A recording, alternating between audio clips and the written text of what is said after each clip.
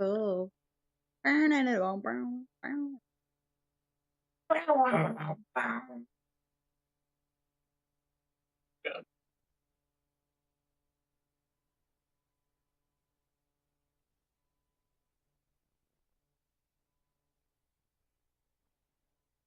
Oh.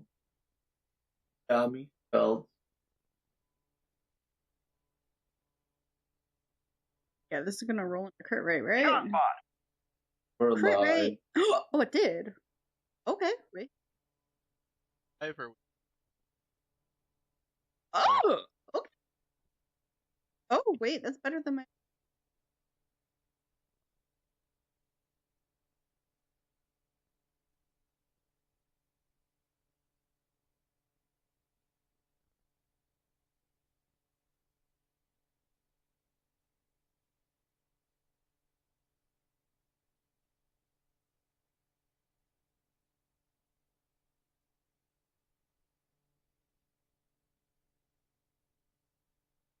Oh, that's right. And okay.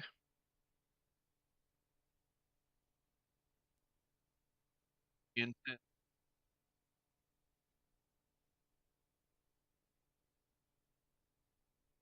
Not. What?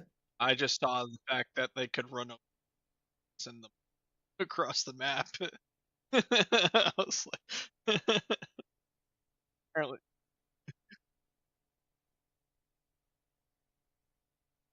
arguably, this character. I hear it's lacking. I just find your lack of faith disturbing. But as an avid sim, Something Draco.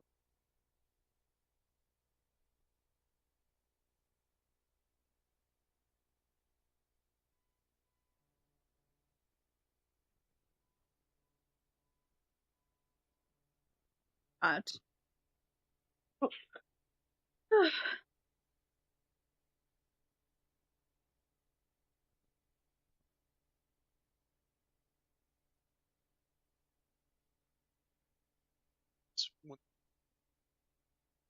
straight up. But you're right.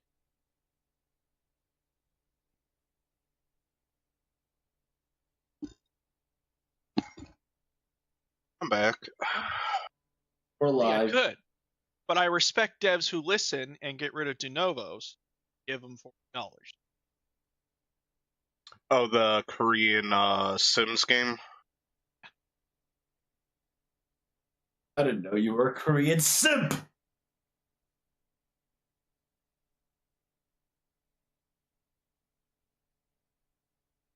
That's cheating. Stop doing Also, cheating. Gamba is live. It may be Hey, cheating, Sharp. but Cad forgets that I have access to his DMs.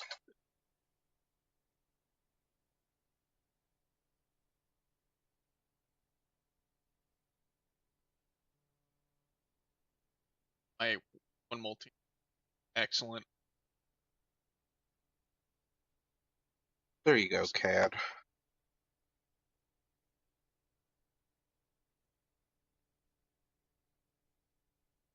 $200,000.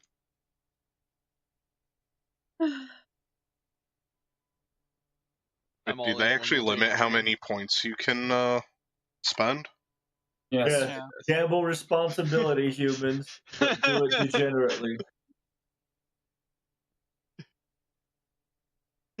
Look, Which limits even you with to virtual imaginary currency, you got to be responsible. No, I refuse. Gotta be responsible. Look at me. I literally just put all in on one multi in a dream. Donation.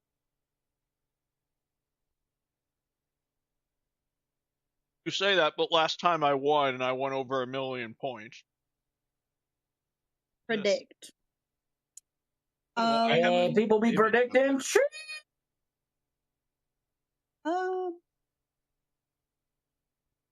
Unfortunately, based on I fear. Don't fear. Disappear. I fear we're a doubter. Damn.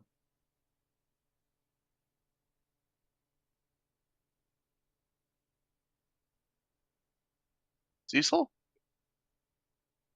The answer was I won on the Trung sister. Actually, it was titled Yuri Sisters.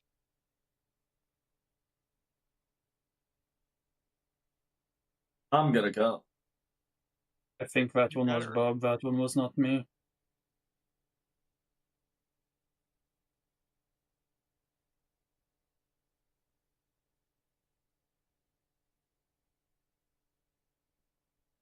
Someone else bet on one multi in a dream. I'm not the only one. Cool. It's true. I should have thought about this. It's technically Saber 3 face. people.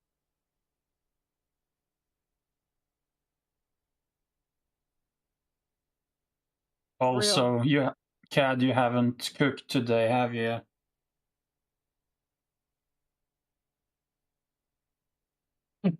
But Ooh, spaghetti sounds Baby good. got shot!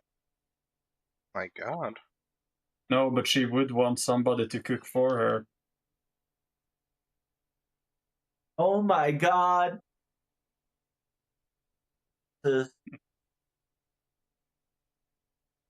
technically, someone can take a cake and wait. Hold on. Because NP2 on a multi can technically. Yes. Can you stop coping and just lose your points already? Hey, I gotta wait for the game.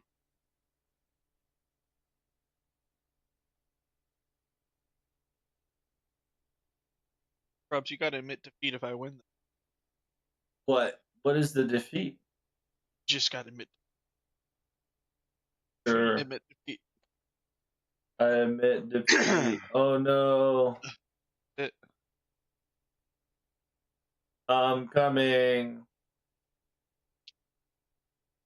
Aren't I can. better.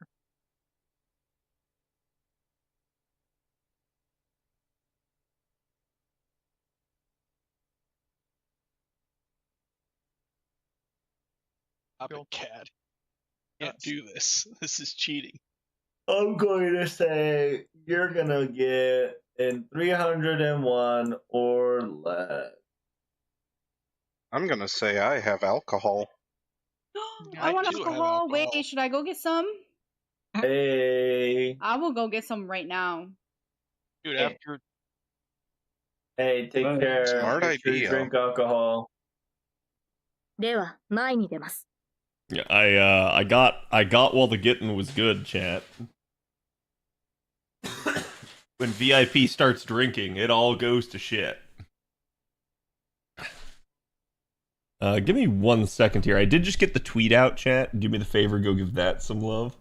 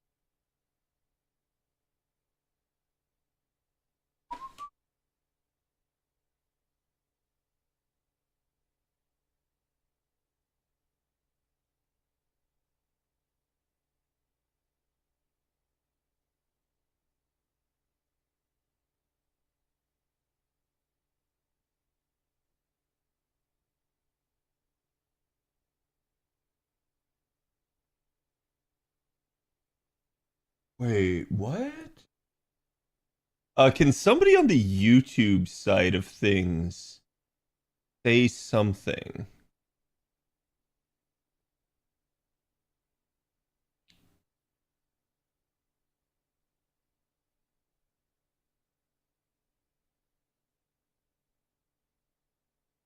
Oh my god, it fixed it. Wow.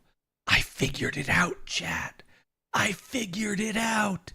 I did the thing. Okay, there we go. So now I don't have to reboot my bot every single stream. Oh, I'm so happy about that. That will actually help me out a ton. Okay, sorry about that. I was doing a little bit of testing there because I was like, man, I gotta like figure this out because it's really getting annoying. It's another nuclear Monday, but it's Friday. I do agree though, because I still have to work tomorrow too. Okay, chat, the Gamba is live. Like I said, I got the tweet out. We also got out a new video of a Tiamat demonstration gone wrong. Because, well, it did. So definitely go give that a watch. There is proper instructional content in that, and then improper instructional content in it. Let me grab today's artwork, though, which is a very interesting link.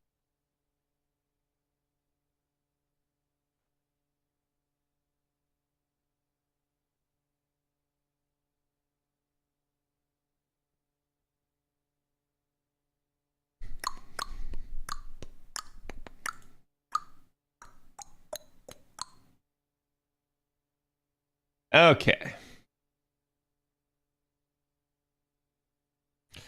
We are ready to begin. I think. Here we go, chat. Here is today's artwork. Do me a favor, go give it some love. Love the vid, thank you, appreciate it. And here is today's artwork as well for YouTube. Okay, now chat. The continuance of trying to make the YouTube better is ever evolving. There's so much work that goes into that. And again, like just in general, trying to make every aspect of stream and the community better is the end goal. So definitely what I'm trying to do. Today, we have a lot of stuff to do. I'm actually in the middle of a story chapter on NA because I ran out of AP and wasn't able to do it, but I just went ahead and like started it. I read the first portion of it, but there's probably a back end here. It'll probably take me a minute here to read through that. Then we'll get started on spinning AP down and should be pretty easy. I like the black dress. Yeah, it was a really good piece. Turek found it for me. It's actually from a Pixiv novel, which I didn't even realize there were Pixiv novels. So that was a interesting thing. Hope Draco treats you better than Cuckoo. Yeah, I mean, the problem is I had decent luck on Tiamat, so it's like I expect this first copy's probably going to take me a hot second. Because usually you don't get like that big of a cluster of SSRs. Pixiv has all media types in it. Yeah, it's like wild. Like a Dojin? I think so. Like, but it's like an actual like almost like a novella or like a light novel, right? Like that appears to be the story of how a lot of those look. Because I took at least a look at like some of that. I was like, oh, that's interesting. I didn't realize that was a thing, right? I'm sure it's Pixiv, so I'm sure most of them are like rated 18, but you know. I thought Dojins were fanfics, kind of to some degree, right? Like Dojin has both the NSFW connotation, but also like the non-NSFW connotation. Scared for Annie Summer, considering how good Draco rolls were. Yeah, that can happen. I mean, look, I'll just say this: I think the longer you go, the more likely you get a different seed, anyways. But it'd be what it'd be. Okay, so here we go. So here's the back end of the story. This is not the story that like we begun to get into the event. This is like the next part after the like opening areas. I don't know if this is like actually like time lock though, or if like you can actually go pretty deep into the event. But we did get some really nice news on JP. JP announced that they are going to have a GSSR, and the GSSR that they're getting is the one that NA had in the past that was like a 12 quartz one. So they're going to basically get a GSSR that they missed finally. And they also had the 2 buffs to the 2 assassins today, of which neither of them really make me think that, like, wow, this should have broken the game. So it makes me just think that instead they had something else different here.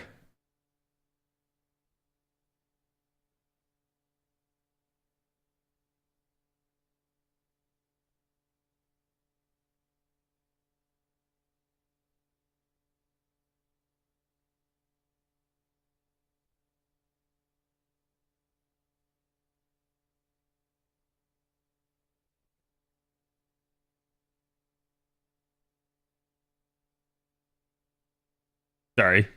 I just was trying to read there.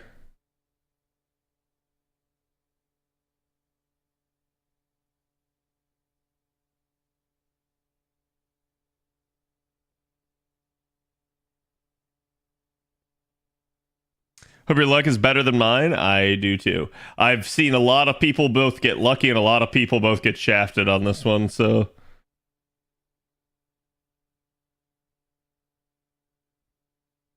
Which is kind of funny because it's the same way with Tiamat. And I get, like, that's always the case to some degree, but usually I feel like, at least within my community, there's a trend. Whereas this time it's felt like it's really, like, polarized both sides. But it may also be that, like, when the unit is highly desired, that people have very polarized takes on their roles.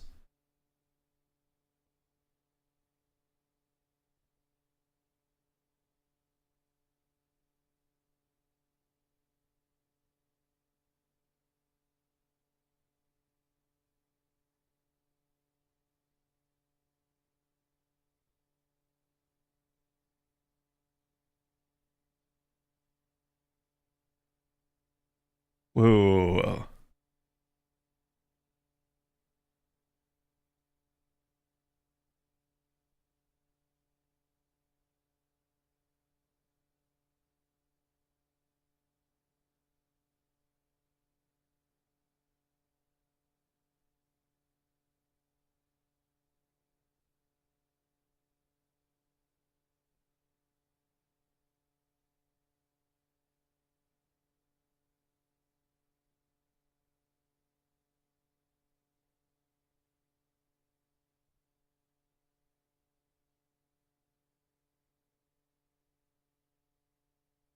To pay my respects to the original is a wild line.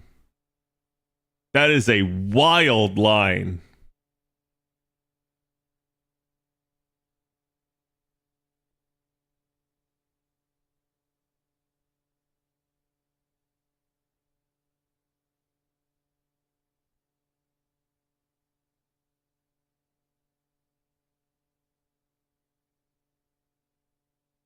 Which is why I was, like, going back to just double check what she had said. Not that I didn't read it the first time, but I was like, wait, did I miss something? Right?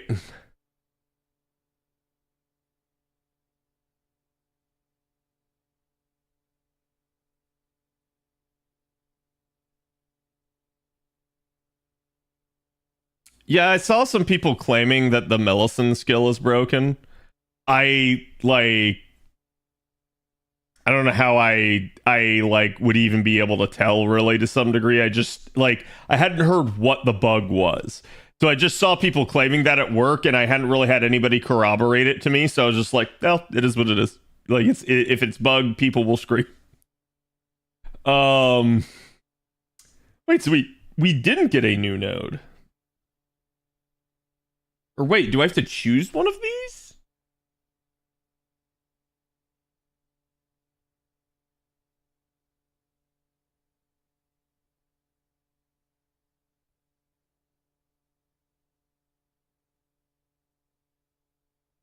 Yeah, okay. I was gonna say, I don't think these have any impact.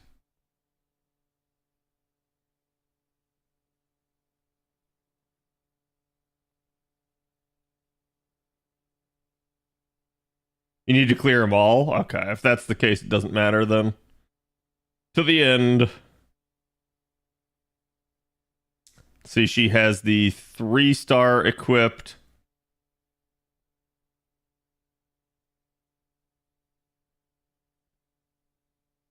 I did not expect that stream was going to start this way. Did JP say when that GSSR is coming? Yeah, it should basically be with the start of the Spring Master Aid campaign. Do Gluttony, it's our trailer. Wait, each one of these is a story chapter? Oh my. No, I ain't gonna do this. I'll go spend my AP down another way. We got way too much to do for me to be sitting here reading story tonight.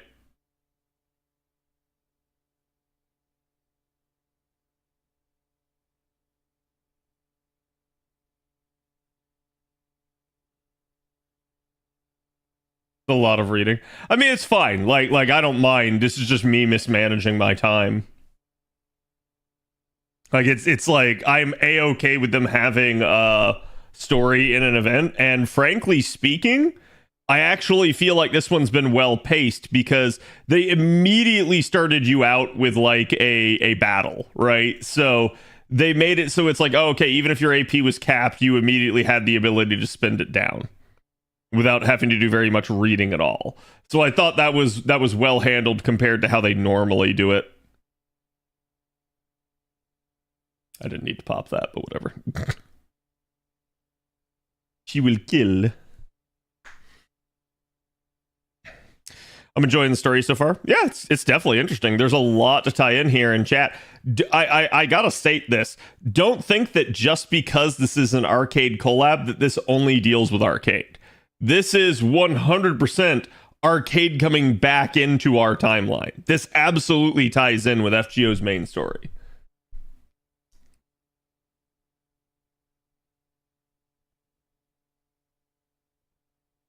Yeah, the only weird part is we never really got the context. I'm going to go ahead and pop her NP there. Just so that I have the extra tick here, because I don't know if I'll have enough charge otherwise.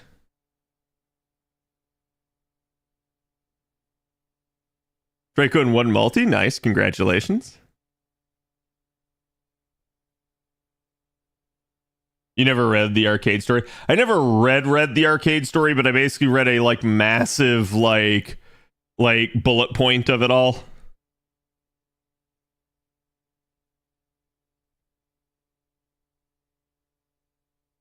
Scream yes, yes, and swear. Listen, there's a better clip if you can find it okayest for me when I rolled her on JP, where I think I got like rainbow orbs and I didn't realize that you couldn't get rainbow orbs on Draco.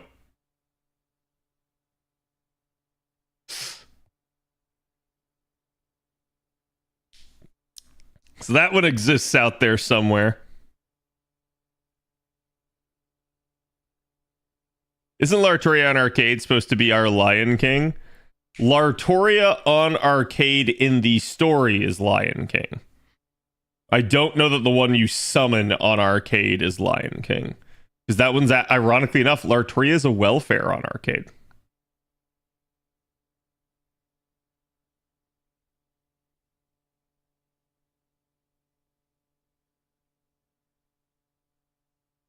I got wrongbowed by a moon cancer? Yeah.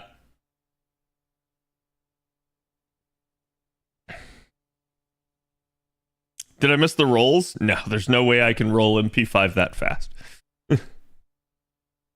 Excuse me. So let me just like run in here to this end node real fast and do this one.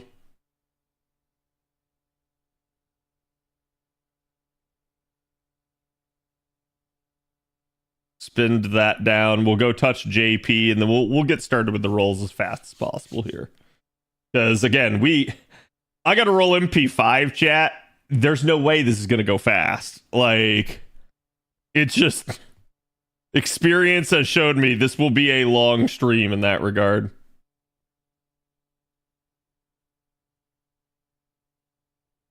Got to? Yeah, gotta go fast.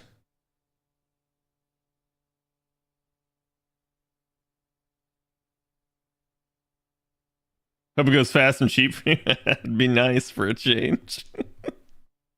Well, and I've said this many times before, but good rolls are bad content, bad rolls are good content. And the reason why is because bad rolls last a long time and everyone's like, oh my god, how long can this keep going? Good rolls are like, holy shit, but then they're over.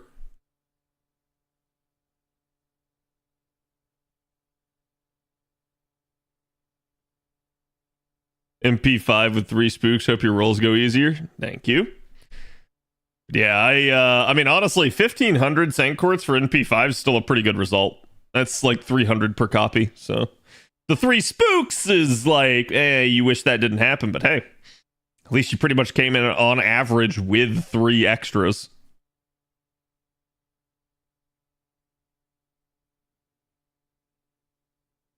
But you get MP2 and 1 multicad, don't let me down. I wouldn't have bet that. But the reason I wouldn't have bet that is because I did finally get my first double. Was it earlier this year? I think it was earlier this year. Or it was right at the end of last year, where I think I got my first double in like years. I literally like hadn't had one in a long time. Are we thinking Lartoria length of suffering? No. No, you literally, you can't suffer to Lartoria's length anymore on an A. Not for the first copy. Okay. That's an A spent down sufficiently. Let's go touch JP. Surprising given how much you roll to. It is. Like, the thing that I've learned in rolling as much as I do, rolling as deep as I do, is that there is a lot of like streakiness to rolls. And so you can go long periods of time without getting certain things. You can all of a sudden get like for instance, you can go years without getting a K-scope. You can get 3 back to back to back. It's just weird. Like, that is just how it works. And like I said, I think some of that is part of like the artificial seeding that goes on. I think the other part of it is just like quite literally the luck of the draw. We did finish the Ordeal Call 3 stuff yesterday, chat. I guess I got 2 new strengthenings I got to do on JP here. There is, so by the way, chat, there is some like interestingness to, how do I put this? The developments on JP. So during that live stream that they had at Chaldea Radio, like I said, we found out about the new GSSR. They also announced a new Morgan Le Fay banner starting tomorrow, which is the same day as the 5-star Berserker strengthening. So, oh boy. Just saying, right? Like I said, that one, if true, that will maul some people. I'll certainly be happy to have a stronger Morgan, but like, that will definitely upset some people. Morgan doesn't need a buff, though. I kind of agree with you, but it's going to upset people. I highly doubt it's her because we haven't had a cross-campaign buff and rank-up campaign. We'll likely have banners while Morgan is stuck with Nito. You're not wrong, right? Like, but it is a pretty strong coincidence, right? Like, and we have had that happen before. It's just one of those deals where it's like, it's been so long since we've had a standalone strengthening campaign that there's no real telling what they could do. Like, and so this is interesting, Jack, because like, you know, I was pretty right on the assassin guesses there. I think a lot of people thought it was going to be Carmilla. I had forgotten about Carmilla, and then when people started bringing it up, I was like, yeah, I mean, like, maybe, right? Like, but at the end of the day, my gut instinct was telling me like Carrie was just way overdue. They had not touched anything in Carrie's kit for the longest time. So it made sense that they were probably going to try to do something on him eventually. And then, yeah, Donzo would have been another nice one. But even she's had like an NP interlude at least. And then Satheno just has this major like usability problem that I see them trying to adjust. And it's funny because, Chad, if you look at the Satheno buff, they did exactly what I said they would do. Like, someone asked me, like, how would you even buff Satheno? And I literally said this the other day. I said, I would make her more of a support. Why? Because that's what she's already useful for. Like, you can't increase her NP damage because she doesn't deal damage. So unless you're just suddenly going to like completely overhaul her kit, it makes sense to push her deeper into that sort of looking for it, like support niche that she kind of has. And it's not like she had a very strong one, but she did have one. Still no party charge from Stefano? I mean, it's fine. I don't think every single support in the game has to have party charge. It's just one of those deals where you need a substantive reason to use certain units. And if their buffs are inherently weaker than like what, you know, other units provide, you're probably not going to find yourself taking them. So it ends up being a weird issue of like, hey, maybe you can fit it in because of party space, but when we're dealing with a 4-star, it's not that much cost savings. Like it might be an argument for like a 2-star or a 3-star, but not really for a 4-star. If it's her, what sort of buff do you think they'd give her? In a weird way, you could buff Morgan Le Fay's damage. Because while that is somewhat insane, Morgan Le Fay, like outside of niche, does not do that much. A lot of people do complain that, especially at lower NP levels, she just doesn't have the actual killing power that a lot of people assert that she has. So I think that that could be an avenue they could go towards. I don't know if that would come in the form of an NP interlude, though, or if that would come in some other form. I found the clip for the Draco banner wrongbow for whoever wanted it. Okayest, you got that? Young, you dead in a trench. Yeah, I mean, like, that's the real problem is like if you buff Morgan is already so good on so many levels, like that it's kind of the Muramasa issue. Okay, so people like tell me all the time, like, oh, Muramasa needs a buff, and I'm like, he really doesn't, like, because Muramasa does everything, and his only drawback actually is his damage output. So what would they buff if they buffed Muramasa? It would probably be his damage. But the problem that you have is if you buff Muramasa's damage, what does that do to like every other Saber that simply does not have his kit? So I think it's the same issue with Morgan. It's like, I would assume that would be how they would do it if they did it, but it would cause problems balance-wise. Like, I don't think there's any part of me that wouldn't, you know, come to that sort of conclusion.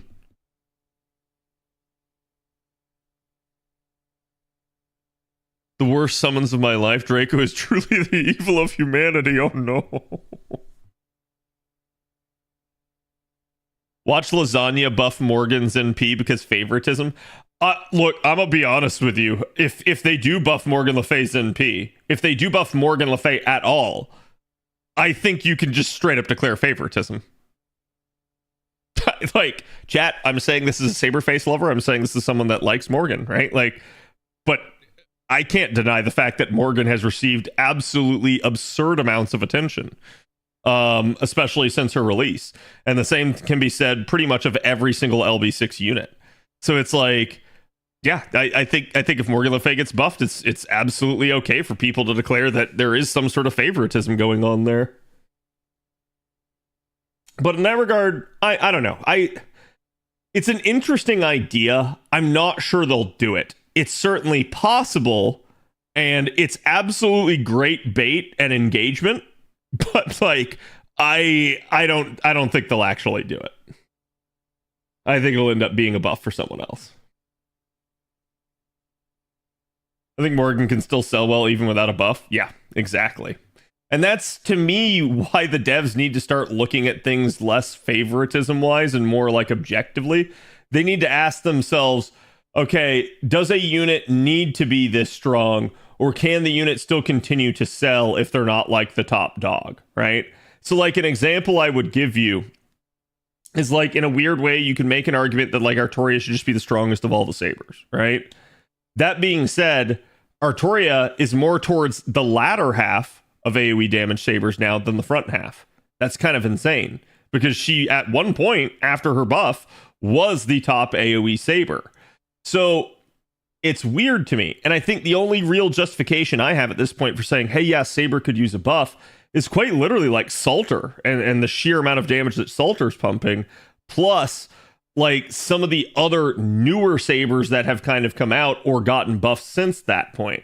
Like Mordred's kind of past her, Altera's past her. So it's like you're at this weird point where like, yeah, you could buff Saber and it wouldn't be the most insane thing in the world. But do you actually need to buff Saber?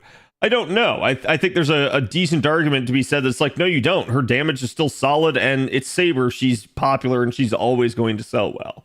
So it's like, I think as long as you look at it from that lens, you don't have to. But then you need to start asking yourself, then why is the balance the way that it is? And that'll tell you that they actually never do think about it from that lens. So it's easy for us to look at that and take that sort of objective approach. But I don't think the devs ever do, if that makes any sense. Percival hasn't forgotten he's a great 4-star. Yeah, Percival's absolutely fantastic. Chat, I'm going to go ahead and pop a Blapple here. Just to get this down. And we're going to go ahead and get started on the rolls. If my finger will touch the button. There we go. Chat, again, you have like 2-3 days. Don't forget your Grail casting.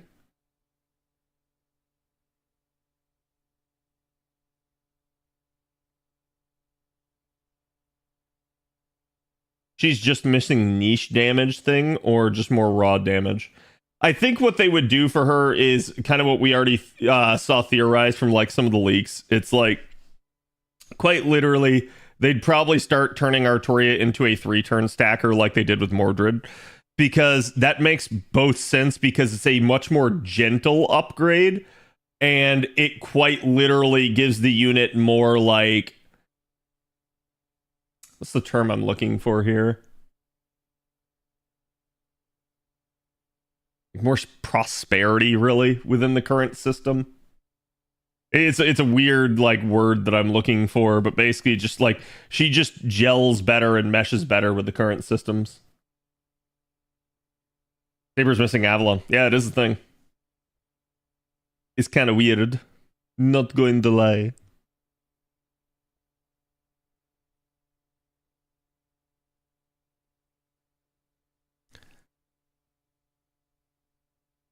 Saber gets an attack buff, buster buff, NP damage buff. Yeah. There's also the community thinking if a unit isn't the best, they're the worst. Yes, and I do think that is a pervasive attitude that will probably never be gone. However, I've talked about this before, that while this attitude was here, it has become way worse in an era where like now you have a unit that's this strong compared to a unit that's this strong. Or compared to a unit that's this strong, right? Like, so of course the if you're not first, you're last mentality makes sense when you've got this kind of gap. The way it used to be is we had a unit that was this strong, a unit that was this strong, and a unit that was this strong. But then this unit had a niche, and this unit had a niche. And so this one was the like collectively like best without any sort of niche at play. But these other units surpassed them when their niche was at play. It's just the problem is now you've had much more recent units that are like this, and there is no balance when this is the case. Like here you had relative balance across the board for like, hey, different situations made a different unit better. Here there is no balance. This unit is just objectively always better. So the devs have kind of done that one to themselves, and that's on them to fix that. They absolutely can, but it's going to take a lot of hammer and a lot of nails.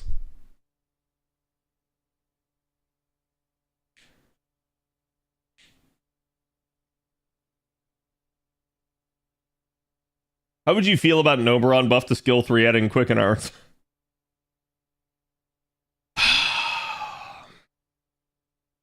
In a weird way, it would level the playing field some, but I would actually them rather just release a different Oberon-like unit than do something like that, if that makes any sense. Okay, chat. Welcome to the 2025 NP5 Draco rolls. I went through this on JP. First round, she was kind of spicy for me. I ended up getting only one copy, and then I later realized I kind of wanted and needed more. And then later on, I ended up actually just taking her all the way to NP5 on JP. Now we're doing it in one fell swoop on NA. So this is going to be a wild ride, no matter how I look at this. We're going to try, but I have no idea how this will go. Rest assured, the amount of quartz is not indicative of the amount that will get spent here. So, well, you know what? Hold on. Let's go fix this real quick. I do have to switch accounts though, chat, so give me 1 minute. It's going to take a second.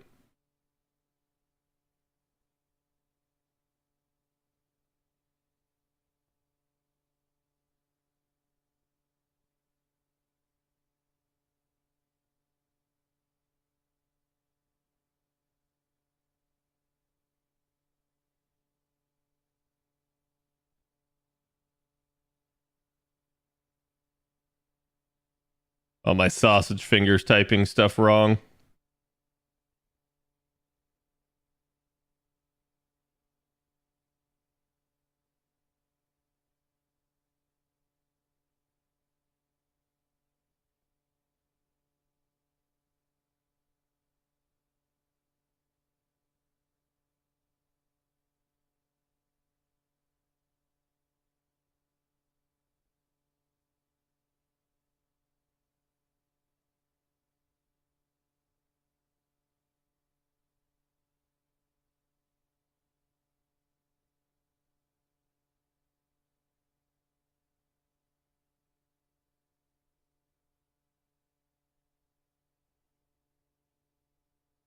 Okay. Now, because I realized I didn't have a single paid quartz, we will continue.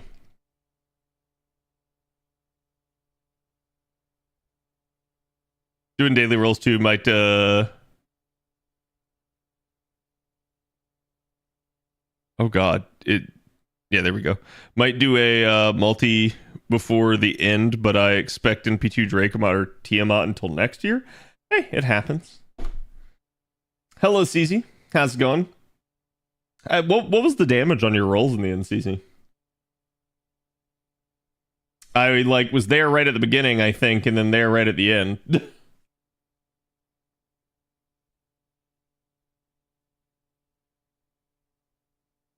And I lucked NP2 with 120. Not bad. Yeah, some of you guys are sounding like you're very, very lucky. Which, again, I posted Spartan's rolls. He had NP3 in one roll, which is just wild. I do not understand how that sort of thing can happen, but it do. A little bit of a pause there. It's gold. It's assassin.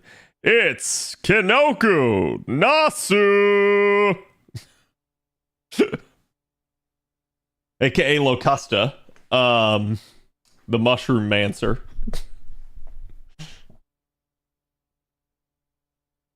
Time to do shrooms? I don't know about that. How many copies do I have so far? We just started rolling. We did the paid single. This is literally the very first multi. So Umu's #1 fan, indeed. Now, chat, I did have some Italian tonight. It was fantastic. No Gamba. The Gamba already happened, actually.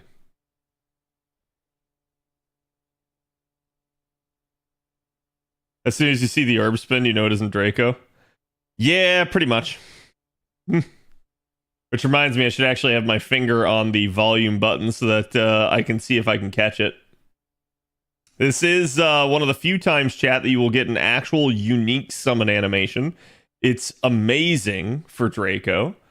Highly recommend you guys check it out even if you don't plan to roll. It is one of the more unique ones in the game, and frankly, I think they should do these more often. I get the idea of the more they do it, the less special it is. But I think it's actually one of the best features of FGO's gacha system is being able to see and get all these different roll outcomes. So I think the more they expand on that, the better it is.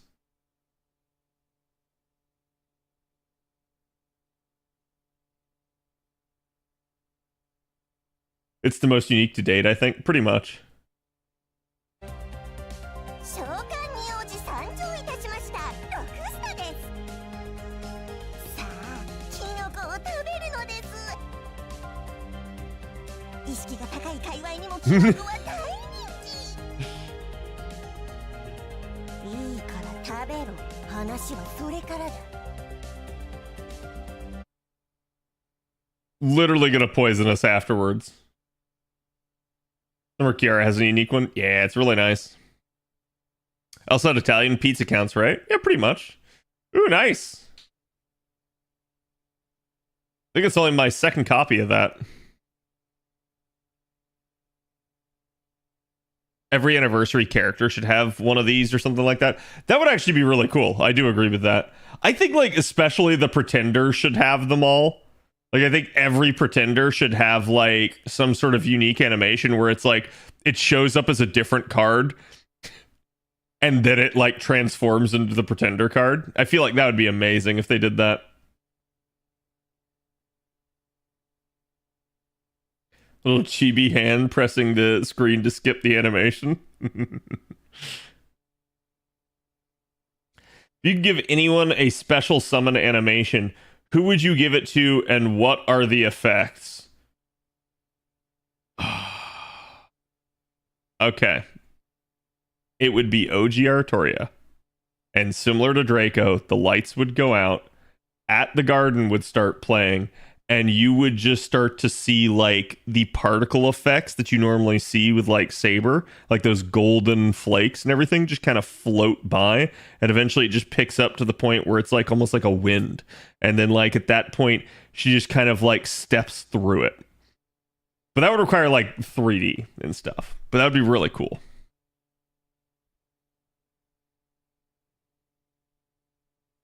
Saber Lion, and it's the MGM Lion intro. And then she tears out of the screen. She has to do the pose, yeah. Walter is going to be a beast this summer, imagine. That would be really interesting. That would be very, very interesting. I'm still waiting on a Moon Cancer Saberface. Like, I'm actually really surprised that with all the shenanigans they pulled with Ordeal Call 3 and all the extra Moon Cancers that they allowed to occur, that they didn't make a Saberface one of them, because that would have been such an easy out for, like, trying to fit Saberface into that class. Granted, you could always do it at summer. That's always a possibility. Think we'll ever get an Artillery with Avalon and FGO? Maybe at the end. Like Hokusai, which shows a blank gold card and then a brush comes down and draws on the card art. Yeah, see, that'd be really cool, especially if it had like black ink.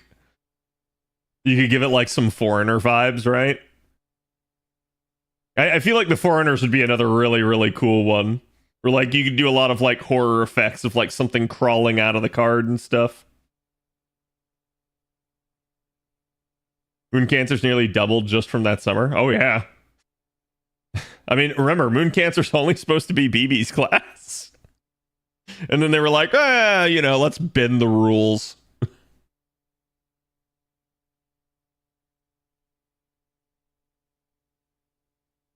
I really want an SSR Saber Alter. Why? You don't need an SSR Saber Alter. She's already an SSR. And you're probably right now thinking, well, no, she's not, Ken. She's only an SR. Well, guess what? That upgrade coming at this upcoming anniversary adds an extra star.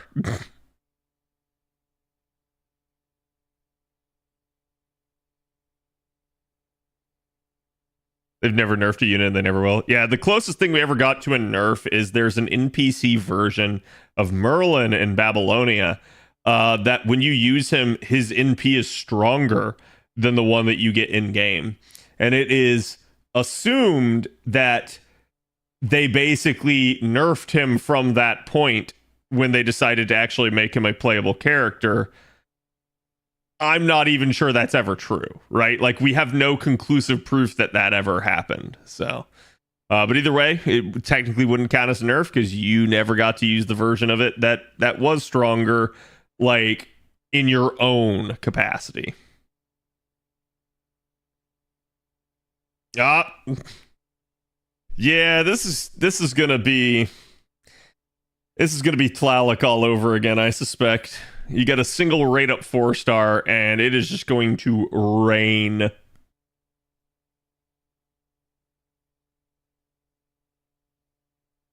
They nerfed Hokusai? I wouldn't call that a nerf.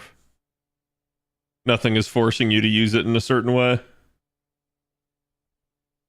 And Jezza, they give her the resub. Appreciate it. Be rolling alongside? Ah, nice. Good luck to you two. And again, good luck to anybody that is rolling alongside. Hello, Zach. How's it going? You may be right, Cad, but new Saberface. Listen, I hear you, okay? I love Salter too. But, Cody, I gotta be honest with you. You know who's gotten done dirty for the Saberfaces? Is Lalter. Lalter has gotten done absolutely dirty. So if there's anyone that I want to get a new variant for, it's her.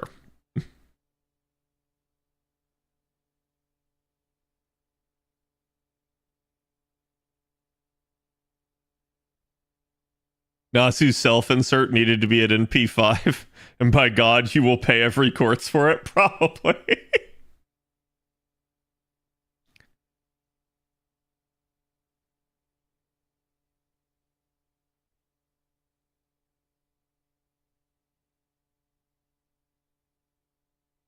Saber Lily Altar. That would be an interesting one. I would at least like to see the lore behind something like that.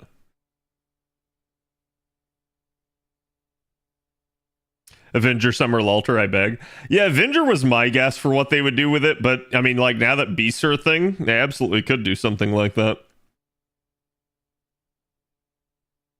An explode for a new Lancer Altar? I think a lot of us would. Like, she's been on my, like, summer prediction list for, like, 3 or 4 years running. Like, it's getting kind of ridiculous.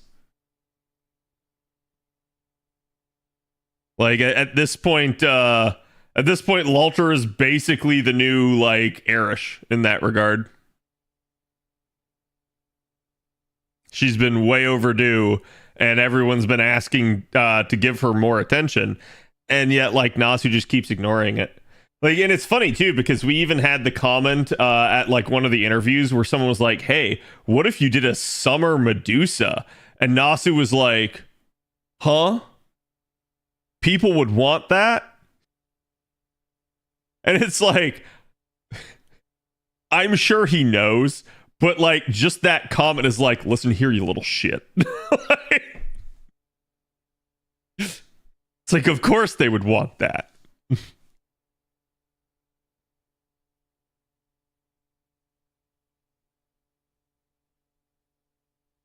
Large have been a main waifu for me for years. Nice.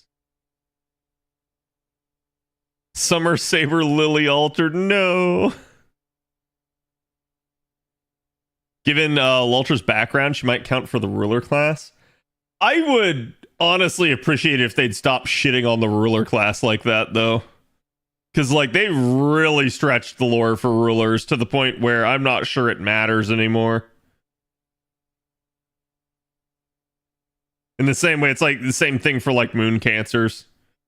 It's like, I get it, it's a gacha game, but I'd rather they preserve that to some degree.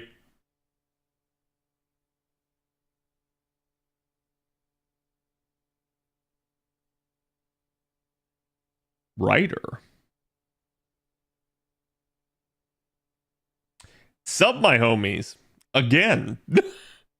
She showed up on the Tiamat rules too, if I remember correctly.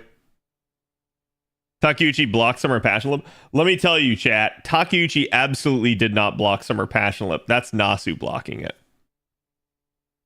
And I listen, I know you're thinking, but Nasu said so. That's exactly why you should doubt it. Because Takeuchi is the, like, based boob enjoyer. We know that for a fact. Nasu seems to be the more flat as justice crowd, if possible.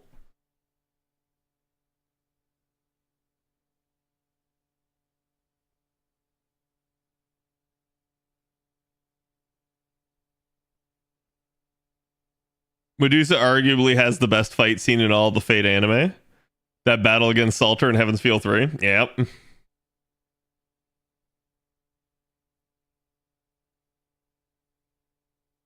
Kind of sad how most of the rulers are 4-star servants. I mean, I'm still surprised that we don't have like more in the way of like the single targets. Like chat, we still only have the one single target SSR ruler. Just one. And we got that one, like literally NA is going to get that one this year. So like we literally didn't get an SSR single target ruler until year 8 of the game. Kind of wild when you think about that.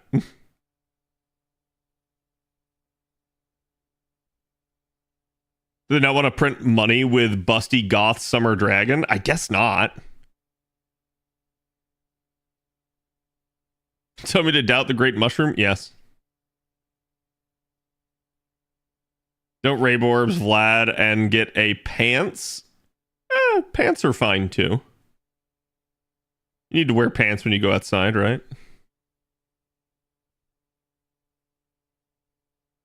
Takuchi probably didn't care that Summer Passion Lip was added. Yeah. Yeah, I suspect that Nasu has been the one that's been against it.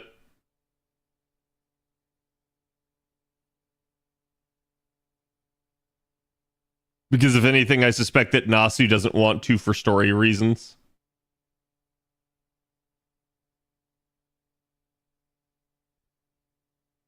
You know, they used to have like an actual like methodology that they used for it, Arata, but like I think they've kind of bucked that because they've violated their rules so many times. And I know they had rules because I used to talk about it all the time. Every single year I do my summer predictions. So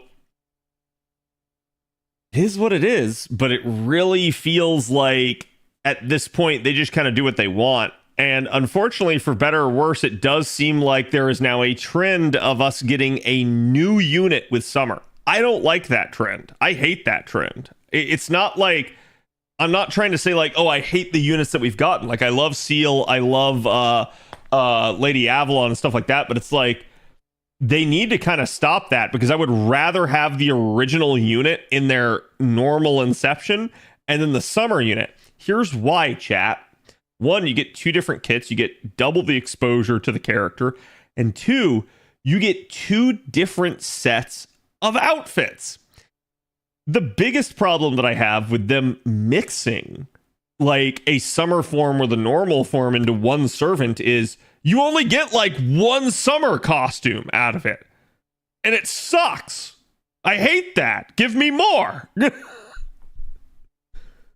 Like, I'm tired of that crap. Okay, chat. Let me refill. And by refill, I mean go farm more free quests. Huzzah.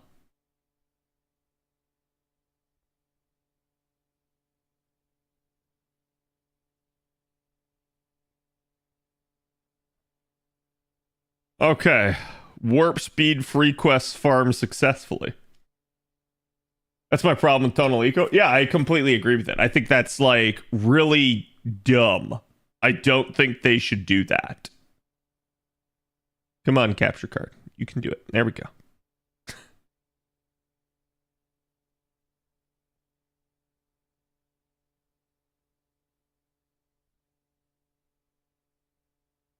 Give her a bikini, right? Like, I think it's kind of a travesty because it's just cost us so much. A little bit, it's almost like them being lazy with the art, but I'm like, it's stupid. Like, we should have gotten a Summer Morgan, but we only got one form that's actually Summer Morgan. Beast Arish has the same issue, right? Yeah, pretty much. I mean, honestly, like, even this trend predates them combining characters. This is something that they've kind of done before that point. And I'll give you an example with literally my waifu, chat. Lartoria, right? With Bunny. Bunny's first form is her in a bunny suit. Still fantastic, might I add. Her second form is her actually in a swimsuit. Her third form is like a goddess form with her in a like skimpy skirt, but almost like a normal outfit. It's like a hybrid one. It's not really a summer outfit.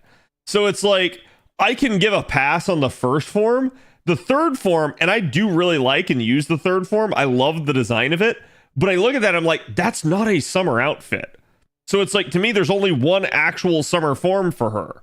And that's really stupid. They should have actually instead given her more. And that's where I can look at this for several of the summer units. And it had been an increasing trend where they had stopped giving just everybody a swimsuit. And they started trying to make each one more like thematic and stuff, and trying to like almost tone down the sexuality of some of the units.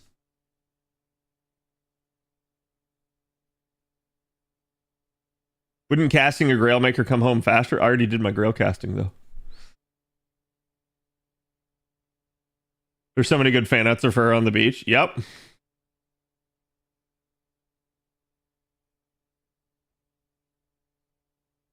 Funny how they know how to do it, see Scotty, and decided to go back to the mixed model.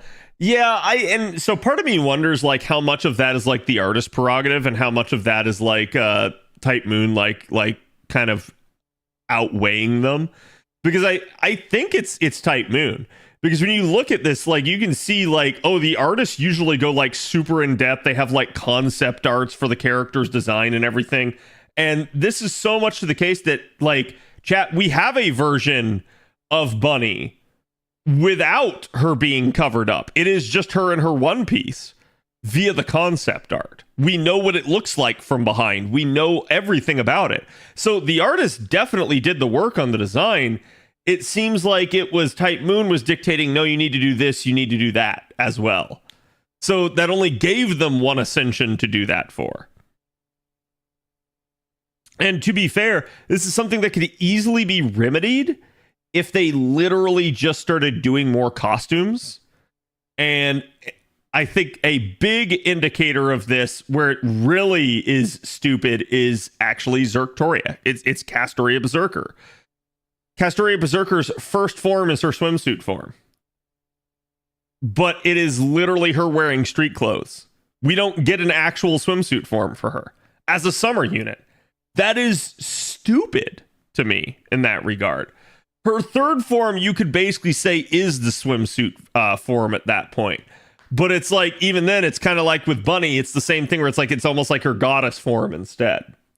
So it's like, it's really weird. I would have vastly preferred to see that first form have a variant that didn't have the street clothes on it. They teased it in the story, which means they actually made a sprite where she does show it off. And it's like, why didn't you just give us a costume that does remove it? So it's like, I hate that they keep doing this. They keep restricting us and not giving us the options. It's one of my biggest complaints about FGO character designs as a whole, because I usually do not have that many complaints about character designs. But it's like, the fact that they're not giving you those options and they're just kind of showing it to you is really stupid to me.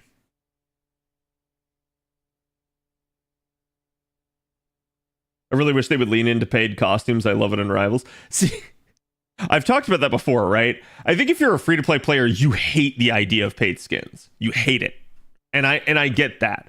But to me, paid skins are a way that they can make money off the game without them, necessarily having to like attach it to something like gameplay, right? Where it's like, oh, if you don't pay us more money, you don't get more performance for the unit type deal. So I would 10 times rather have a system where it's like, hey, you're just paying for cosmetics than, hey, you're paying for performance. And I feel like most players would in general. But yeah, I don't know, right? Like, I think at the end of the day, if it's like, oh, okay, it comes down to that and they're desperate and they need more money, they should do it. But this game absolutely rakes in money. Like, they don't have to do it. And to me, the game's issues with, like, we've talked about this before, but it's like, oh, okay, maybe the game has issues with like hiring people, and that's why they can't like get more animators and stuff to do more things. But it's like, if that's the case, then to me, adding more money to the problem probably still doesn't fix it, because from everything we've heard, it's more of a reputational issue. It's more of a like work environment issue and less of a like, hey, we don't have the money to pay people. Because if they don't have the money to pay people, despite how much money this game does make, it just tells you that adding more money to it will not solve that issue. Why? Because the more you add money to it, the more Sony and Aniplex are just going to pocket. It's not getting reinvested back into the game.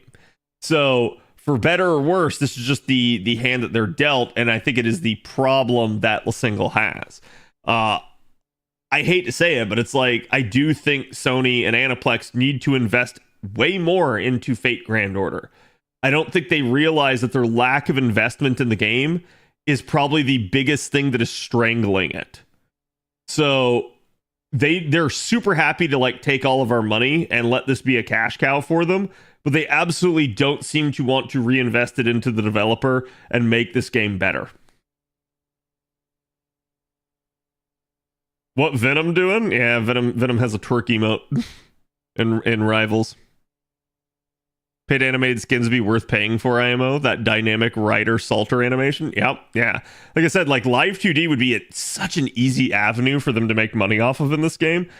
Azure Lane does it. It works amazingly well for them. And I don't know why, like, FGO doesn't. I think at the end of the day, though, it's because our developers, for better or worse, are just not sitting there kind of trying to, like, hyper-fixate on money. Which is what's so weird about the entire, like, servant coin situation and NP6 situation. That 100% was a money grab. There is no other way to, like, really defend it other than that, because they easily could have tweaked the numbers to not require a 6th copy. So it's 100% a money grab. And then you look at it, it's like the community hated it. It's now pretty much a dead concept after years because they had to get rid of it because they risked blowing up what remained of this community. And I think when you look at that, you realize just how shit of an idea that was for them in the grand scheme of things. It nearly, they got so greedy it nearly cost them the game, right? So at the end of the day, it's really odd, though, that the developer focus always seems to be on, like, developing good characters, developing the story, and, like, fixating on the story. So if that's what, like, Type Moon is doing, if that's what LaSingle is doing, where the heck did an idea like that come from? And why then was there this extra fixation on money? And it leads me to believe that there's some sort of external factor there, like Aniplex. Oh.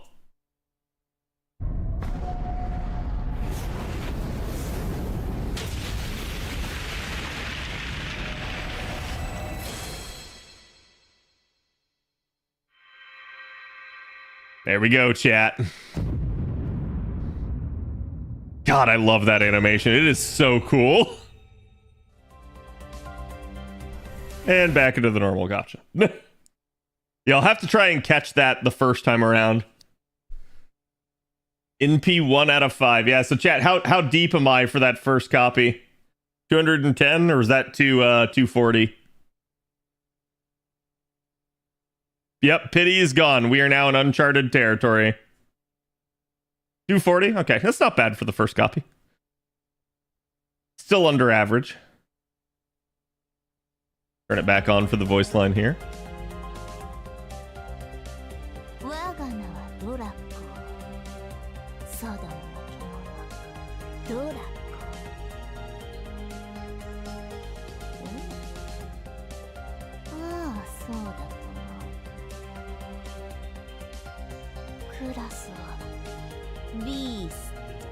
Beast.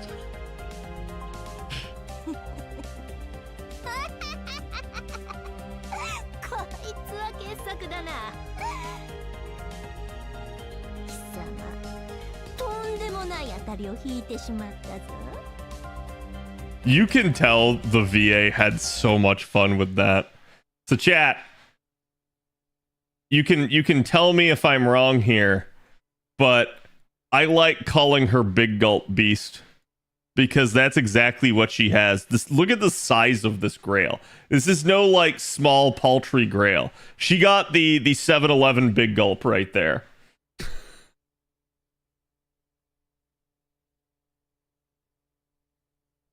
You're wrong. No. Good luck, Cad. Got 4 SSR spooks trying to go for NP5. Hope you have better luck. Please don't say that. It was actually 270. I missed one multi. Oh, okay. How many ounces is it? It could be an ultimate gulp. True. Yeah, she does have the I forget. I remember like people on JP referring to as like Ebby, like shrimp.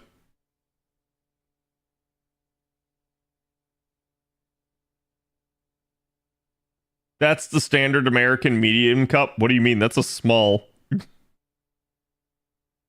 Don't you know we drink our 72-gallon big gulps?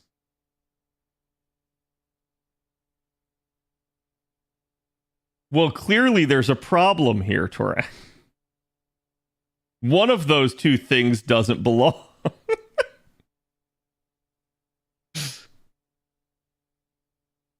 $72 so bad? No. 72-gallon.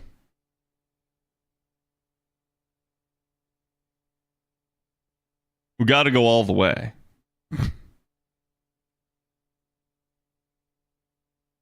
How small Draco is in American size is definitely a small gulp. I mean, considering that thing is like literally a third of her body size. Nebu, thank you for the follow.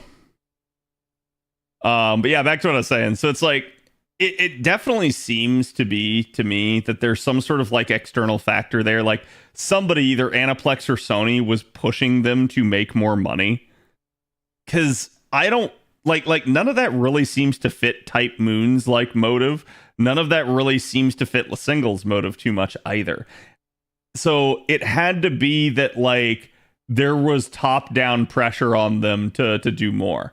And like I said, I think when you look at it, like the fact that Mr. 2 immediately had the fixes for that after they had the kerfuffle with the fifth append coming out, I think he was so fast at being able to fix that and knowing what the issue was and how to resolve it. It tells me that he always knew what it was. Always.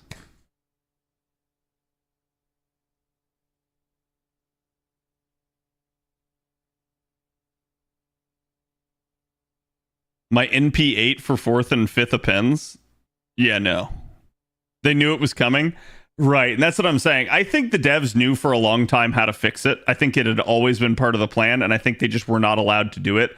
And I think what privately happened behind the scenes is I think Mr. 2, after 9th Annie, had to go to like the board or whoever the heck is like overseeing them and be like, listen, if you don't let us do this, you are going to lose the whole game.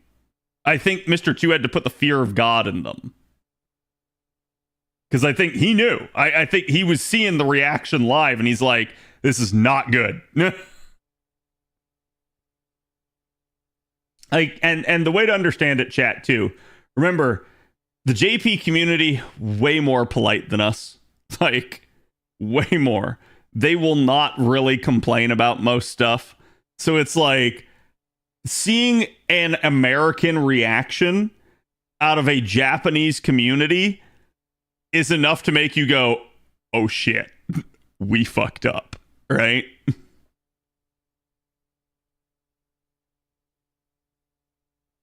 So I think he knew.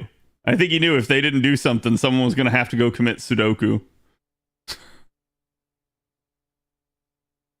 Sometimes new execs want to make their mark and a new exec push this on FGO. I mean, I don't know that a new exec is the problem here. If anything, I'm going to tell you it's probably not like new people that are the issue. It seems like a lot of the issues surrounding FGO are rather an old guard type of issue where people are just kind of set and stuck in their ways and they don't really want to change things. They know the way that things work and they want to keep milking that.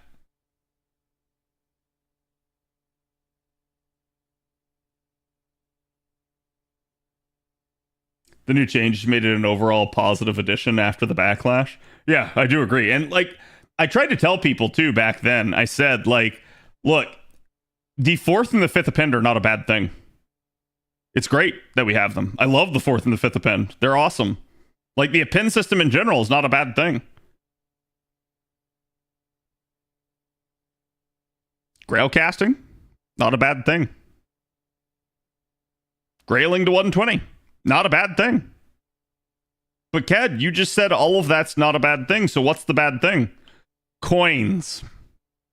The way they balance the coins, that's the bad thing.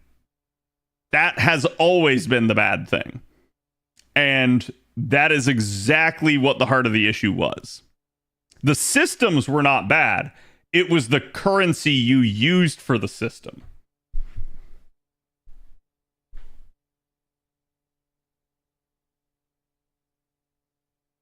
I sure love grail casting for my 4 million FP. Yeah, that's a problem, but it is what it is. Coins are too scarce, yes. And that's why I said, like, chat, they made these changes to the 4th and the 5th pin. It's good. I like it. I really do. However, they made objectively the worst possible change.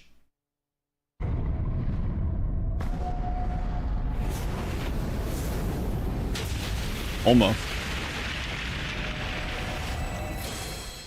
Dos. Big Gulp Beast is back. Feels good, man. The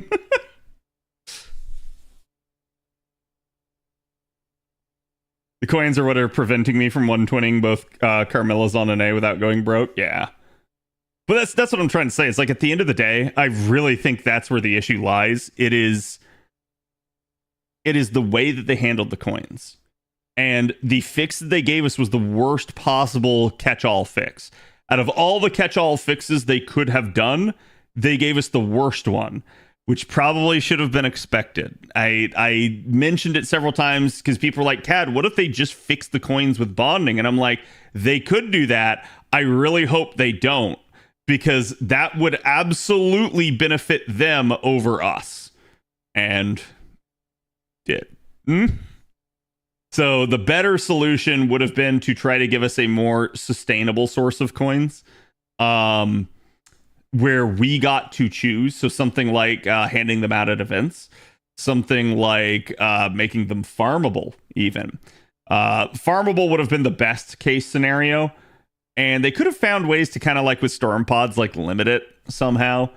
But at the end of the day, yeah, I'm not surprised they didn't go with that, because that would have been way too much to the player's advantage. It literally would have been something everybody would have loved, and it would have fit very well with everyone's accounts. But they went the bonding route. Bonding is the slowest, and it has a hard limit to it. So they preserved NP6 as being a thing. And that is scummy. They definitely should not have done that.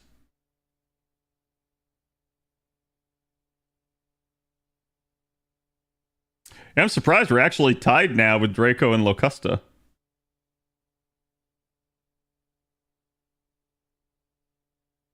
You could have lumped a whole ass new farm into the game with a currency you either buy coins, faux pas, or whatever with. Yeah, and like it would have been fine. Of course, I said something. Nasu returns. Locusta has a bad habit of being sneaky. Yep. Bonding makes me want to grill myself in Minecraft. Understandable.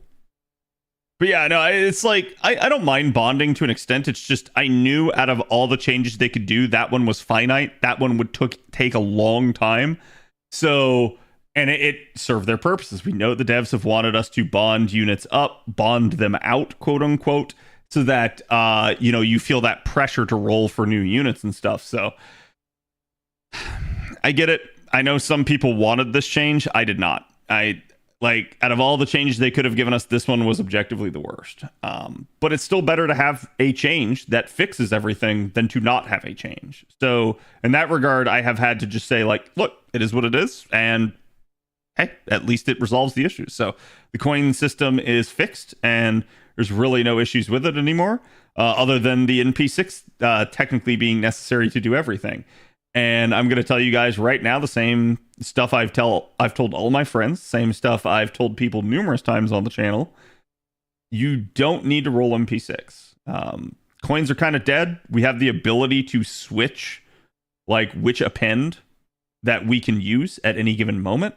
So that literally alleviates the need to ever have all appends. There's no reason to ever do it. And so as a result, like, it's fine if you have so many coins already just from like other avenues of it that that you have everything, but there's no reason to try to pursue it. It is absolutely not worth your money. It is one of the shittiest rates of returns that you could have in the entire game.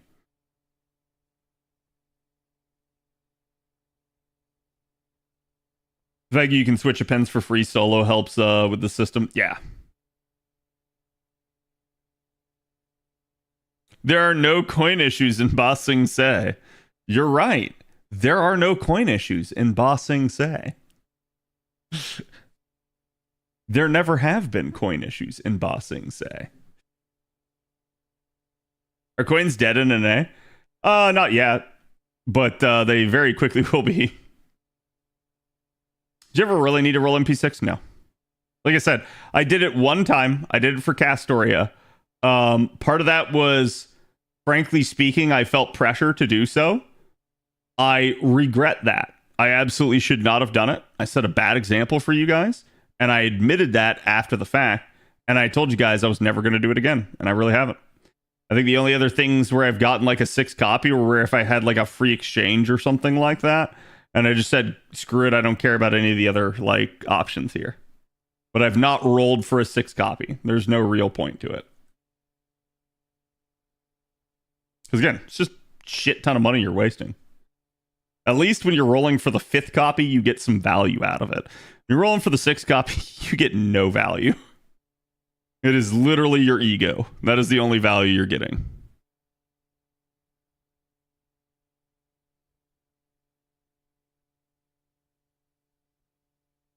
So it's never a problem, yeah. What about an accidental 6 copy? Accidental 6 copy is fine. I had that happen with my Buntoria. Another Locusta? Question mark? Another Locusta. Got back from dinner. How are the rolls going? Rolls are going really good right now. Already have 2 copies.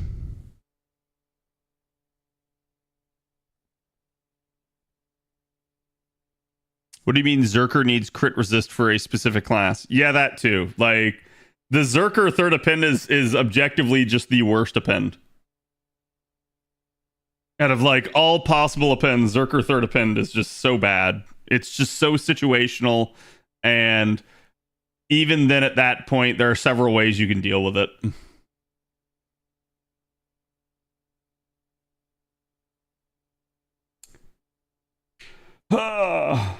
My Morgan got a 6 copy from tickets trying to fish for CEs. Fish for CEs, huh? Sure you weren't fishing for a witchy waifu?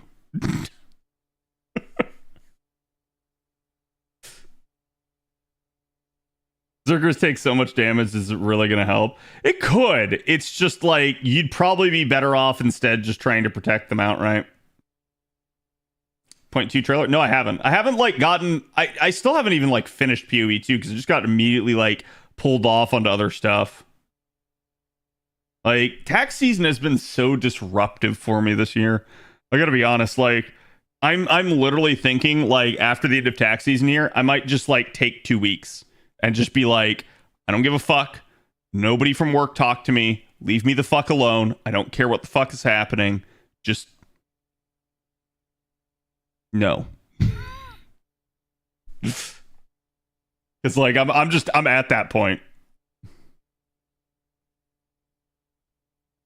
Honestly, if they didn't want to give Zerkers more damage, they should have just made crit resistance universal instead of class-based.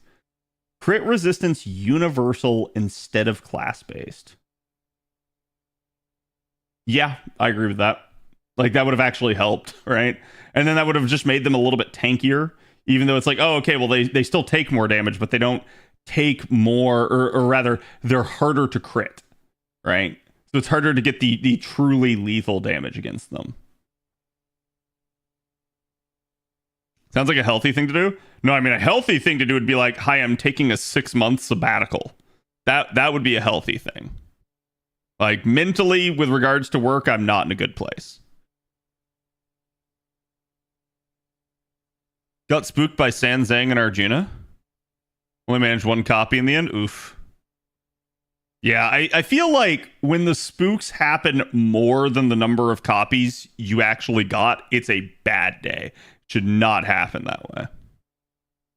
Definitely need a week off after this past month. I feel you. Like, when is your busy season over, Ern? Or is it already over for you? I've been in my busy season so long, I don't know.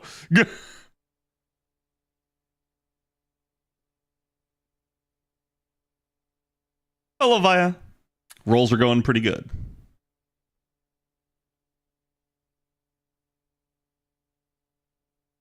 To Grebs, thank you for the prime. Appreciate it. Jack, can we get some love for our newest sub to the channel? And enjoy your emotes. Welcome. Give every servant's guts a pin skills? That would actually be like really strong if they ever did anything like that, but I don't expect that. Like I fully expect that the append system is done and over with. And it's funny because I don't think anybody really ever did give me credit for predicting the 5th append. I've been talking about it for years before they did it on JP, and everyone's like, "No, Cat, that's not going to be a thing." And I'm like, "Looks like it's a thing to me." Nick X Raffi, thank you for the follow. Wins Bond 20? Probably never. I'll be honest with you. I extremely doubt you ever get Bond 20 because of the way the coin system works. Also got spooked by Sanzang. She was the first single roll. I mean, like, at least, like, Sanzang's a really good pickup, right? Like, I'm usually not too upset over spooks if the spook that I got spooked by is a good pickup. So it's like, if you don't have a Sanzang, or you're just getting a stronger one, or you don't have, like, an Ozzy, or something like that, and it's like, boom, you get that, or, like, heck, even like a Tamamo and you didn't have one. Those are really valuable pickups. There's definitely something there. As opposed to, like, man, back in the day, like my maid altar rolls, I got spooked the crap out of by Arjuna, by Nightingale, and by Vlad. Pre-buff Vlad. It was not a good time. Let me tell you, I was not a happy camper. And by the way, I got spooked by them twice each. I had 2 Arjunas, 2 Vlads, and 2 Nightingales. I was pissed. Do I actually have enough here? I do. We can exchange for 10. Close enough. Once more into the breach. Tinfoil hat video explaining how the 5th append was a thing because there was space in the interface for it. Dude, it's funny too because I pulled it out and like I remembered I like literally when they did announce it, I brought it up again. I like retweeted and said like, hey, by the way, I called this 2 years ago. And some people were like, holy shit, he did. And I was like, yeah, it was obvious. But the reason I always said it was obvious is because when you looked at how they designed the UI for like every other system, and then you looked at how they designed the UI for appends, it was pretty clear. Like, chat, you guys need to understand something. GUI designers are lazy. They will not do anything they don't have to do. So if they built in extra space, there was a reason they did. Guarantee it, right? Because they're not going to do that unless they're otherwise told to. Which told you that, chat, that is how far back they knew the 4th and the 5th append were going to be a thing. Which also tells you that's why they knew how to fix the append system. It was always part of the plan. Always. Got her at my 5th multi and I cried for a while. Hey, it's all good. Congratulations on getting her.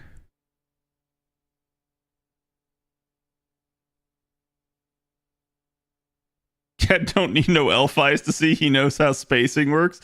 It's just, you got to start thinking like a dev sometimes. Developers are only going to do something like that if they have reason to.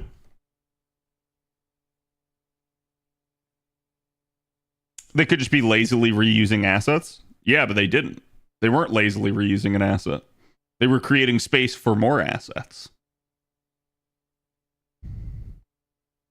They were in pain seeing wasted space for 5 years. Yeah, probably, actually. All right. Deeper.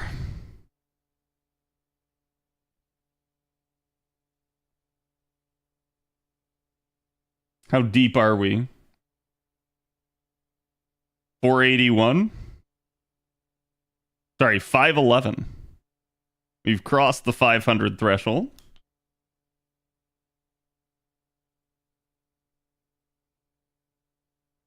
And farming is complete.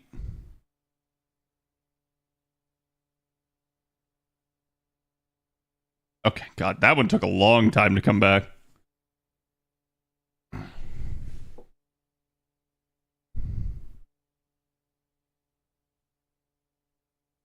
In Saint Quartz or dollars? Saint Quartz, 511 Saint Quartz.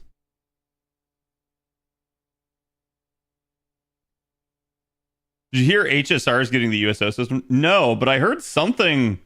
Heard something with their new unit, like the passive is like pissing people off and making them quit the game.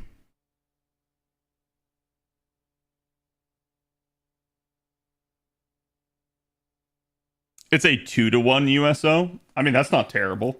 As opposed to literally FGO where it's a 10-to-1.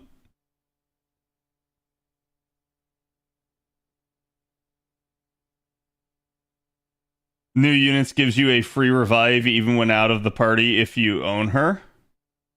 Even when out of the party?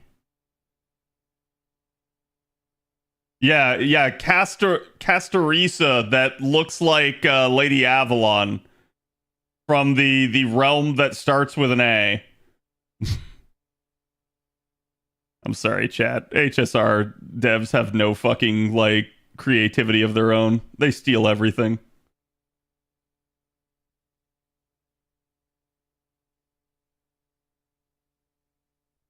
Yes, that one. This is like, I know people like it. I just like, I get sick of like looking at it at this point because it's one of those deals where it's like, when you see somebody just like repeatedly copying you, it pisses you the fuck off, right? Like, because you're just sitting there and you're like, why can't they just do it themselves? Like, I guess to a degree, it's like imitation is the most sincerest form of flattery, right? But when I see that sort of thing, I almost get like pissed on behalf of like Lasingle and Type Moon. Because I'm just like, I cannot believe that they're this shameless with it, basically. Knock off guild. Yeah, we don't need to go down this road. I'll just end up fuming for the rest of stream.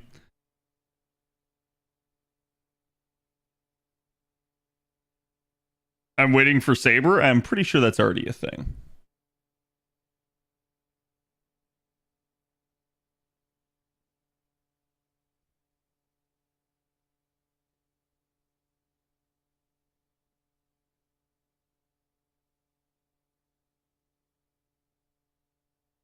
They based a lot of the game from FGO. Right. And like,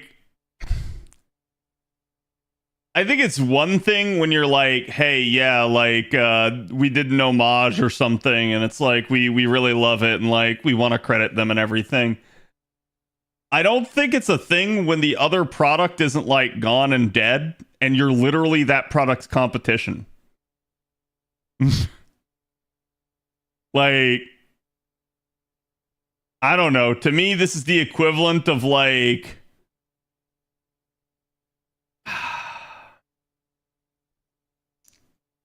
it's the equivalent of like the NFL saying, you know what, we're going to start holding soccer matches.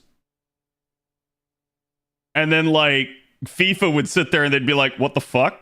And it'd be like, yeah, it's because we're honoring you. We're doing you credit. Like, we really like what you've done with soccer, so we're going to start holding our own. And you're sitting there and you're like, but like, soccer's still going on. So it's like, why do you need to do it too, right? Like, it's one of those things. I'd figure if Nasu had a problem with it, he wouldn't collab with him. Yeah, I mean, I don't give two shits about Nasu. This is like literally a me issue, and I'll just straight up admit it. Like, I have an issue with it. And it's like, clearly Nasu doesn't. I think that comes from the way that a lot of like creators over in Japan act. They all try to like band together and help each other out. And you can see this because like Nasu has a great relationship with Miyazaki from, you know, like the Dark Souls and Elden Ring series. He's got a great relationship with the creators from Atlas.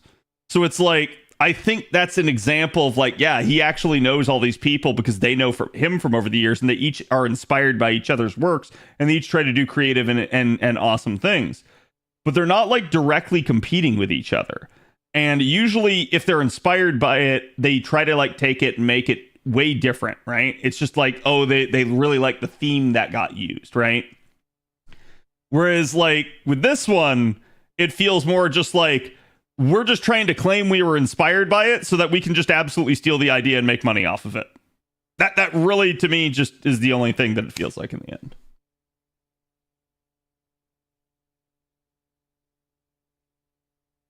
So it's like, Nasu might not have issue with it.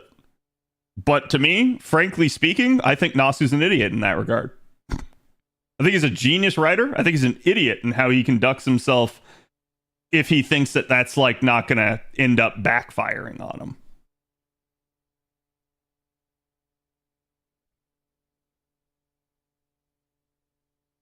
Because now to have all the saber faces, you'd need to play HSR? No.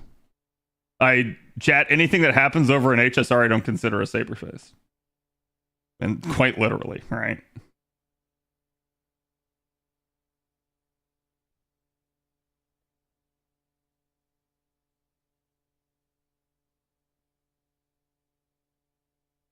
Also, wait, chat, what did I just get? Was that Diarmid? I saw it was a saber. It was a double-sided saber.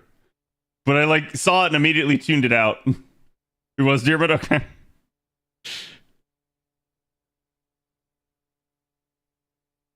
Saber might literally be coming, though, huh? Yeah, she might. And you want to know my honest-to-God thoughts about this and why it's so stupid.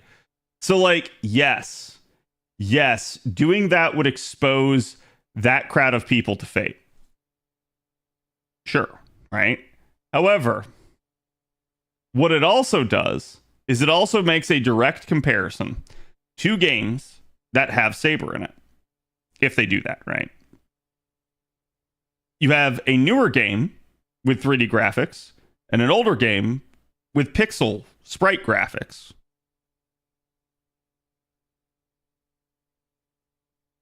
And you're just literally stacking them side by side. And you're asking the consumer to compare them and say which one is better. It's dumb. It's not going to work for him. And furthermore, it's incentivizing and rewarding anybody that quit FGO to go play HSR. Like, it's one thing if they play both games. It's another thing when there are tons of ex-FGO players that want nothing more than to shit on FGO. So when you give those people those units, you have rewarded them for doing that. You have given them every reason to continue to do that, because now you've given them the best of both worlds. They get to go play a different game, and they don't have to ever like come back if they want to use your units ever again. So it's really stupid to me. I don't think that works out for Nasu at all. I think Nasu is the one that gets bent over behind the woodshed rather than this somehow blowing back on HSR.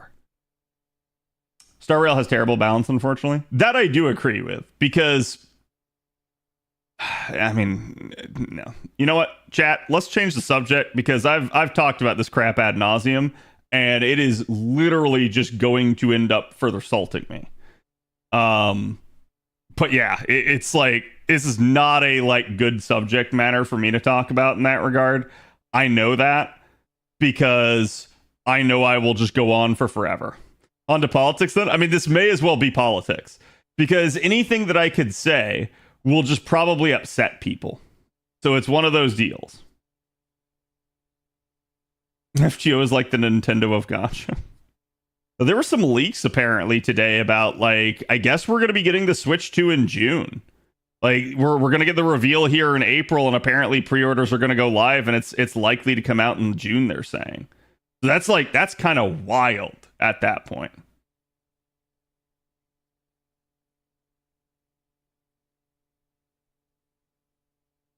What do you think of Carrie? Carrie buff's good.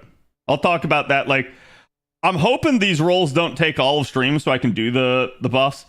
If rolls are like really dragging on, I will stop and I will do the buffs with you guys, and we'll just have to make this a multi-part stream.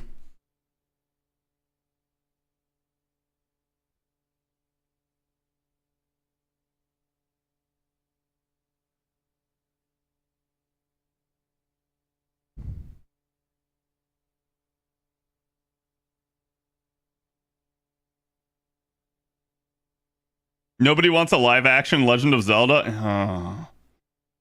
Chat, I said no politics. Yeah, that's another one that'll just... I don't know who thought doing live action Zelda was a good idea. Like, I can kind of get it, but only if it was done right, and I have no faith in the director that they got to do it right. Oh, whoops. I think I went to the Cell tab here.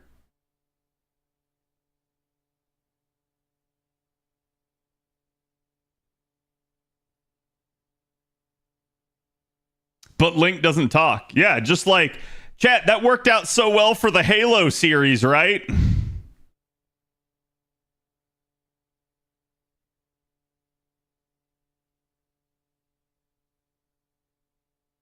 Wait, there's a live action Zelda? Yeah, it's coming out in 2027, apparently. Mama.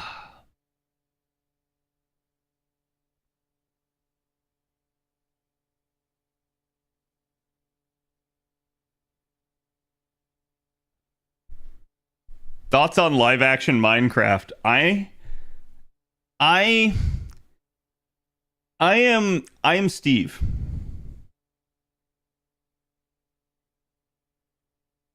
Let's not talk about Halo. Oh, now we can't talk about the things that chat doesn't like. No, I'm just kidding. I get it.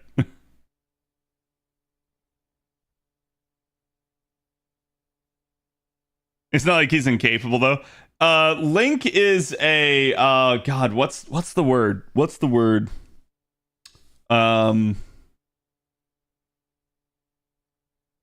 Just mute. I don't know. Like Link just basically, he's almost like a monk that's taken the vow of silence. He's just very stoic.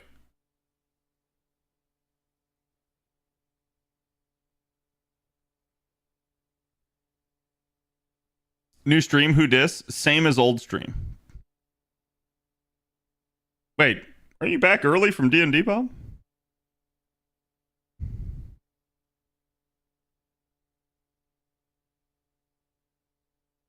Okay, but hear me out. So you say live action Zelda with linked actors' lines entirely dubbed by the Link's VA from the very old Zelda cartoon. Oh.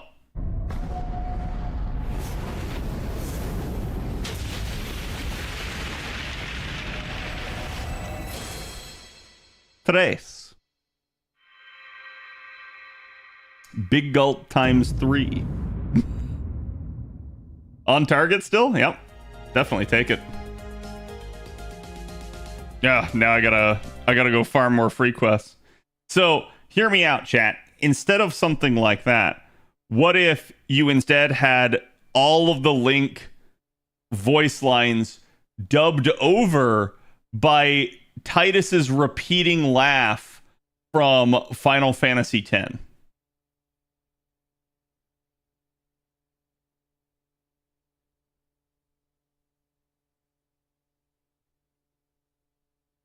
Sign me up.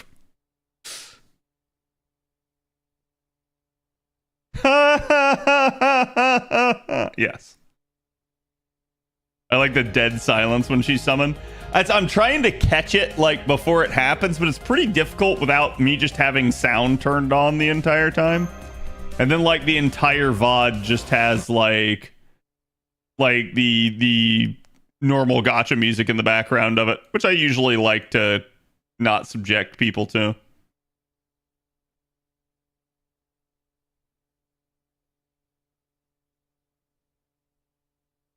It's crazy how fast you can farm Saint Courts. Holy F. Yeah.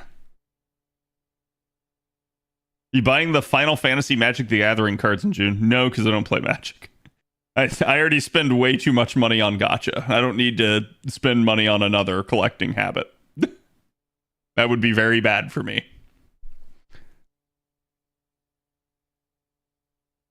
Saturday morning Link VA or no deal? No deal. Also, no Metroid movies unless animated. Okay. I have zero faith in modern Hollywood to do a Metroid movie. Zero faith. They would like literally turn Samus into a lesbian and like it would be all about like girl power, and she would suddenly have like a female squad, and they would turn it into a comedy, and it would literally just absolutely be freaking terrible. Whereas, like, to me, it should basically, if they wanted to do proper live action Metroid, it should almost be like the Alien series. Straight up. They need to go more into like the horror genre with it. It makes Zendaya player. No! I don't even think Zendaya is a bad actress, but I feel like Zendaya just keeps getting shoved into everything. Do we know Samus isn't a lesbian? No, I don't think we do. But the point that I'm trying to make is that they would just immediately go down that route. And then you can see it's like, it's not necessarily any one of those things that would make it bad. It's the combination as they just keep daisy chaining it.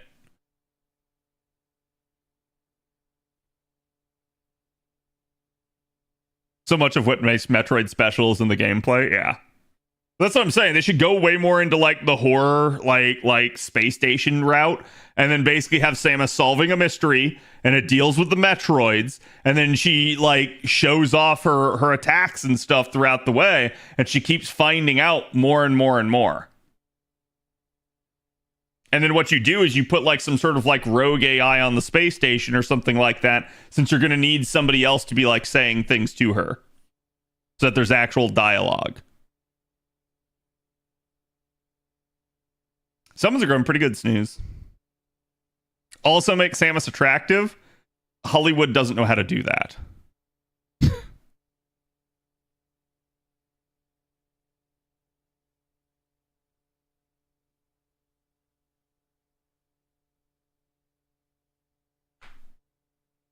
Either that or add more about the Space Federation. Yeah, there's a lot you could do. You could turn it into just like a bounty hunting movie.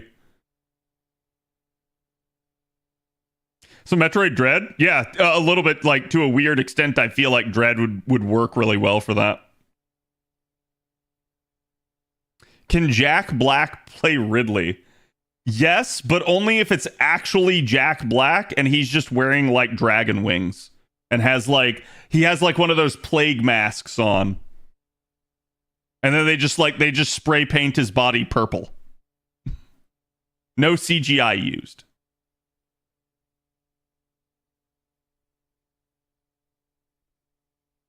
You hear about Claymore getting a Western live action? Yeah, someone mentioned that the other day.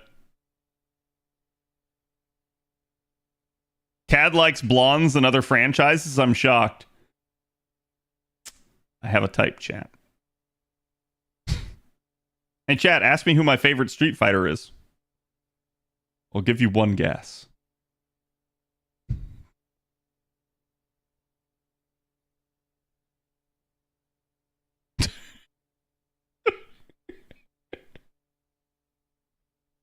Damn, I'm that predictable. Okay. Yes, it's Cammy, of course, chat.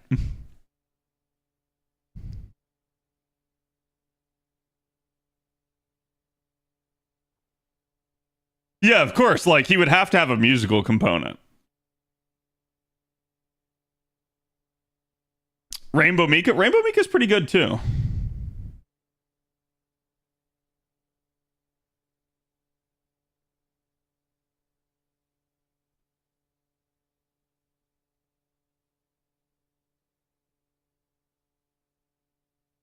Chat, can you guess who my favorite character from Fairy Tail is?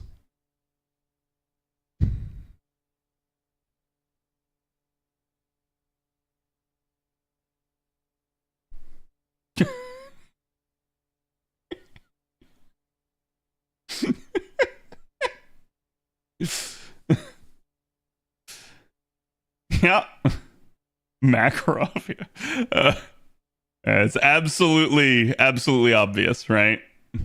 And you can literally just go down the list and apply this to like any franchise, any IP, and it's probably true. Like with like 99% accuracy.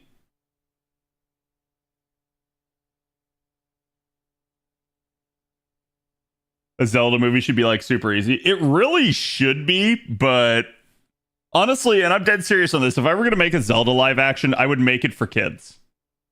That is obviously the easiest and best way. Soul Calibur, let me guess your favorite is Sophidia. Right on the money. So Ino is your favorite in Naruto. Nope.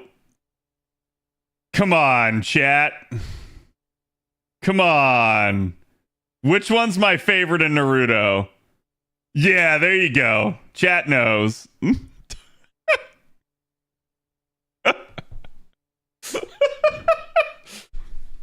Darkness from Konosuba. Yep. Giverson, thank you for the follow. Sasuke-kun. Yeah, no.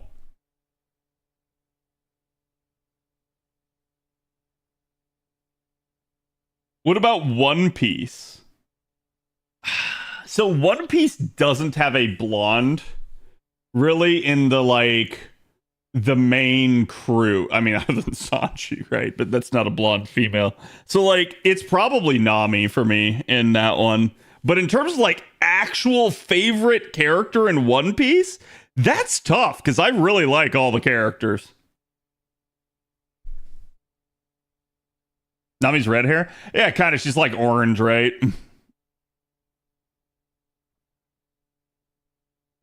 The furry rabbit is a blonde? No, she's not.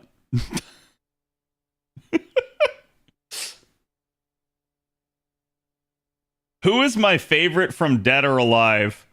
I don't remember exactly which characters are from Dead or Alive, but here, if you start listing some of them, I can tell you which one it is.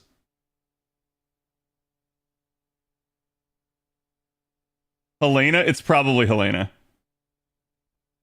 Yeah, I was gonna say, is Tina also from that? Yeah, it's Tina. It's definitely Tina and then Helena.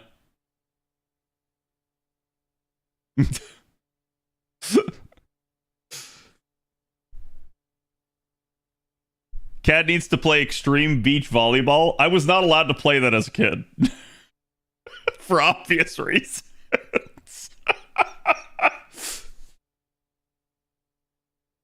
No, Cad, your favorite is Saber from a DOA mod pack. I mean, you're not wrong, right?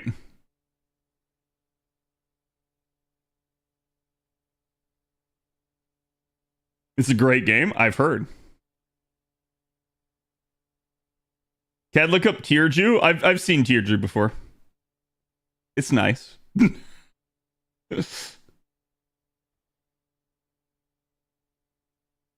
High School of the Undead character.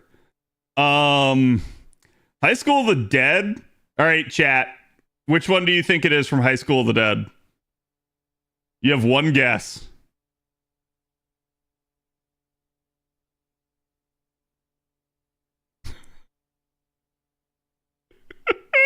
Yep. Yep, it's the nurse.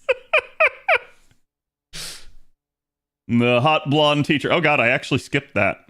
Well, it was the last one, but I assume Android 18 is your favorite from Dragon Ball. Yeah, actually. I really do like Android 18 as a character, right? Like if you put a gun to my head and you asked me like who's my favorite like fighter person from that? Oh, I don't know. Dragon Ball's like all over the place. The cop-out answer is always Goku, but like what about Bleach? Okay. What about Bleach? It's funny because chat already seems to know what the answer is. Yeah, it's Rengiku. It's probably Rengiku, then Orihime. But Bleach has a ton of hot women. Yeah, Bleach has a ton of hot women. Like Halibel can get some, Yoriichi can get some, like heck, even like the like side character NPCs can get some. Like the mangaka for Bleach was just based as all hell.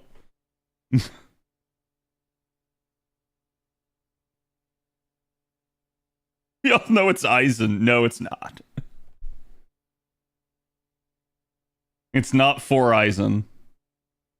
How go the rolls are going pretty good, Yukamo. How are you doing tonight? Unohana's my favorite from Bleach. Unohana, I really like what they did with the Unohana lore, but I feel like they absolutely retconned that. Because, or at least like when you go back and you watch the old anime, because like we were watching a crap ton of Bleach for a while. And when you go back and you watch the animes and you see the older portions, 4,000 Year Blood War, it is pretty clear that they like never intended to do what they did with Unohana.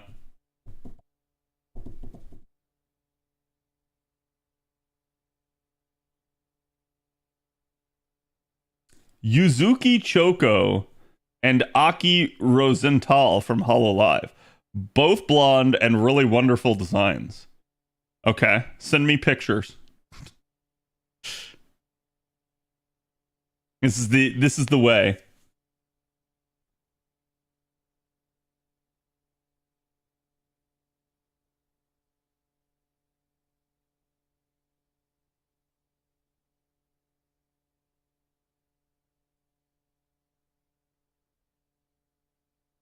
You thought the opposite? Everyone was afraid of her? I didn't really ever get that vibe. Big tip blonde nurse. I see Hera.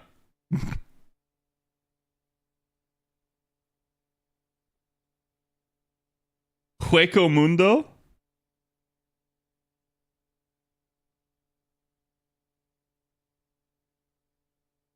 Because I got invested after we watched in VIP. It's good. Like, the only problem with Bleach is like post Aizen, the friggin' Fullbringer arc is just absolute ass. Gold orbs.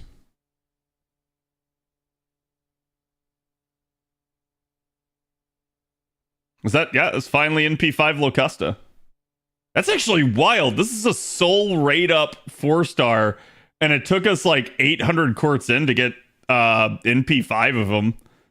Like that's actually kind of nuts. Is Locusta any good? Yeah, Locusta's actually pretty solid.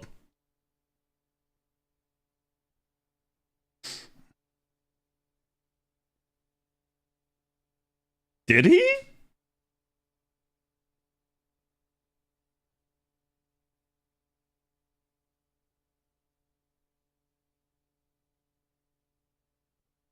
All right, which one of you degens is actually DMing me?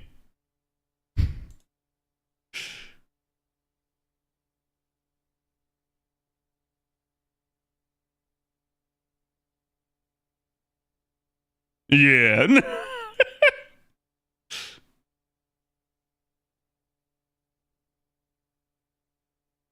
Oh, the demon nurse aesthetic. I see. That's definitely nice. Chat, why have I been seeing like so many VTubers like retiring again? It feels like it happens in batches.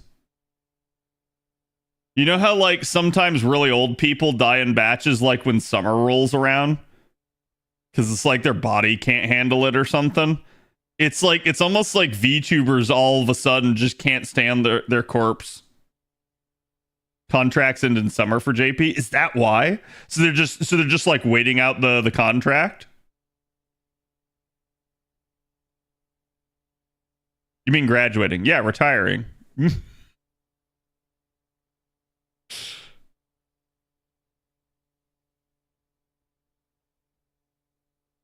Okay.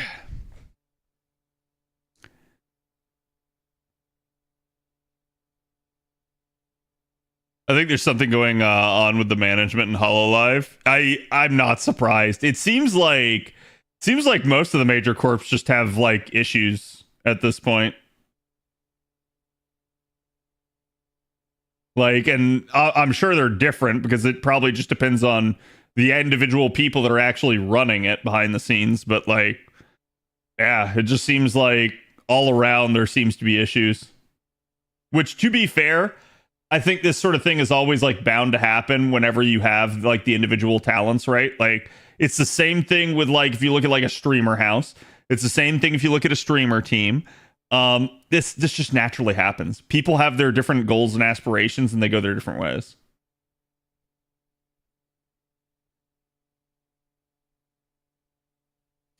Everyone is citing internal disagreements or similar wording. Are they? Like, I mean, I haven't really looked at like the actual like announcements most of the time, but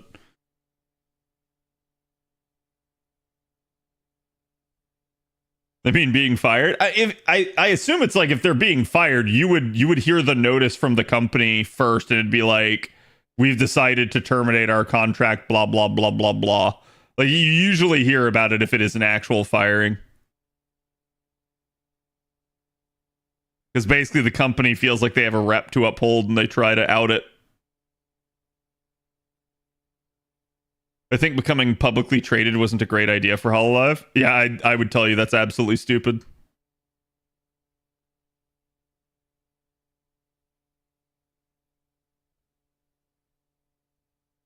Yeah, so I suspect it's probably the restriction. Because more than anything, I think what the talents want is freedom. They want the freedom to be able to make the content that they feel like they should be able to make, right? So I think that's naturally the issue with going corp like that, is the corp wants you to maintain an image. They want you to stay in your lane. So it's really bad because you as a talent want to be able to branch out. Like, I say this as a streamer myself. The second you get forced into one lane, you are dead as a content creator. Content creation has to allow leniency and creativity. If it doesn't, you literally cannot grow. You will stagnate. Like, you can grow for a little bit, but you will stagnate. So it's one of those deals where it's like, even regardless of how the talent feels, it's a naturally bad approach, but it's being done to help preserve the corporate image, and it's being done to allow for collaboration with other companies, with advertisers, you name it. So Cad joining Hololive anytime soon? I mean, in a weird way. So I think it, like, let me state this. I think it's one thing if the person they go through the corporate route and they're so fed up with everything involving streaming and content creation that they do graduate, they retire, they never do anything else ever again, right? That's a problem. That means that they just basically got chewed up and spit out by the system. However, what a lot of these girls are doing is absolutely the smartest thing ever, which is you go toe the line in a corporate institution for a couple of years, you make bank, you get really popular, and then you graduate, quote unquote, and you reappear as someone else. There you go. Boom. Instant recipe for success. And it's like, I know some people don't like that, but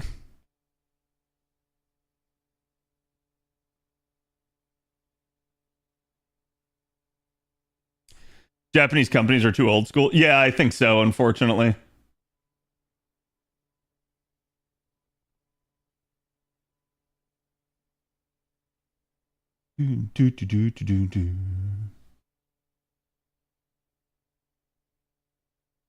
Get audience, then go independent. Yep. I think it's really smart.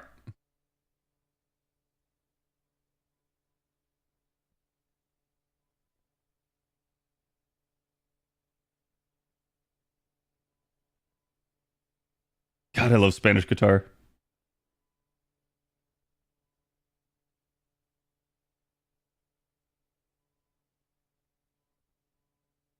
Do do do do do do do.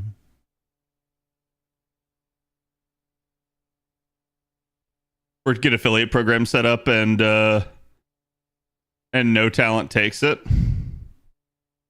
Wait, what? Or go back to their past life, yeah. I mean, like I said, I'm not gonna try to say like that they didn't like put effort into this or anything like that. To be successful at a high level, you still have to have talent. You still have to have creativity. You still have to like put in the effort, right? But that seems to be one of the surest routes to success. So I can see why so many people still like, because I think like some people look at it and they go like, man, why does anyone go be a part of the like corporate structure? It's seemingly so bad. Everyone really seems to like come out of it like not liking it and stuff like that. So why do people keep applying, keep going in? That's why. It's an instant recipe for success.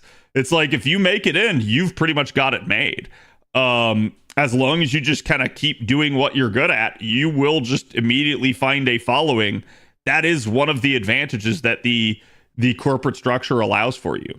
But I do wonder, like, if you look at like something like Niji Sanji and the trouble that it's had, or you look at something like Hololive and maybe it continues to have trouble or something like that. So it's like a little bit, you wonder, is it a case of like, will it eventually erode the brand following that they have? And will it not be worth at that point? But I don't know. It's an interesting idea. And you wonder, it's like, are they maybe too big to fail? That sort of thing. Connections in the industry? Yeah. You also have a lot of admin support? Well, that depends, because some of the stories we've heard have been like almost the polar opposite, where it's like they can't get any of the administrative support that they actually need or want. Like, it's like, oh, hey, I'm trying to make this thing. Will someone help me? And it's like, not only will they not help you, they won't approve of any of it. Like, I know that was the whole entire thing with like Doki Bird and stuff.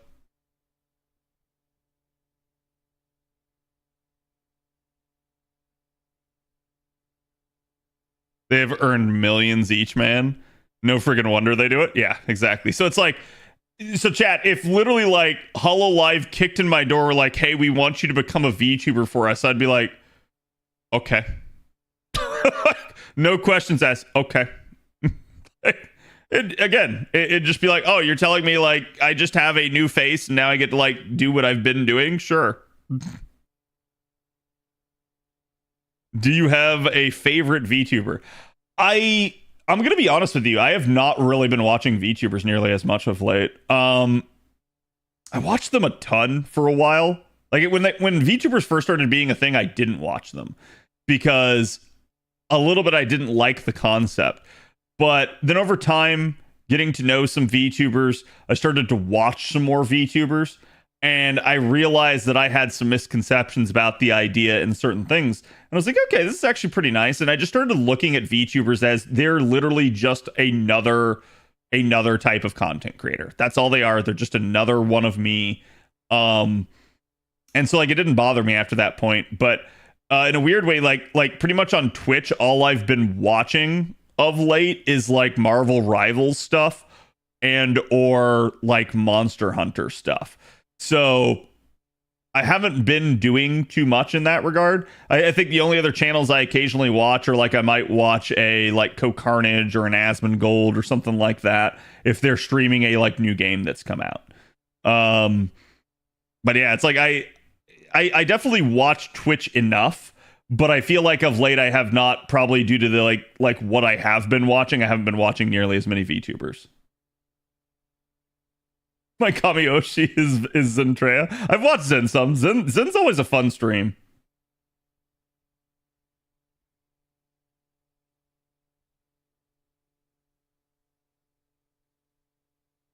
I think Project Melody really brought the attention to the VTubers in the West. So one of the ones that I go back to over time, and it's always, she always makes me laugh. It's what's her face?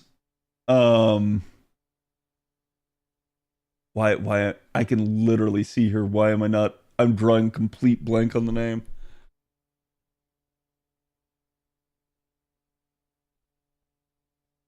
No. Cooking girl. Cooking Oni. Oni Mart. Why can I? Giri, yes, Onigiri, thank you. I don't know why I was not able to picture her name. Holy shit. I love watching Onigiri sometimes because, so this is wild, right, chat? Chat is always a reflection of the streamer. And she ribs her chat all the time. And so as a result, her chat just absolutely ribs the crap out of her. Like, does not give her any slack. And it is freaking hilarious to watch sometimes. I love just sometimes going in there, watching her cook something, but straight up, you're there for the dialogue. You're there to watch her constantly get gaslit by her chat. Her community is the selling point, and it's fucking hilarious. If you ever need a good laugh, just go watch her.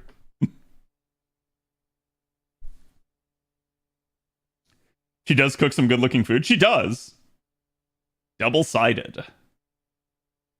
You burned the water, yeah. Yeah, Gary is probably the most consistent VTuber I've watched over the years at this point. But it's mostly just because, again, like, half the time I'm in there just for, like, some background stuff and to chill. And it's freaking hilarious listening to her chat just gaslight her. In a weird way, chat, I wish that I had nearly as awesome of a community as her. Going the extra mile for the Nasu. Yeah, I don't know why, but I'm surprised that that Locusta's not showing up more. Cad wants us to gaslight him too, got it? Literally, you guys gaslight me every time we go into a challenge fight.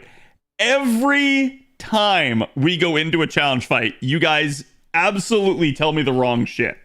100% of the time.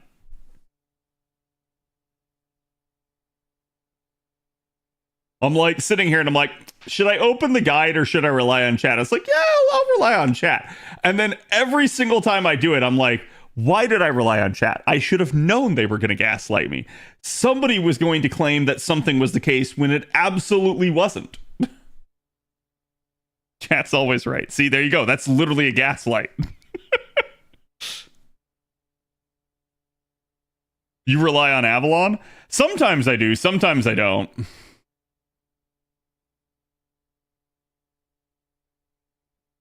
I have never told you wrong information when asked.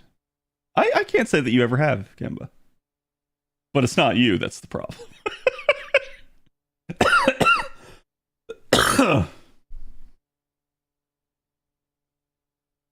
Who's hornier, cat or chat? Absolutely chat. I have a type, I make it known, but I don't like overexert that. Chat, on the other hand, sometimes can't keep it in their pants.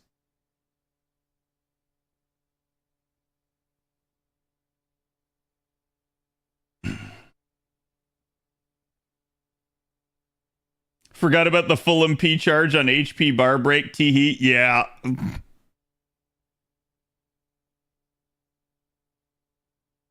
And then inevitably, right? Inevitably, I'll be like, hey, chat, does this person have an instant charge break bar effect? No. And then the person like immediately charges to full after that. And then I'm sitting there, I'm like, chat, I literally asked you what the hell. And then someone goes, I told you. There is always someone in chat that goes, I told you.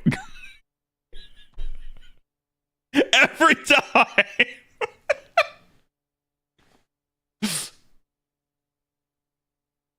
And yeah, oops, I forgot's another one. We always tell you. We told you. I know. That, so you're right. I do have Gary's chat. Clearly, if I want the same amount of gaslighting, I should just do constant challenge content. And then chat will always gaslight me.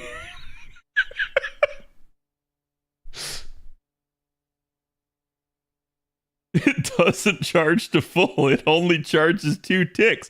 But the enemy was at 2 ticks to NP. Yes. Guess I lied. Yeah, between your brothers, who's the best gaslighter? So I only have one brother. I have one brother and one sister. Who's the best gaslighter? My brother. My brother's really good at gaslighting. I hate him.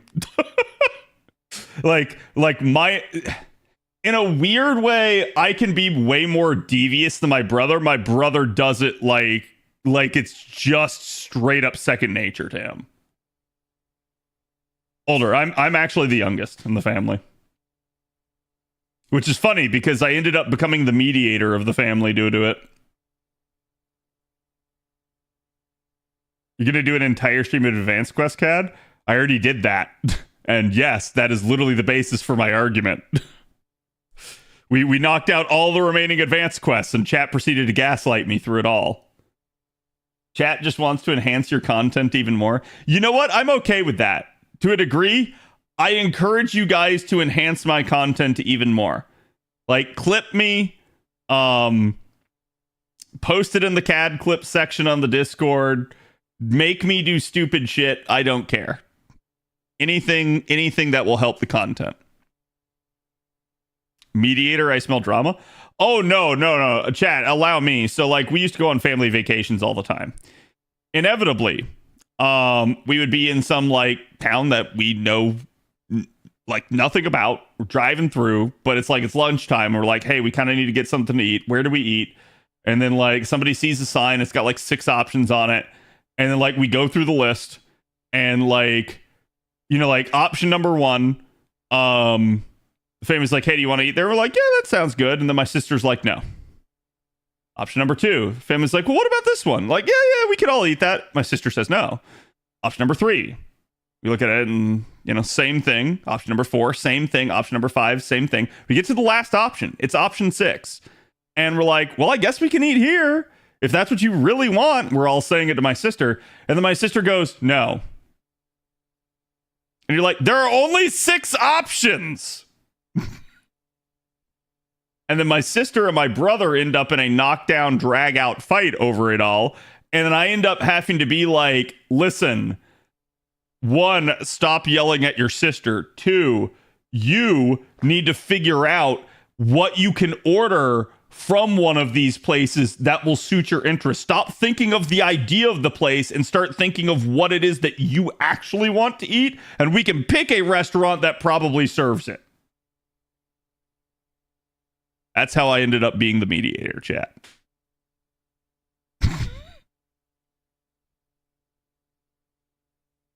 Isn't it the sister's job to be difficult? No. No, it's not.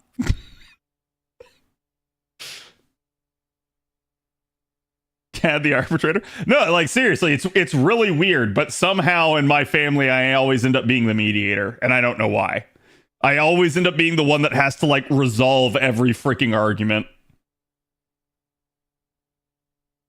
And this is furthermore because, chat, the only time my family usually meets nowadays is on the holidays. Inevitably, there's drama at the holidays. Guess who gets all the phone calls? I hate it. Stop. Figure it out yourself. Don't involve me in this. It's so stupid.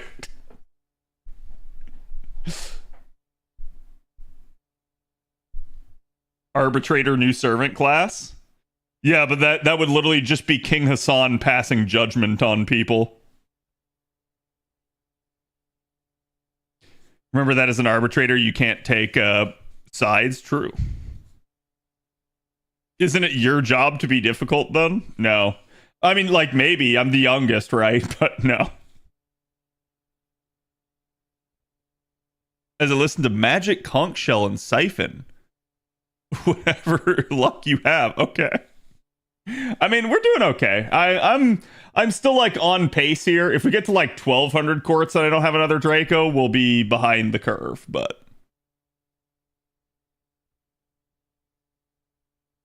It's the youngest job to be the favorite. Oh, true.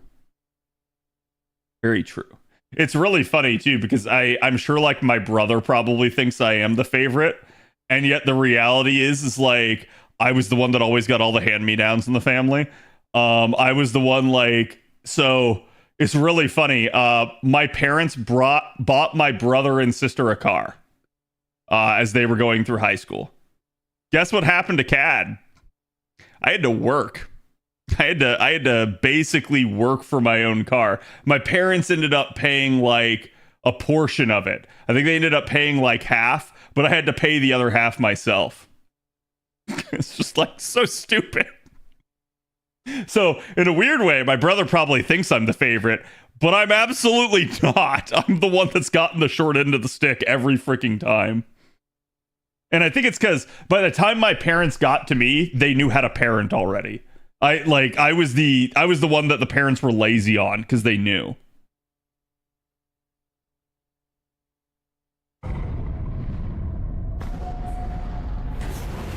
First roll. I will never get tired of seeing this animation. It's still just such a cool one. Easy, yes.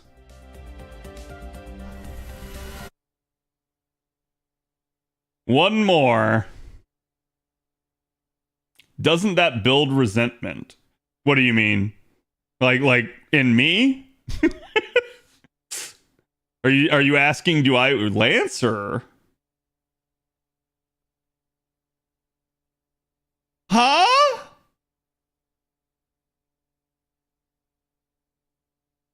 What?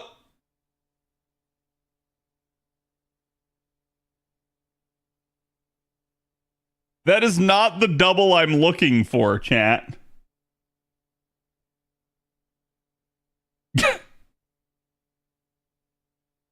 I see some of the Grail mud leaked out. We ended up getting ourselves some clay. What MP levels my Enkidu? I don't know. That may be like NP4. I don't think I have NP5 Enkidu on an A. But I've never directly rolled for Enkidu, so every copy I've ever gotten has been a spook. That was the spook I wanted over what I got? Oof. At least Enkidu is a good single target unit. Could be way worse. Yeah, I'll have to see if that's like a USO or not.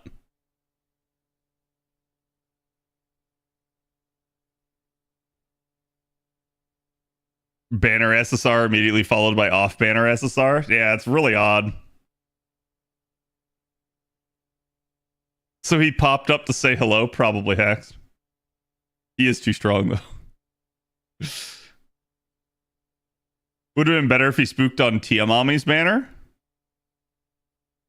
I don't know. This one, like, I'm not expecting the SSR spook, right? Because it's like you're sitting there and you're like, oh, you're looking for Draco, so you're looking for, instead of like gold orbs, you're looking for literally the orbs to stop.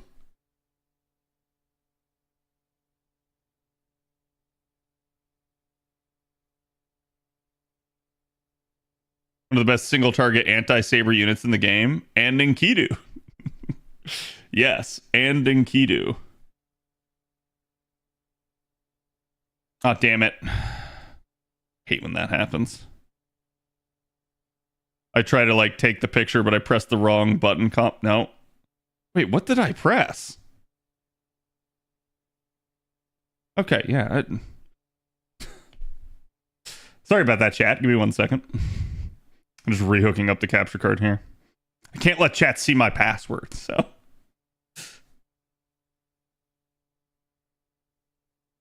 Because I accidentally locked my phone on itself. We got an Osaka Behime spook. Was not the gold assassin I expected. True. I think FGO should add a guaranteed new unit animation where if you don't have a unit, a special animation plays. I think they should add a very specific animation for when you hit pity. That's what I think.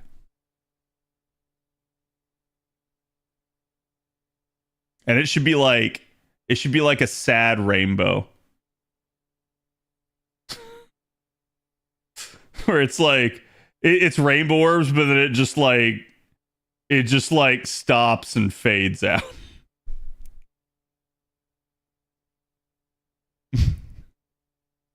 sad trombone. Yes, it needs a special sound effect. The Price is Right fail horn, yeah. A pain bow. Ooh, that's a nice one. I'll have to remember that.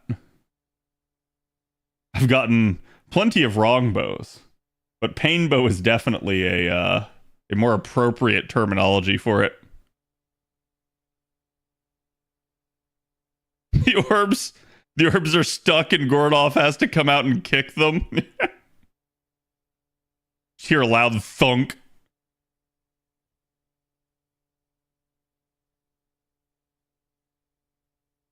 It's a rain of rainbow on your screen. That's what I'm saying, though. I feel like they could do so many more cool animations for this system. Because I already think that FGO is, like, the best for this sort of thing. To me, and like I say this, I don't necessarily watch, like, every other Gacha game's rolls, right? But I've seen most of them over the years, and it's like, to me, FGO just has really, really diverse and entertaining like roll screens compared to some of the others. Some of the others they try to distract you. It's like, ooh, it's like a comet flying across the sky, or like, ooh, it's like a helicopter landing, and it's like, okay, cool, but there's like no actual variance in it. It just is what it is. Other gachas just skip, yeah.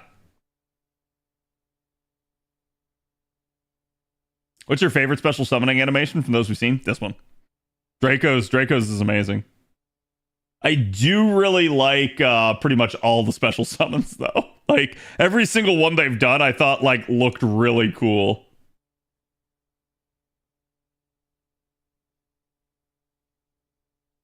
Partial to Arcs myself, yeah. Arcs is really nice. Kiara Summers is really nice. Erish's was cool. Wait, what was Erish's?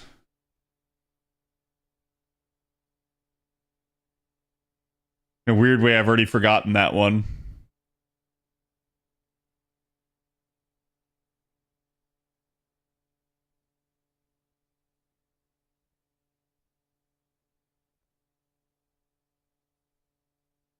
Has too many special gacha summon animations. Yeah, see, and I think that's like maybe why they don't do them, is like they're afraid of making it a too common thing. But I'm like, I don't know. I feel like they could still like pick a handful of them. There's like 400 units in the game.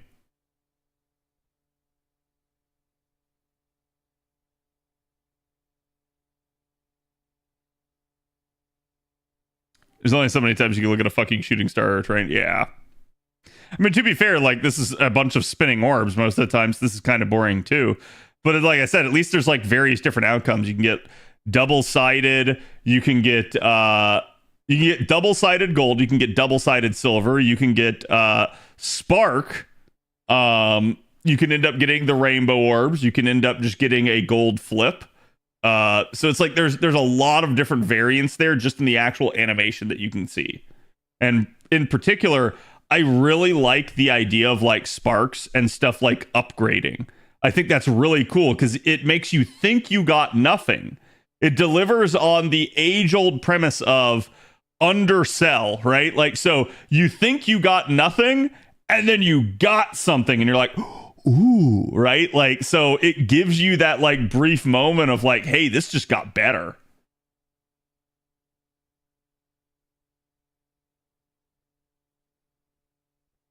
A flower spin or something, lost opportunity. Yeah. Tippy Top, thank you for the follow. Welcome. Real quick here, chat. Gonna reload more from the free quests.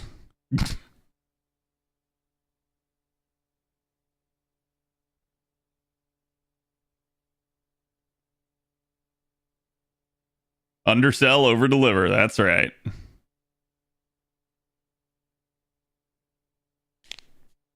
I wish they had implemented the Pretender comes from another class they showed with Oberon. Yeah, that's what I was saying. Like Pretender out of all of them, by far to me makes the most sense. I hate other games that have a spark-like animation, but then it is still nothing. Well, I understand that.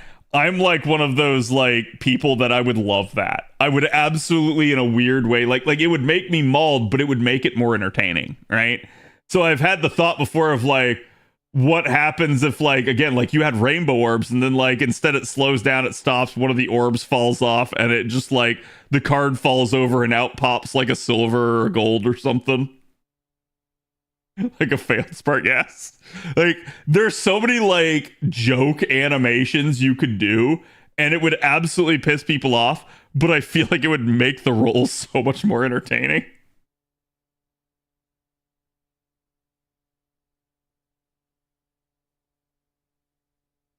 Pretender should be one line and then a servant. Yeah. Failed sparks could be an April Fool's banner, would be neat. The problem is people would probably complain, and I think at that point it'd be like a gotcha law type of thing. Salt in the wound, yeah. Like that would legitimately make people quit the game. So it's like I understand why they don't do it, but I think it'd be friggin' hilarious. I get happy and I know the card always was a gold. Yep. That's evil, I know.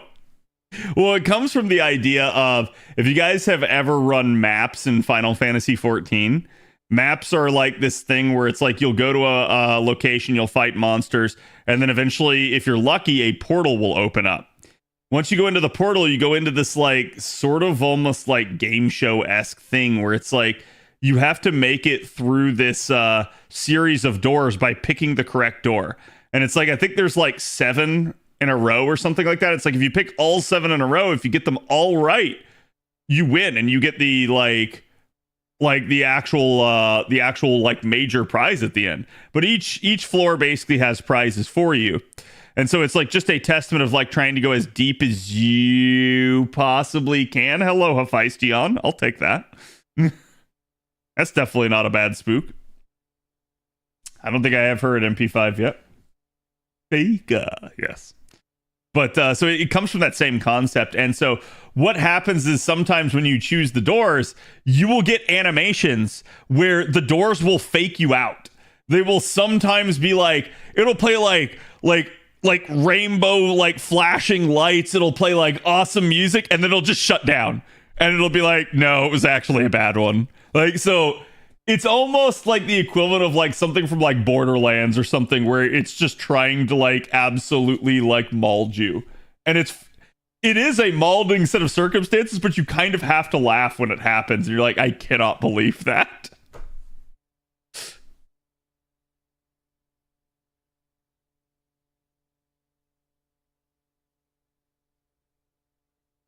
It'd be hilarious for content creators, but pain for the everyday player. Yeah.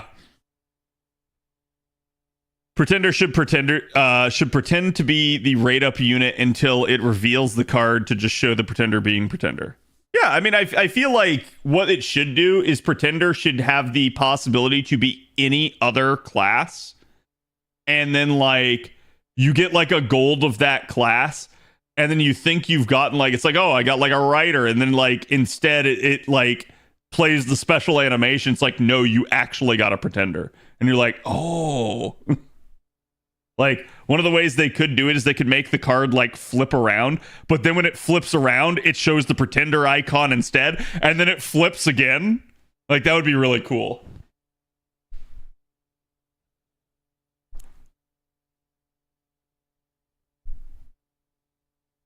The rarest unit in the game, Angry Mango. Yeah, I'm actually kind of surprised. Mango should also have, like, a gotcha shutdown thing. Like, kind of like how Draco does. Like where it's like the entire screen just goes black and like all of a sudden you just see his eyes or something like that.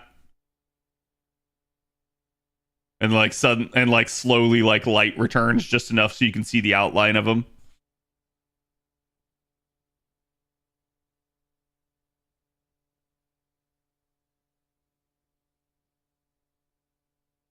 The pretender card burning its way through the card of other class. Yeah, you can do stuff like that too. Like to me, it doesn't have to be like any one thing. I think they should just do more with it. I think they should try to make it a more like interesting thing.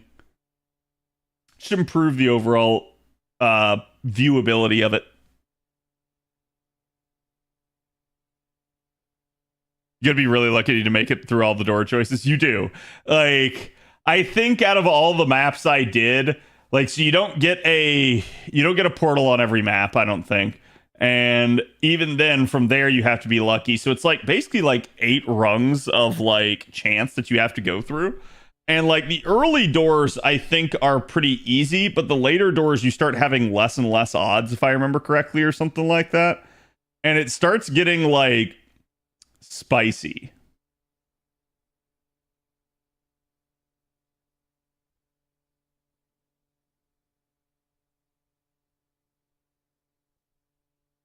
Are all the doors the same each interaction? No.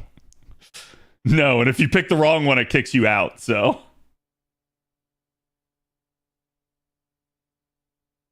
But there's also, so it's really funny, right? I just told you, like, they have, like, the rainbow animation, and then it can, like, fail, right? So there's a double fake out in it. It can play a rainbow animation, fail, and then you're like, oh no, and then it goes like, ta-da, and it, like, instead it gives it to you, and you're like, oh my god. So like, it can literally like you literally go through the entire roller coaster of emotions just from clicking on that one door, and you're like, oh my god, please no.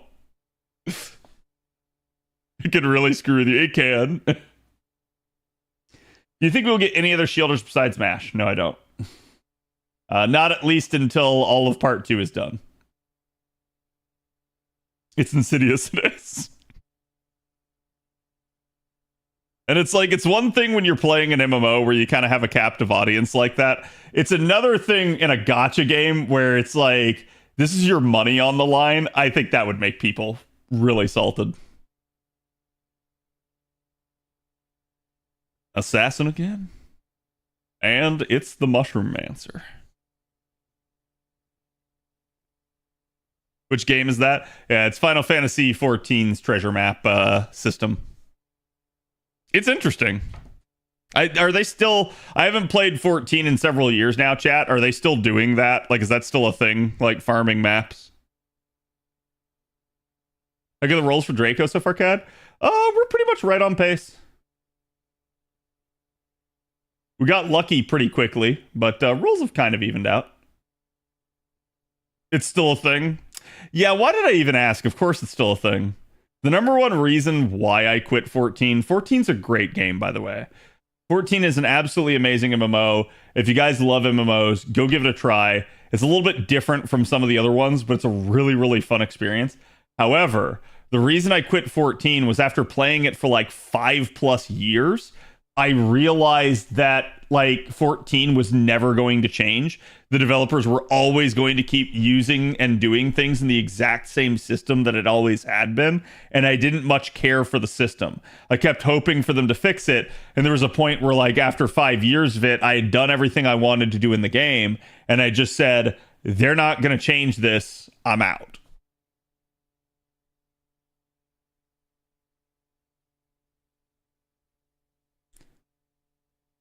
I honestly want her to be one of the most busted supports in the game. I don't think they'd make her a busted support, but I mean, she's still a strong unit in what she is.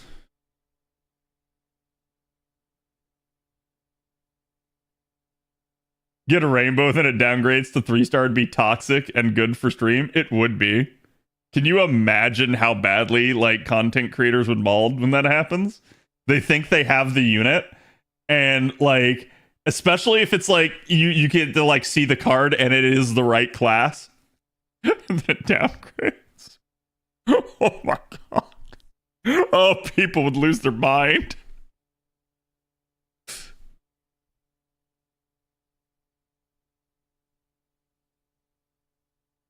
They did change from doors to roulette wheel one expansion. That's interesting, at least. They're doing square type things. I mean, a lot of that, though, too, is it strikes me as if they don't support the dev staff for 14 nearly enough. Like, it's really weird, but it's a very similar situation to FGO, where both dev staffs feel like the developers are just way underappreciated. They're very much skeleton crews, and so it's very difficult on the staff to ever like do anything different. You get silver upgraded to golden and then back to silver. No, see, like, if you're going to do a double fake out, it should only ever happen in the positive. So it should be a a gold downgrading to silver and then going back to gold. Or like, hear me out, chat. You get a gold, it downgrades to silver, and then it rainbow orbs. And you're like, like you get the classic Pog face when that happens.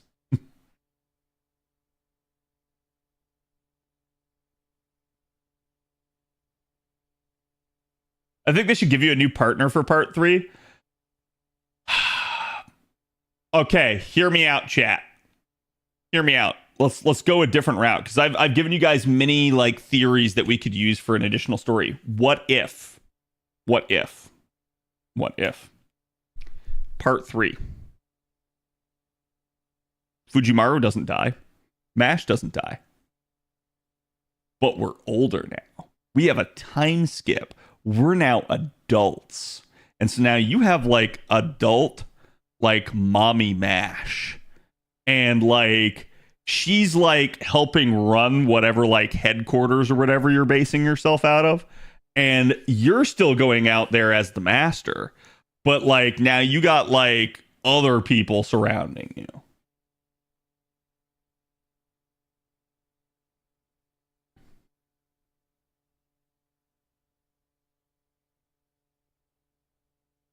We married Mash regardless of our gender. Yes.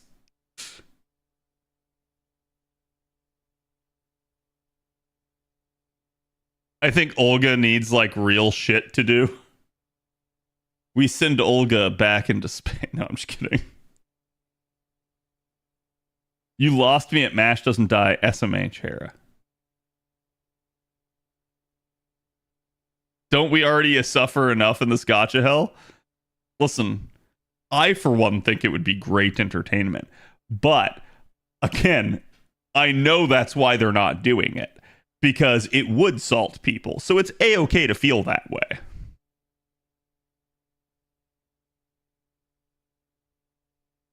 She's jealous we're around so many women. Well, I mean, that's how it already is. That's not any different.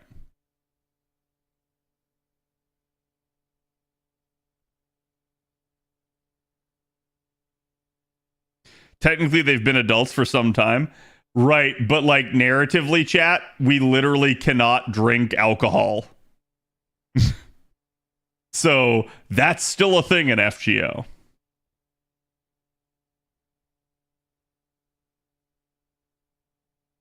How are the rolls going? They're going okay still.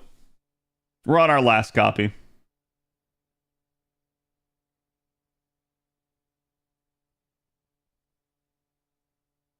Okay, what the heck?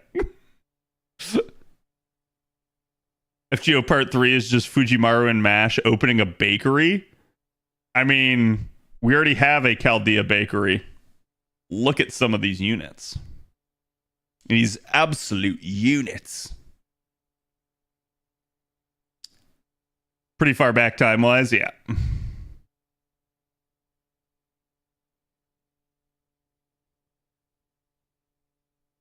Decided not to drink in Heian-kyo.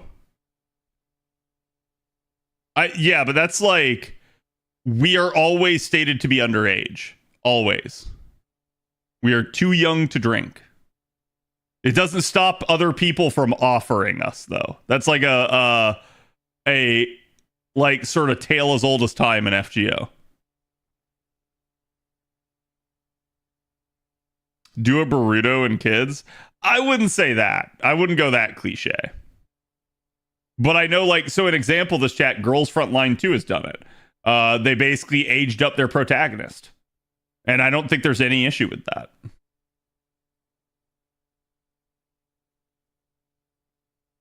Because it just goes from being like a shonen type thing to like just like, hey, the protagonist is now like a young adult.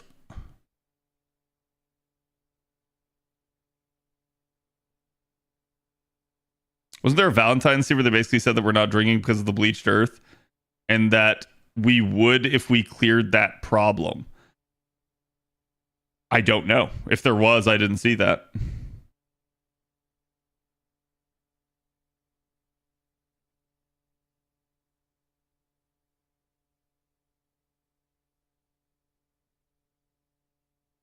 And only like 3 months in part 2. I don't know, Galactic, but like we're literally just still like really not moving forward in time.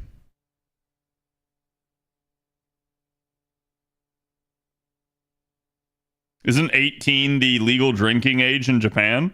I believe so. And we're not old enough to drink. So what conclusion does that lead you to?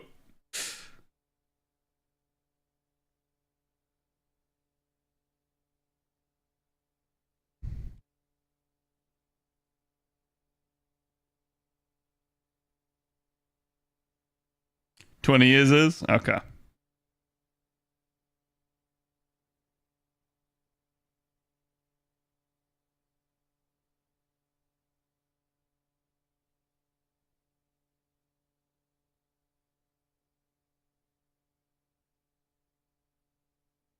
MC is 10, just like a Pokemon.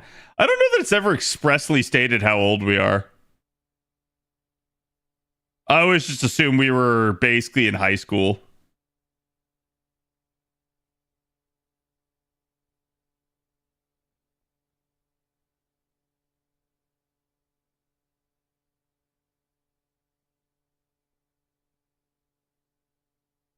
He'd be 26. You're right, but time didn't pass.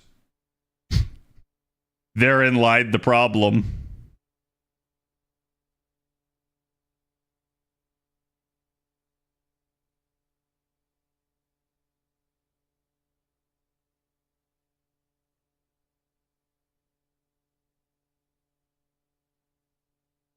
Real question is how much time is spent between ray shifts, since time would affect them there. Probably none at all. Like, it seems like we are always like, it's like, okay, we solved a ray shift, go to bed, wake up to blaring alarms, oh no, another ray shift.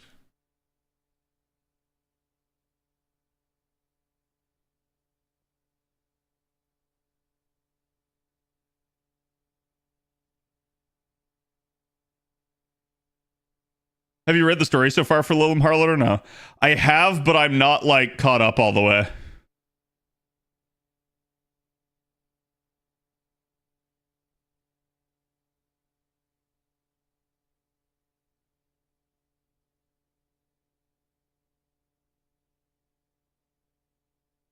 We're literally time cops. Time is inherently wonky in the setting. Yep. We're basically the TVA from Loki.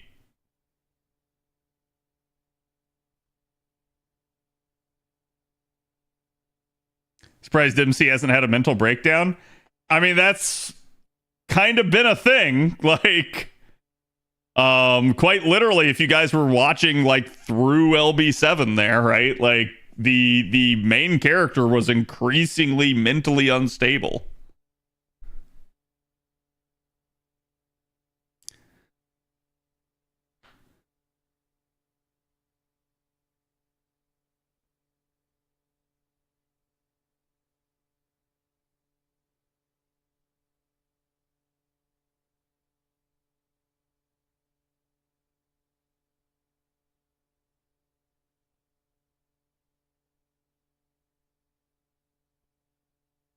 Did it ever say 2020 though?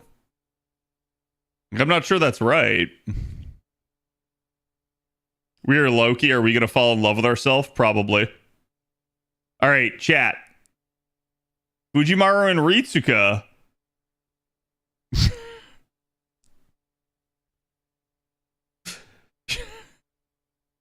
Should get married.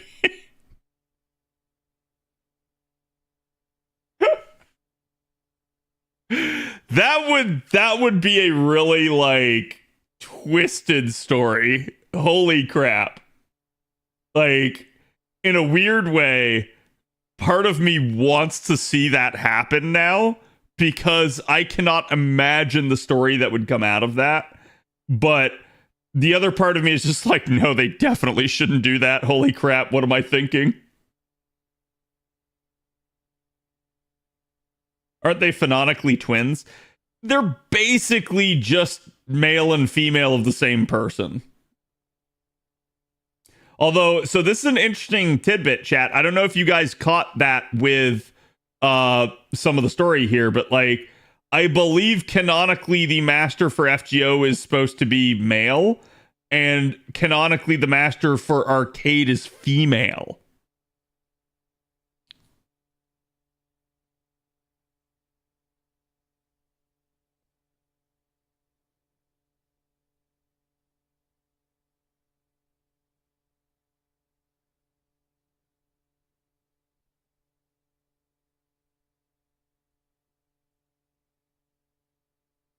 Force you to play as the other gender? Well, yeah, I mean, that was what, was it Halloween that did that? Or was it another one? I'm trying to remember.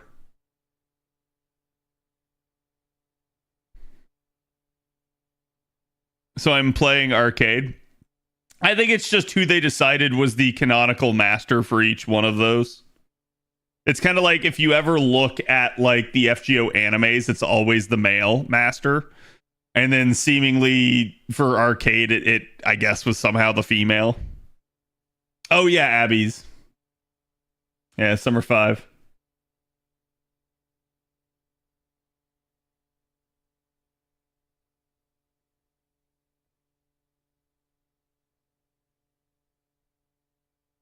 Wonder how bad this 5th copy is going to treat me, chat.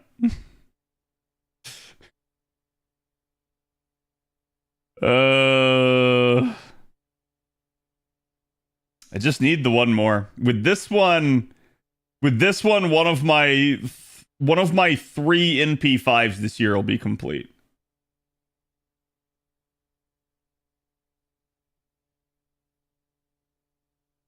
Even the manga is split. Epic Remnant having half male, half female. Yeah, and I actually wish they did that more. Like, I wish it was like kind of back and forth like that. I don't like them just being like, hey, it's only male. Because then it's like, oh, okay, well then it's just like the female master never exists.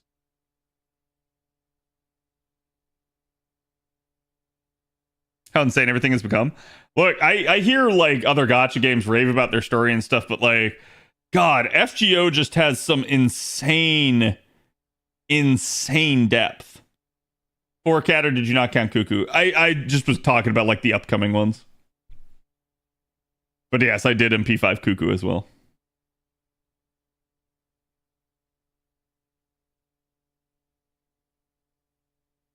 That's right, Pip. Female and the male doesn't exist. Yeah, no, I'm just talking about like how the developers like treat this whenever they portray it in media. They seem to always act like it's just the male master. Greed is good, I see.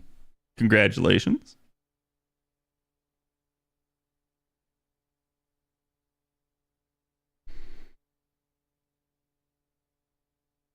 Wait, chat, was Enkidu the last thing that I pulled?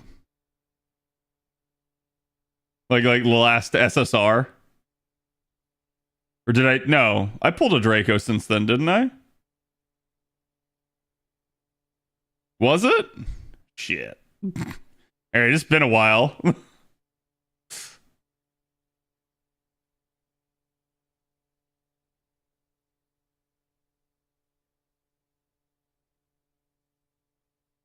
That is kind of weirdo cast. You should do something about that. You should grail them. Do you think part 2 of FGO should have ended right after we did LB7? Oh, okay. So are you asking that? Here's my honest to God take.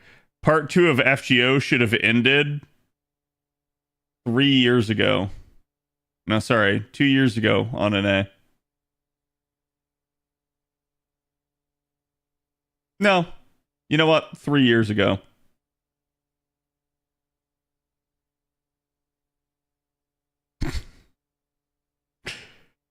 I know that sounds insane, but you mean with LB5? No. Would you like me to elaborate, chat?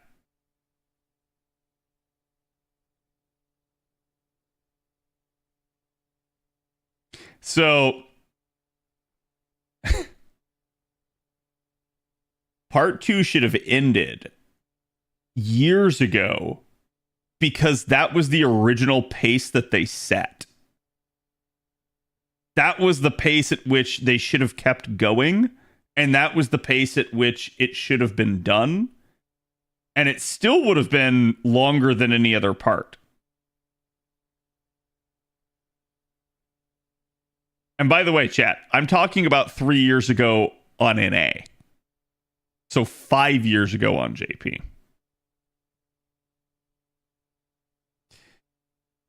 And we know this because they literally got asked, like, hey, back at like NP5, they were literally asked, like, hey, is FGO ending? Like, we're almost done. And Nasu's like, no. It's like, there's so much more. That's why. I love the story to Lost Belt. I'm not saying to get rid of any of them. I'm not saying that, like, FGO's story is bad or anything like that. But if there is one thing I will give them crap for in relation to the story, it's the pacing. The pacing has been atrocious. Part 2 should have ended years ago. And they have absolutely drug it out. Part 3 will be 10 years long, right? Like that's kind of the issue at this point. It's like, I don't know what they're doing. Too much filler? Yeah, it's quite literally like as if we're playing through a Naruto season. How are the rolls? Rolls are good. Ish. What's the next servant I'm summoning? On an A? Let's see. Up next is Lotto. Not gonna roll that, probably.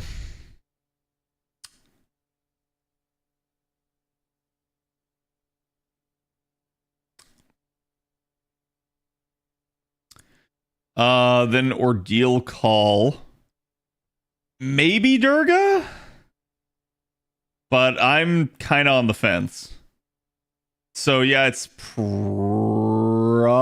Saber Medusa. What is this? Oh, hi, Tomoe. I mean, I already have you NP5, but at least you're pretty to look at.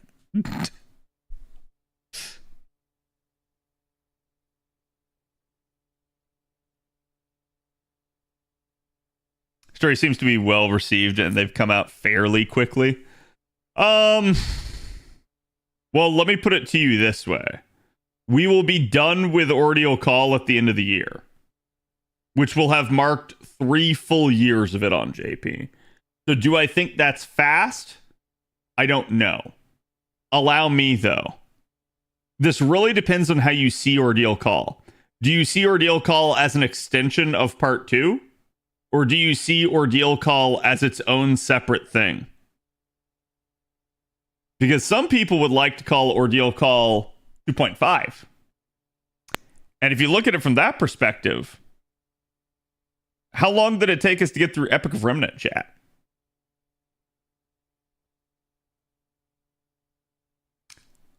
Yep. So it's kind of 10 months versus 2 years. I mean, I'd give, let's say Ordeal Call was 1 year, right? Or sorry, Epic of Remnant was 1 year, right? Ordeal Call is still going to be like 3 years. So it's still 1 year versus 3 at that point. Now, do I think Ordeal Call is taking too long in and of itself? Again, like I said, it really depends on how you think about it. I think it's okay. I think it's fine to have like Ordeal Call be 3 years. My bigger problem isn't that Ordeal Call's 3 years. My bigger problem is that like Lost Belt was like 5 years, 6 years almost. So it's like that's the big issue. It's how long Lost Belt was drug out that makes Ordeal Call taking this long feel like it's really long. Like, and an example again is chat, like you basically go, like we're gonna get Ordeal Call 1. It's gonna take you almost like a year to get to Ordeal Call 2. So it's like, why? Why did it take a year to get to Ordeal Call 2? That is way too long. That's not fast at all. That's slow as shit, right? Like, but that is the problem. So I think it's like, hey, if you don't pad there, if you actually do get Ordeal Call 2 out quicker, then Ordeal Call is probably 2.5 years. So I don't think that's bad.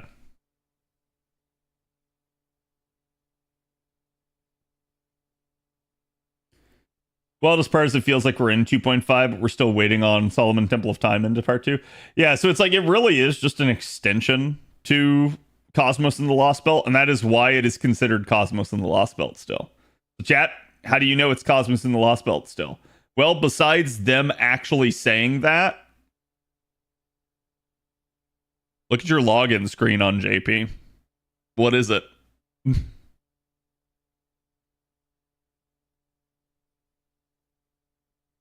Yep. IMO, it's filler. I mean, like, I wouldn't say the story itself is filler. The question is, you can go back to, like, the entire concept of Ordeal Call and, like, what's happening here. And you can look at that and you can ask yourself, do you feel like that is necessary? Or could they have just ended Cosmos and the Lost Belt right there? So it's like, if you feel like it's necessary, it's not filler at all. If you feel like we could have ended Cosmos and the Lost Belt right there, maybe it is. That being said, I don't really care, right? Like if it's filler, it's damn good filler. It's still really, really awesome, right? And it is quote unquote main story. So I have no problem with main stories and what they've been doing with it. My only complaint is simply how long it has taken them to get through it.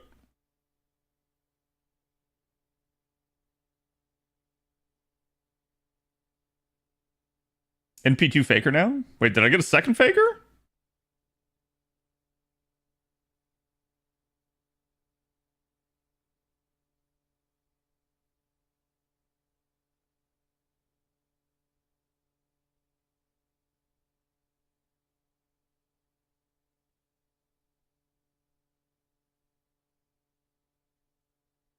They just can't write good stories in short terms. See, I don't even necessarily think it's that. I think, like, the writers aren't even really the holdup for most of this stuff. I think it's, like, literally, it's just the dev staff. The dev staff can't pop it out. Father Kire, thank you for the follow. Welcome. Yorokube.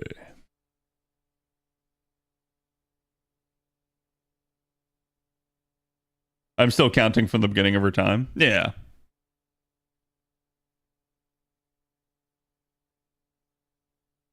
I think the story brings up a much more interesting problem for the master than the you touched extra classes problem. Yeah.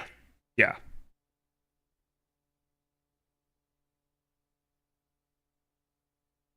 It really did feel like a your princess is in another castle moment, but in a bad way. And I'm going to go ahead and say something right now, chat.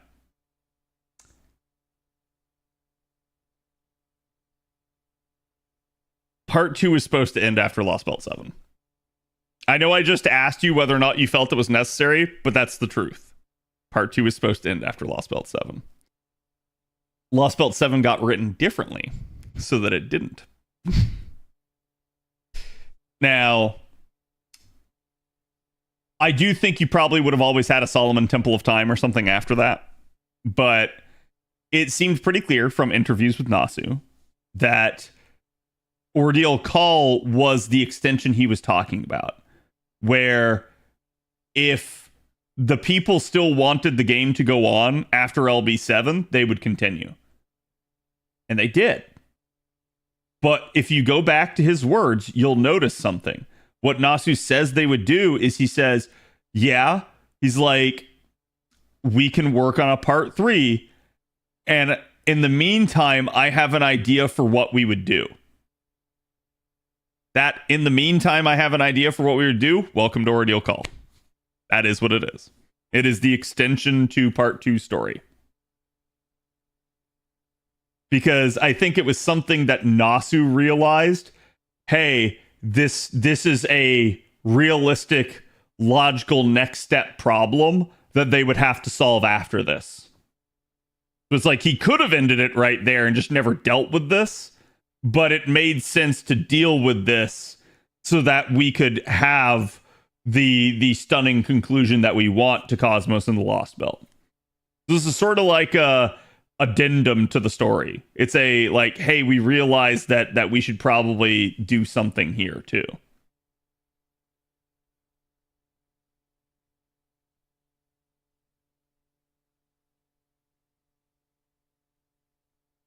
Or it felt kind of like it? Maybe.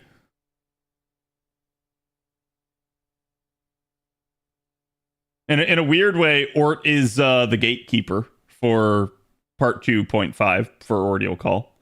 Accounts that can't get through him are not going to have access to the end of LB7, and then they're not going to have access to quite literally the prologue. And if they don't have access to the prologue, then they can't interact with Storm Pods and the Bleached Earth quests. So it is a major gatekeeper to sort of farming efficiency and quality of life in the game.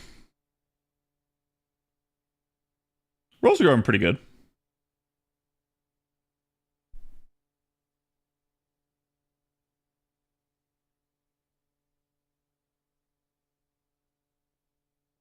Yeah, we are now maybe slightly over average. We're kind of like right at average. And we'll be this way for like the next like 3 rolls ish. Or it's a giant account check. Yeah. And I think that's fine. Like, it's really not as steep of a check as most people think it is. But it is at least a check where they can say, like, hey, look, you've had to work on your account to get through some of this.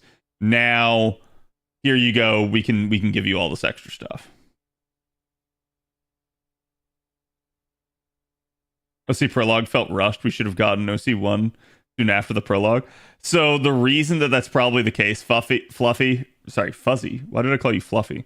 Oh, because your name is Fuzzy McFluffins. My brain just like dyslexia'd it. So the reason why is probably due to the fact that they had to delay LB7. So because LB7 got pushed, they were able to write some stuff for the Ordeal Call prologue, but it probably wasn't enough. So they gave you like kind of the actual prologue, but then you get like a little bit more with like the Bleached Earth stuff right before like Ordeal Call 1 comes out. I hope Ordeal Call 1 explains better. Oh, it'll get explained. Did I talk about the buffs already? No, I haven't. Really kind of hoping this last copy shows up so we can go over the buffs. Do you think the delay for LB7 was because of them rewriting it for Ordeal Call? Yes, partially. I think there was other stuff involved with that. Apparently, there were some major issues with the map and major issues with the animation for Ort. And they talked about that, particularly the Ort animations were, I guess, something that really caused them a lot of hell. Because, like, and so chat, you might be sitting there thinking, you might be like, well, did they really do that much? They did. If you actually go back to, like, the fights, like the things that they did with the backgrounds and stuff like that, as well as the bosses' animations themselves, they were really, like, by far, like, some of the most they had done to any of those styles of animation.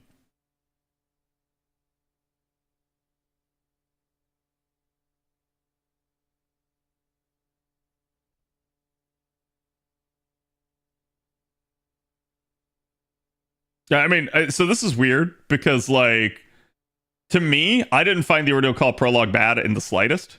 It all made perfect sense to me. However, I do think there's some stuff where if you guys did not read LB7 very thoroughly, or even if you did, but you didn't understand what got said in LB7, Ordeal Call prologue probably seems really weird to you. Whereas, like, to me, all made perfect sense.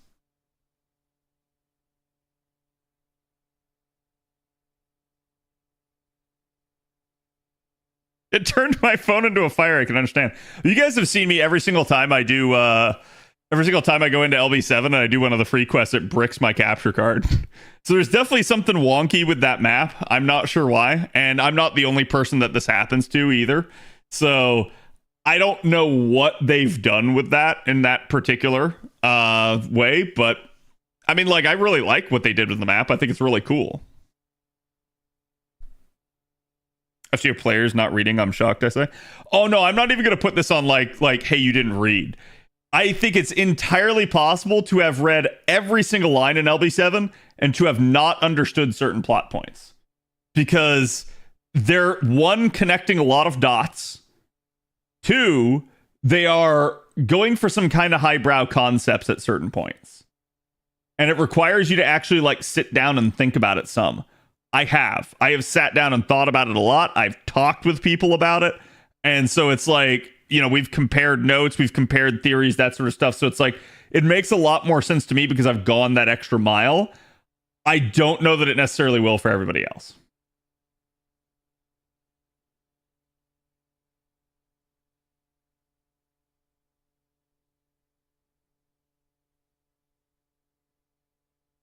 Oh, this reminds me of Siduri, yeah.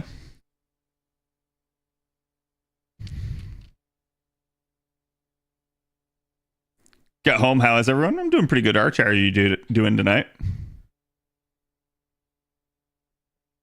Like the stuff that Morgan said? Yeah.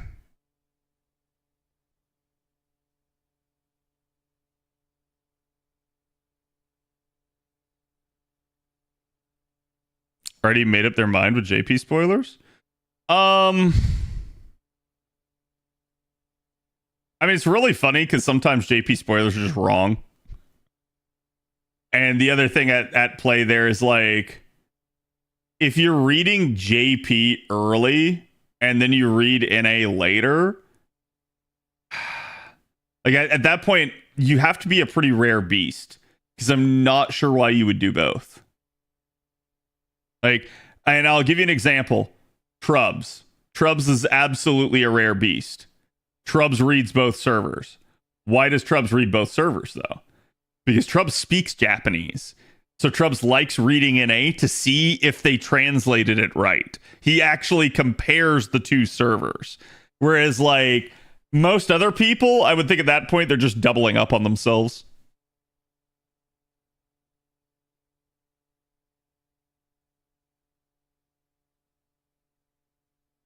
I think story discussions could be great content for YouTube. Oh, they probably could be.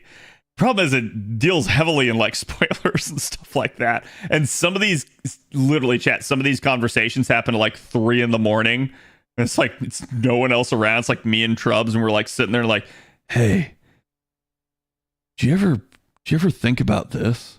And he's like, yeah, that's kind of an interesting idea.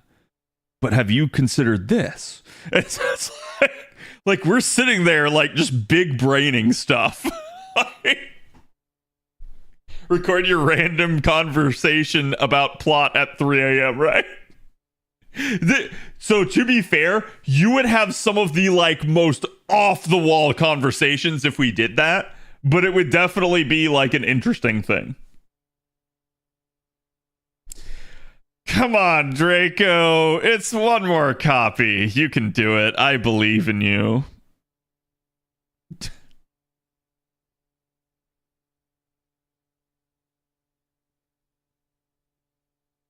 You know, I'd watch the F out of that. Oh, I think a lot of people would.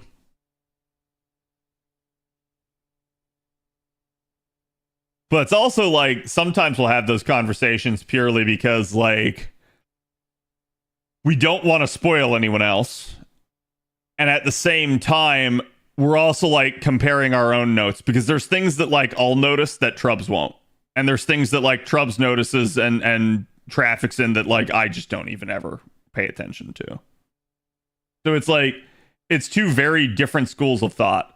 Trubs is always attacking things from like the lore standpoint. I'm usually attacking things from like the narrative pacing and like scheduling standpoint. So it's like, I know so many tropes, I know so many writing styles that I can reasonably predict the way certain things go.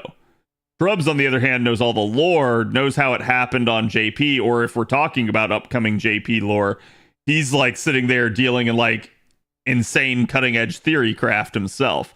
Because like he'll go and sit there and actually like, so I don't know how many of you guys know this about Trubs, but Trubs literally on the regular goes and interacts with live streams on the JP side. Oh.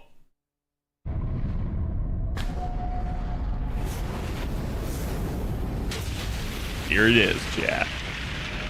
NP5, baby! Woohoo! 10 USO saved, yes.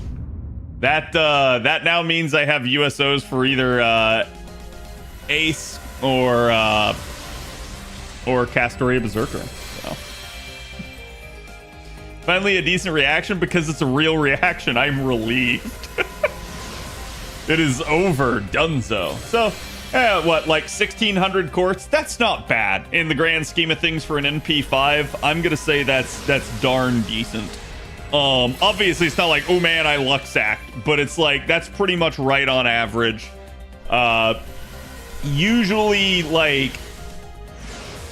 Usually it's somewhere around here. It's like in the 1,500 to 1,600 range is where you'll get it.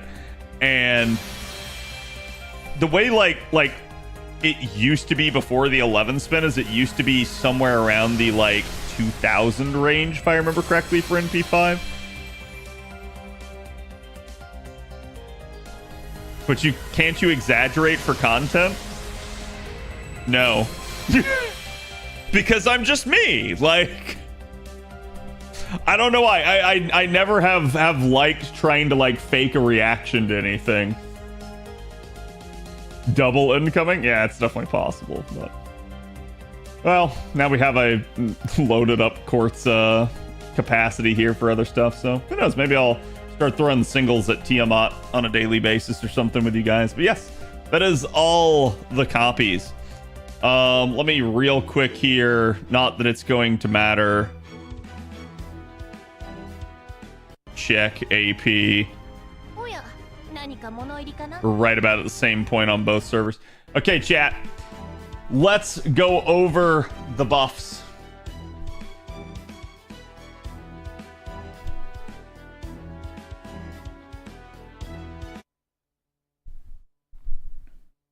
Jesus, 3 hours. Yep. Welcome to an NP5 roll session.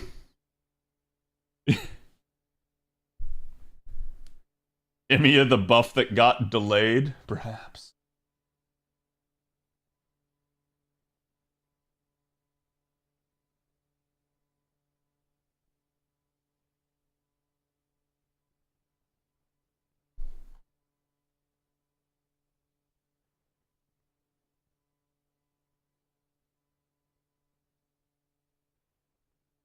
Actually didn't look at which skill this was on.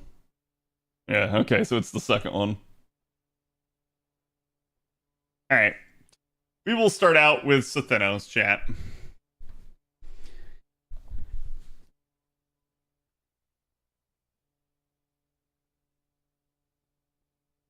NA was more kinder to me. It took me 1k St. Courts to NP5 Draco versus JP 3k. Yeah, 3k's nasty. Like, again, I've been there myself multiple times. To me, chat, if I get NP5 and around 2k courts, I'm good. I'm good. Like, you wish it could be less, but you're like, it's fine. And the reason why it's fine, even though the rates are a little bit better nowadays than they were back in the day, that's the way the old rate was. So 2,000, I'm okay with. Because it can get so much worse. It can get so much worse. Let me tell you. Like 2,000, I consider that a win. Still. Speaking of the devil, yes. Feels good, man? Yeah. Oh, yeah. So what I was going to say is a lot of people don't realize this, but Trubs pretty much on the regular goes and talks with people in the live streams talking Theorycraft on the JP side of things. Like, Trubs is in the know for, like, all the discussions that are going on that end of things. So if you guys ever want to, like, pick Trubs' brain about any sort of theory you have about FGO, he's a really good person to ask. Dad has seen shit. I have. I have gazed into the void, and the void has stared back.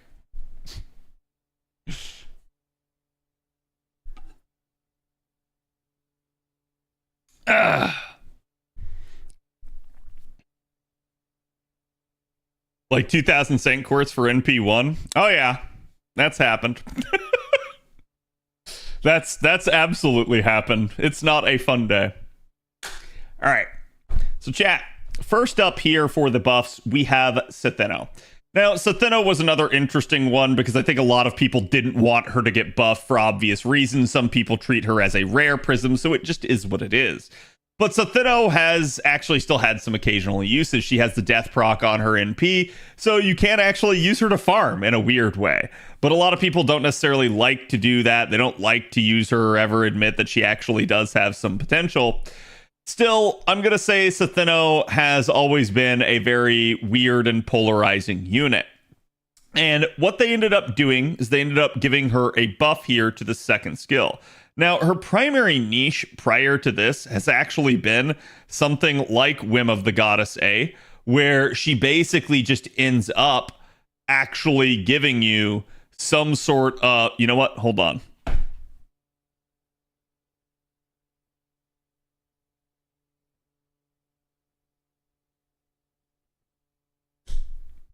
There you go. My bad, okayist. Let's start over. You remember? I did remember, yes.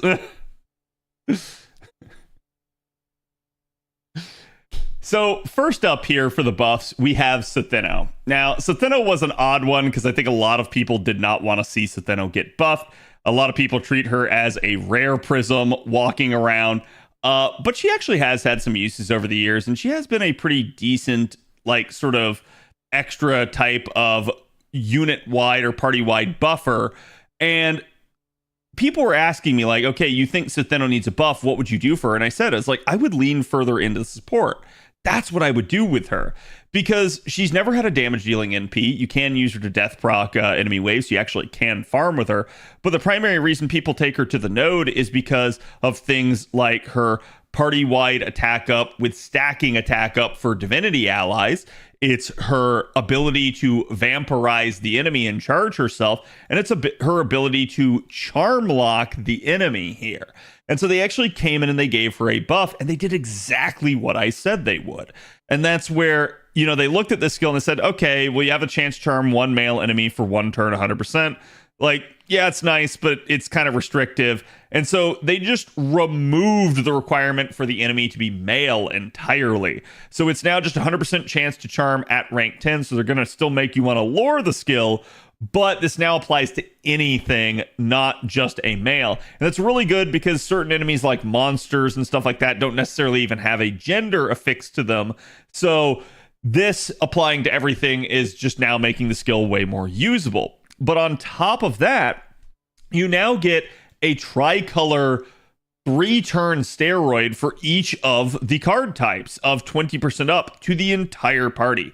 So this is good. And I like this because this just basically allows her to function with anybody. It does not matter if the unit is Buster. It doesn't matter if they're Arts. It doesn't matter if they're Quick. Sathino will be able to at least enhance their output. So where her primary use is going to be is in buffing the party and literally trying to like death proc an enemy wave.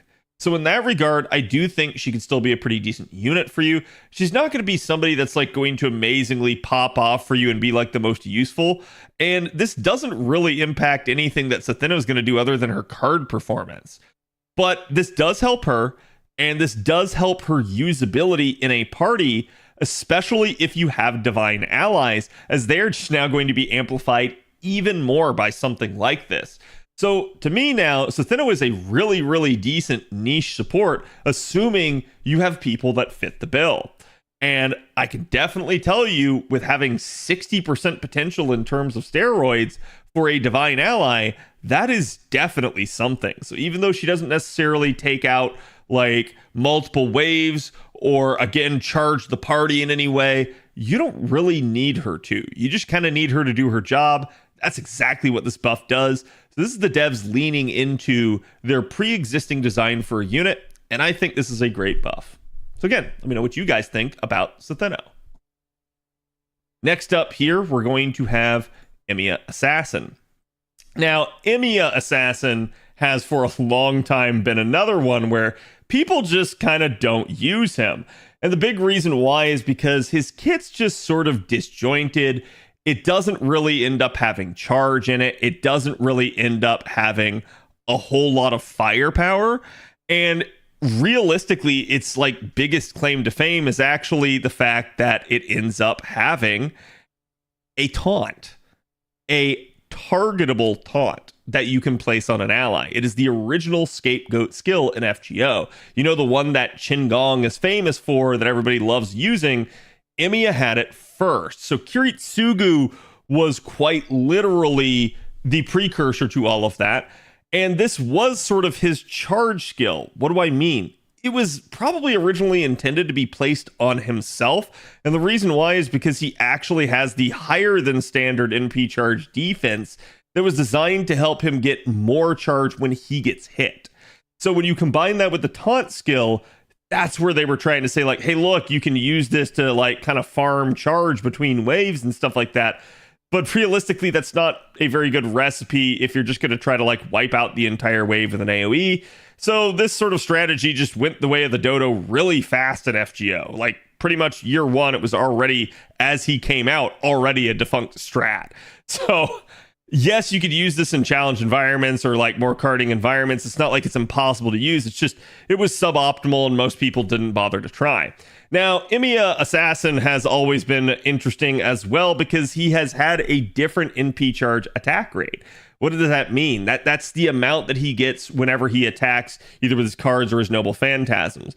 There's a NP charge attack rate that's normal as 0.46 since he's an arts unit that has multiple hit counts on the arts cards. But he has a separate NP gain rate for his NP.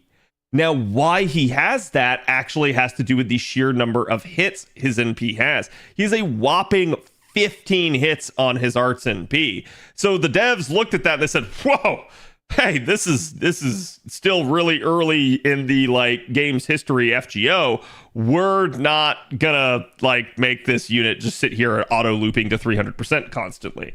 So they gave him a different NP charge gain rate because they knew if they made all of his attacks do that amount, it would make him too weak. But if they allowed his NP to scale to the same rate that the rest of his attacks did, that would be too strong. So what's interesting now is they've come in here after the fact and they have buffed this third skill. And you guys can see they increased the arts performance for 3 turns. And the reason why is because honestly, his NP gain rate was still kind of crap. Like, yeah, if you had a whole bunch of buffs on his NP, he could refund pretty decently. But it seems like for better or worse, they were way too cautious with Emiya, and they kind of missed the mark. Again, he doesn't have a charge skill, and I think they were highly overvaluing that whole taunt gimmick. So looking at this years later now, the devs have finally realized that this was the change that they needed to do for him. So they give him the 3 turns of arts up, and it's not your standard like 30% either. It is 40% arts up. So this is them kind of acknowledging, yeah, the man needs more damage. The man needs more refund. We kind of messed up. Oops, we're sorry about that. And you guys can see, again, he originally had the 40%, but it was just the 1 turn. So it's like it gave him that one-shot firepower, but it didn't really afford him the ability to keep doing anything. So him having the 40%, but having it on a 3-turn duration now, way better. And so you can see they also granted him a self debuff on attack for 5 times 3 turns that will remove the latest buff from an enemy whenever he's attacking, activating first. This in and of itself, I mean, it's nice, but it's actually not that big of a deal because he has Invuln Pierce already in his kit. So you weren't really going to stop him. I guess you could, pop defense skills and then you would reduce the damage. So in that regard, this effect does have value. But what really makes this special is the second half of it. If successfully removes a buff, it will increase his own attack by 15% for 3 turns. So now we get some payback where if you can manage to actually buff strip an enemy over and over and over again, Kiritsugu is just going to keep getting stronger.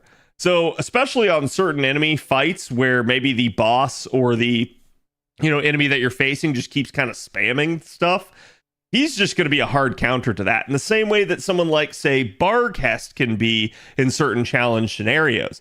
He doesn't necessarily have the capacity to heal himself, but he still at least has, again, some good staying power now with the 3-turn buff duration and the attack up for 3 turns here anytime he removes a buff. Do keep in mind, this will not work against certain enemies that have guaranteeable buffs, like from a challenge environment where it's a break bar effect or it's a fight specific gimmick. So if it has a white border around it, he can't remove it. But anything else, fair game. So this is definitely a strong upgrade for him. And so now let's look at the actual changes that this makes for him by starting out and looking at his refund. So on screen now, you guys should be able to see his refund numbers and how this change is going to kind of end up impacting it. So you can kind of see here with double supports, and obviously you could include a third support, someone like a Proto Merlin, a Tamamo, or heck, even just like an Oberon for brute force charge. All of that's possible, but you guys can see here is your actual refund numbers over here on the right. You have the number of overkill hits being detailed at the top. 0 overkill hits just means you didn't kill the enemy. 1 overkill hit means you killed the enemy. That's right. If you kill an enemy, you will automatically get an overkill hit, no matter what. Because the hit that does the kill, the finishing blow, even if it's the last hit, will count. And then the maximum value here being 15 out of 15, which frankly speaking is highly unrealistic because it means you would need to kill with an infinitesimal amount of his Noble Phantasm damage. Unless you're going up against like skeletons and Fuyuki, don't expect to be hitting any sort of number like this. So what you're seeing here is that, relatively speaking, against his true counterclass being Riders, that you're looking at him, gaining with double castery about 55% NP gain. So he's going to kind of get halfway back to his NP. So this is where maybe having that third support, again, you could even use something like Shufu, Nero Bride, Paracelsus, you name it. You can get a little bit more. You might not be able to really get him to a full loop, but you should be able to get a decent chunk. Should be able to at least hit that 50% breakpoint with him against Riders. If it's all classes other than Berserker, you'll get about 50% back. And then if it's Berserker with 1 hit of overkill, he's only going to get 40% back. So Berserker is the one you actually need to be wary of because, again, NP gain versus Berserker is just not really that good. The break-even point for Berserkers, by the way, with double Castoria is 9 out of 15 overkill hits, which is really hard to hit as well. So that would be where he would hit that nice even 50%, but maybe you have enough charge to kind of offset to make that not as big of a deal. But remember, that's just 2 supports. You can augment that with a third. So let's look now at the actual charge scenarios. So on screen, you guys can see this is where we've kind of broken down a typical like 3-turn type of setup for Emiya. Again, he only has about that 50% refund, so yeah, he does have a lot of hit counts. Obviously, you could take an NP gain related unit. It will help him, but in his case, it might just be best, especially for firepower, just to brute force him with Oberon as the third support. So looking at this, we can start him out with at least a 50% CE. We can have double Castoria there in the front line. We can use all of one of Castoria's skills and at least use the arts up from the other Castoria on him in turn 1. It's going to bring him up to 100% charge. Fire off that first NP at 100%. He should be fine. From there, he'll refund about 44% since you didn't have the second Castoria's buffs up yet. So you're going to go ahead and pop all of the second Castoria's skills on him. You're going to rotate one of those Castorias out, bring an Oberon. At that point, he should be at about like 94% charge. And you'll go ahead and pop Oberon's first skill on him, just getting the extra 20% there. That'll bring him up to 100%, fire off the NP in the second wave, and he should refund about back to 55% now, assuming we're up against Riders. Remember, this is where what you're up against is going to matter. If it's Berserkers, it's going to be way less. If it's neutral classes, should be hitting that nice 50% break-even point.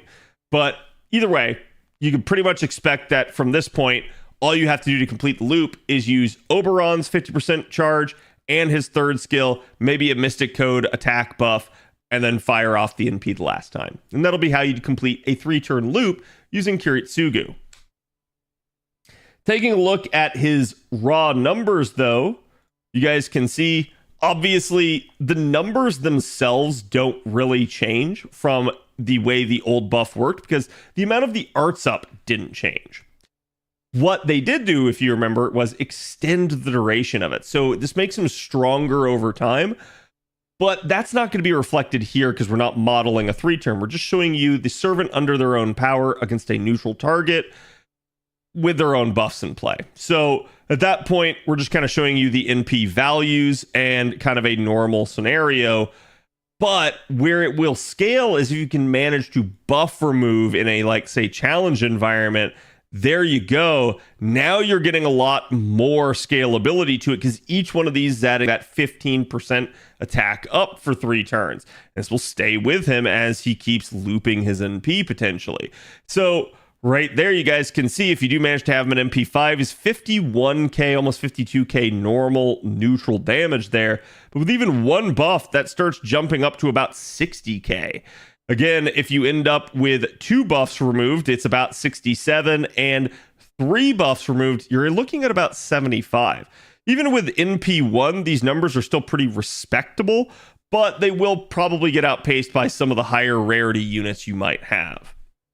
Now, let's take a look at Emiya in an actual 50% sort of charging scenario with, you know, him being under the impact of external buffs. So he's in an actual supportive comp. He has a Mystic Code. He has a Craft Essence equipped. This is double Castoria Oberon with a level 100 Ocean Flyer Craft Essence now. You guys can see wave 1 at NP1, about 101k. These are still neutral numbers, so not effective. Wave 2, 149k. Wave 3, 271 there. You get that nice spike with Oberon, but remember, it's also that 3-turn arts buff really helping him out. So where that's really going to play an impact is, 1, you're going to have it for all 3 turns. This means that certainly, like, wave 1's going to get a marked improvement in firepower since you're not holding the steroid for the 3rd turn. It also means you don't have to maybe sometimes try to use the steroid in like a mid-turn to make the loop work because you maybe don't have enough refund otherwise. So this really helps things out as it just frees it up to being used on turn 1 and having it apply to all 3 waves. You don't have either of those 2 problems kind of coming into play. At MP2 here, you can see the scaling works quite nicely. You get a nice little bump up of about anywhere from 20 to 30k on all the numbers. But realistically, where it's going to make the biggest difference right there is with that scalability with Oberon in Wave 3. All of a sudden, boom, NP2 having a huge impact there of about 60k.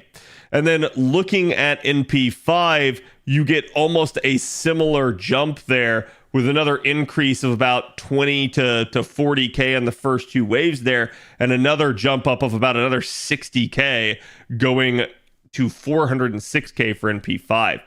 Looking at, again, him with 1 buff removed, though, you get a marked increase in the damage output because, again, that scalability with Oberon combining with other buffs now, all of a sudden, now you're looking at 347k, so a huge increase over the original NP1 number for Wave 3 without a buff removed. So removing buffs going to be a very big deal for Emiya if he can manage it, as it's really going to help his NP damage scale in a proper composition when he has all of those buffs stacking and multiplying themselves. So highly, highly recommend trying to take advantage of him and use him to that effect. And this is going to give him a lot more use as a challenge unit, which frankly is where his taunt skill will work the best.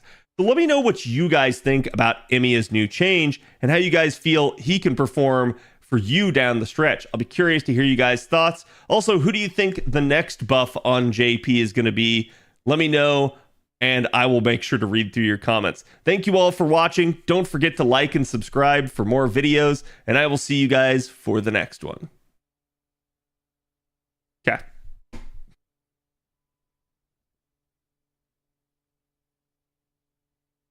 Check your DMs when possible. Thanks.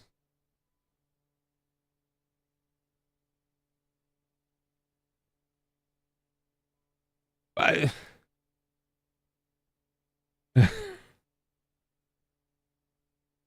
what is that supposed to be?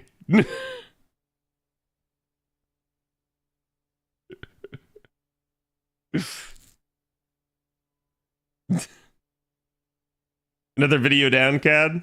Yep. For the next time? I don't know that I want to put that, though. Unless you're saying you can edit that out.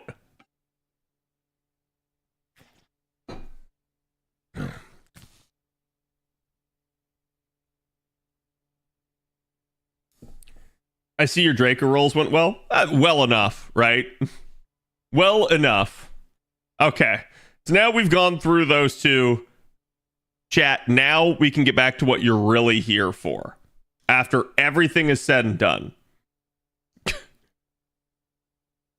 Inventory management. Because I can't spin down any of my AP or work on Draco really until I do. Holy crap, I have a lot of craft essences, though.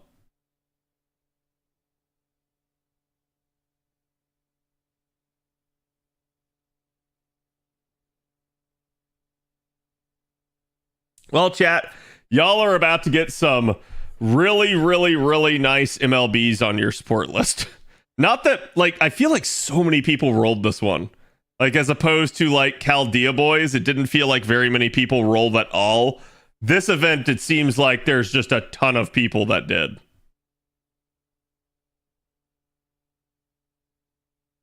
How many copies did you MLB? I did too. I don't know. We're seeing.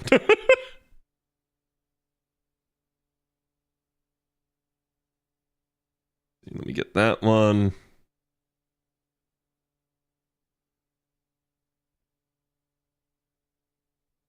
Is mana loading still the best Draco append for only having her NP2?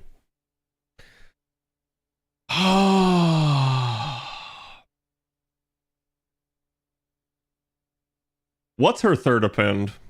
Someone remind me. It's one of the 7 base classes, isn't it?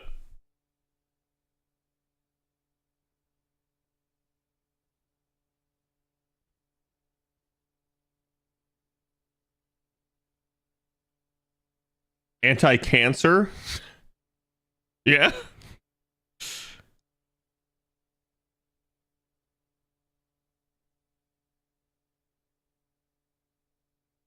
Yeah, anti-caster. I mean, caster's definitely a good one if you want the extra damage there. I'd still recommend the mana loading. Like, getting her to her first NP and starting a loop with her is really, really imperative to getting her to function well.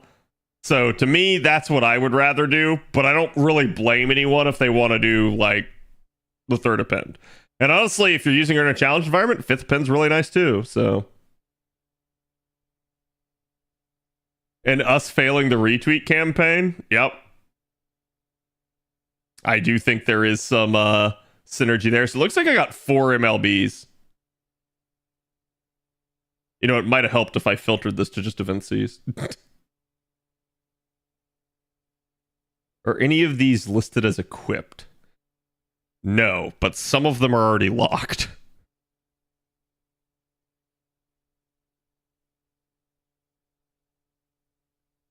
The C is so bad? What, mushrooming? How can you say that in front of Avalon? We failed again? No, they're talking about how we failed for CBC. So many shrooms, yes. We're on a psychedelic adventure. The joys of management. To me, this is what they need to, like, do a better thing of. They've talked about, like, wanting to provide ways to, like, level Cs more efficiently and make CE bombs. They really need to implement that. Really badly. I think that is one of their greatest issues with this game, is that the inventory management is just ass at times.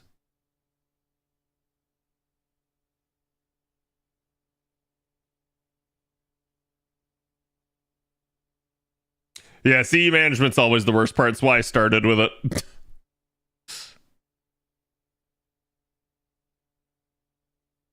And we can get to the funner stuff next.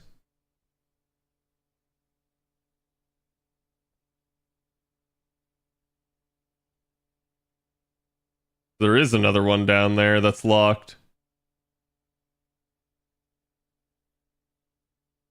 Unless that's this one.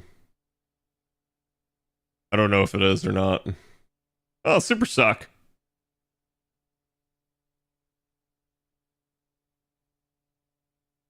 Okay, so that's 1, 2, 3, 4, 5 MLBs. I am not going to need a 6th MLB. So all the rest of those can stay unlocked.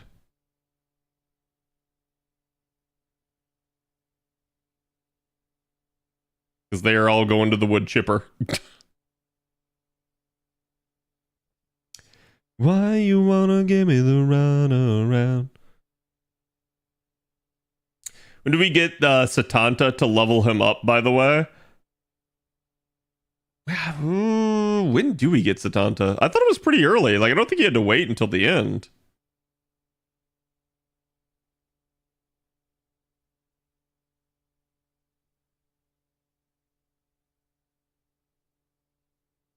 Next reset, next chapter. Okay, yeah. I just, like I said, I couldn't remember exactly, but I was like, usually I remember all of the ones that are listed as like, you don't get them until you complete the story, because those are always a pain in the ass, and they very rarely do that. So I make it a point to like try to remember each of those, and I was like, I don't think he's one of them.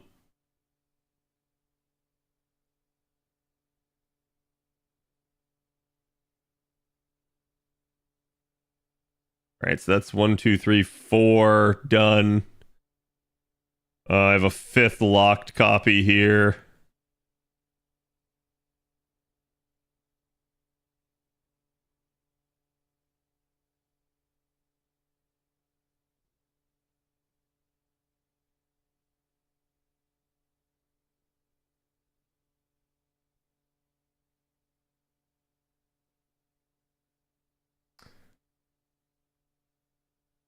Okay, so now I need to get rid of all my other C's, which, I need to make a C bomb. This is going to get painful in a hurry.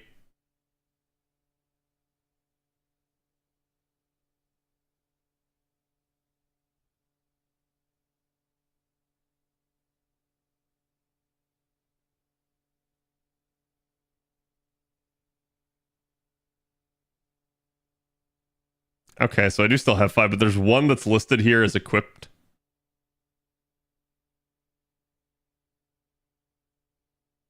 So I have to go check my friends list to make sure.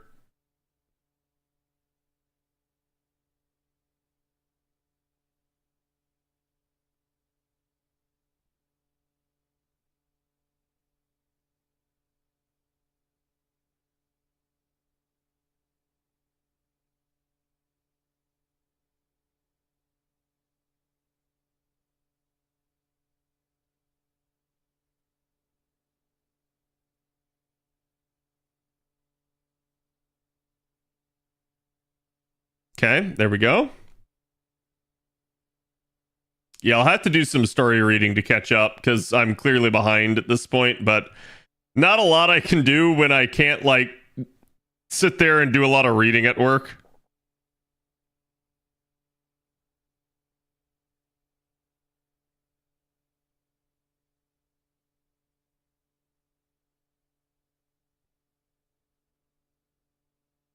Yeah, I'm gonna be in trouble real quick here.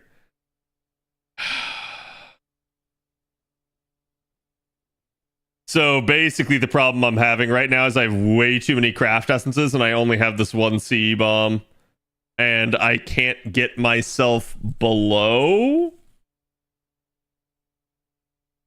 So let me see what I can do here. Wait, what did I hear did I just reconnect into Discord?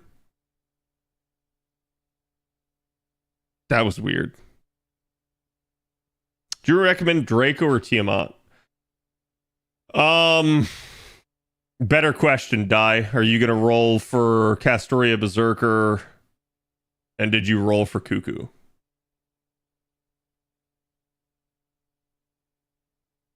I have a 2-star? Nope, I don't have a 2-star, but I do have a 3-star, so we can cheat. Behold, chat. A QP inefficient way to make a CE bomb. Don't try this at home, kids. Actually, I'm not going to lock it on purpose.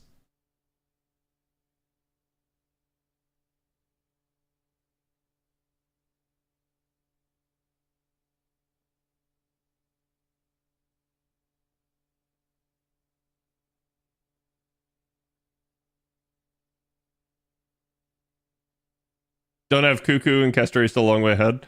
Yeah, I mean, but I guess the question is, do you plan to roll like Castoria Berserker? Because like if I'm trying to strategize for you to get it like as cheap as possible, like if you're not going to roll for Castoria Berserker, then Draco is a really strong choice for you. If you're going to roll for Castoria Berserker, there's still some value to Draco, but that's going to make Tiamat way more valuable for you since you didn't roll Cuckoo.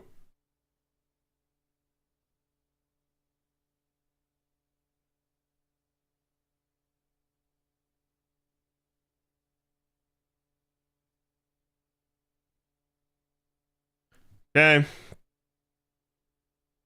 least this is mowing through this. The only issue with this chat is I'm using a higher rarity CE to do this. This is costing me slightly more QP than it normally would to do this. But at the end of the day, doesn't really matter. Still CE bomb.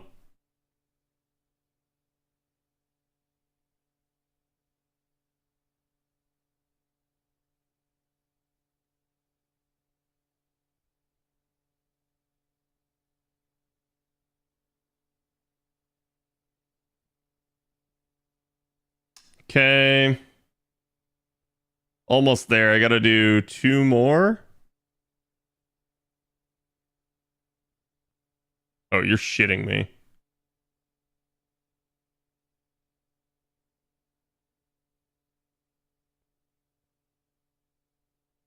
I have to get rid of 11 craft essences. Okay, let's do this the easy way. So there are some 1-star ones that I could get rid of, but they're really close to...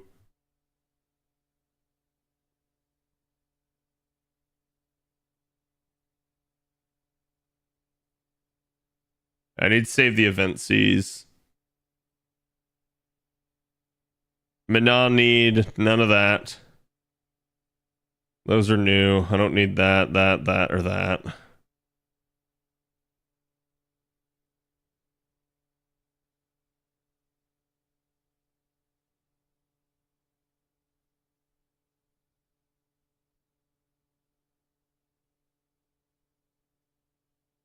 Oh, it looks like I can combine.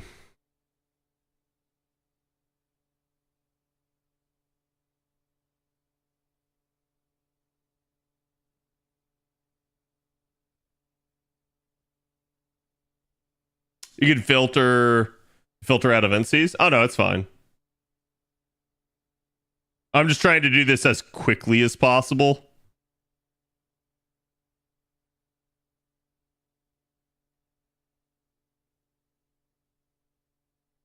So I'm literally taking easy combinations. Can you move anything to second archive? Yes. That's what I'll end up doing off of stream. But I'm just very quickly trying to see if there's like anything else I need to or want to combine. And it doesn't look like it. Go back to my 3-star C.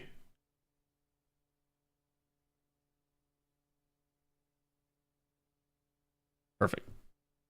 That gets me below. Okay. Sorry, chat. That took me longer than I wanted it to.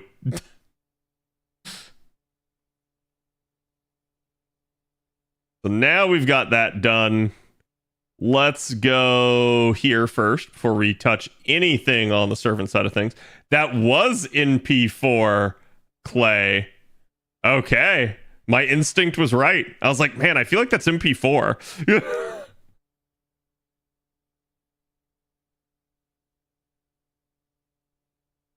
Obviously, we need to combine all the Dracos.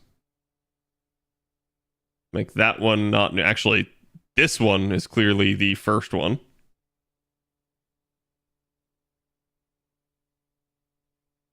That one's base. Swoop. You normally burn 5-star Cs for mana prisms. Don't do that. Not worth. Absolutely don't do that. Feed them. They're worth so much craft essence experience. Then which one's the original Locusta? This one. Get rid of the new. And go Kerplop.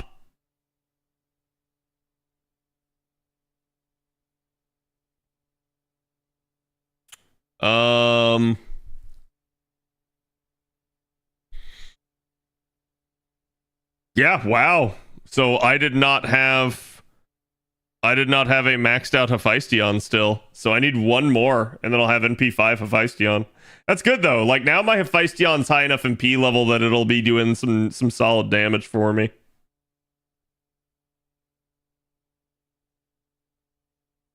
And I think that's all my dupes. Okay. To the burning.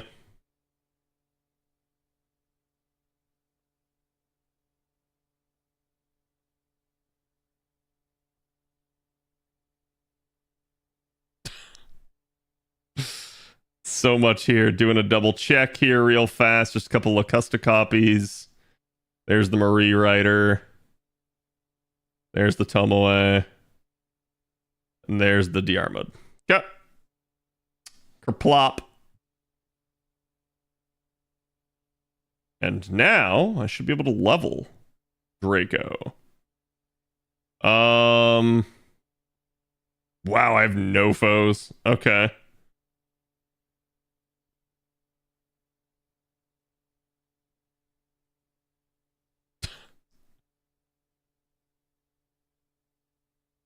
Let's filter out experience. Makes this easier.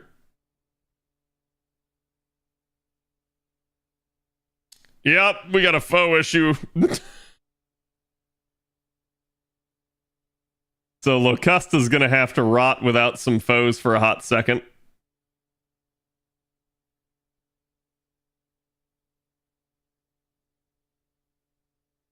Yeah, Locusta's poison modifier is really nice.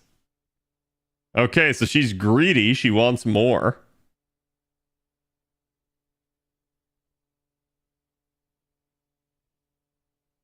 Ember's so bland. Still, I will eat them. What does she want to eat? She want to eat, like, actual people?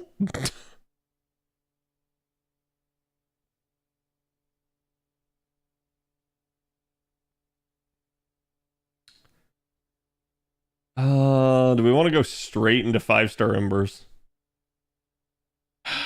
No. How much room do I have? I still got some room.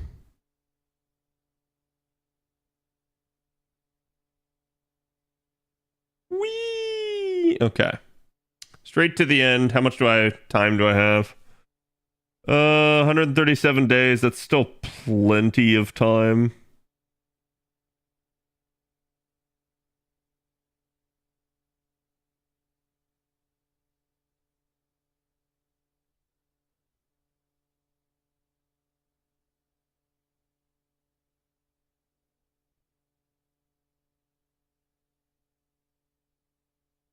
Still pulling out 10 and 11 stacks.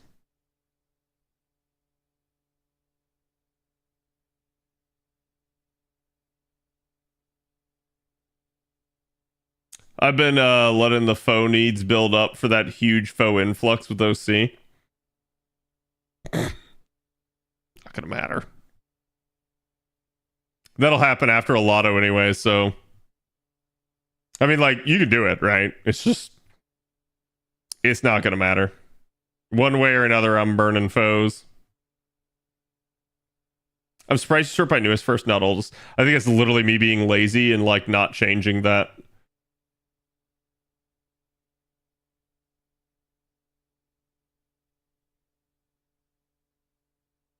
My form will never change. Your form literally just changed. You will need to wait 2,000 years for me to turn into Draco the City Eater.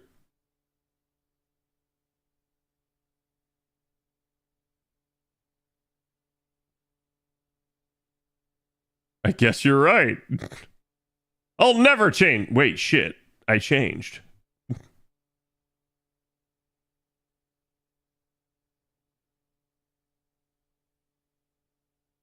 Working harder because of laziness. Yeah, it's like the epitome of laziness, where you're too lazy to actually even like lift a finger to do something, and therefore it makes you do more.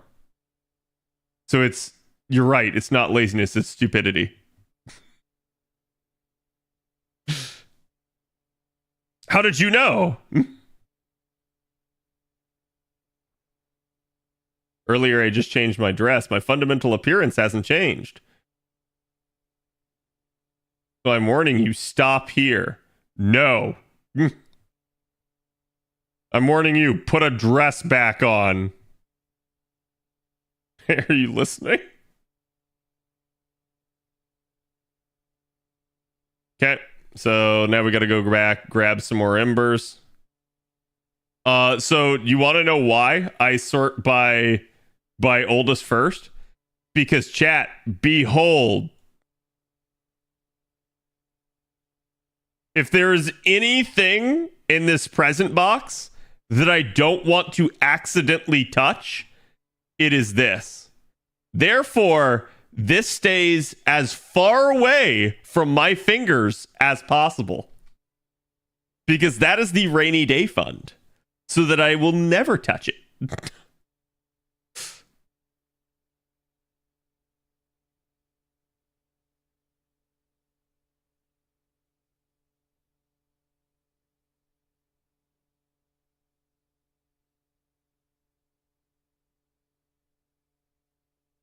And it's also because I started taking from the top, and I have no idea where in the like pattern I am now.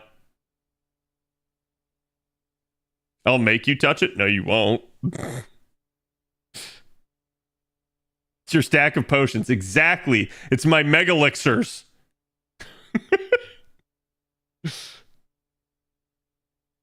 They're explicitly for the final boss. I'm sure I will use them then. Proceeds to never use them.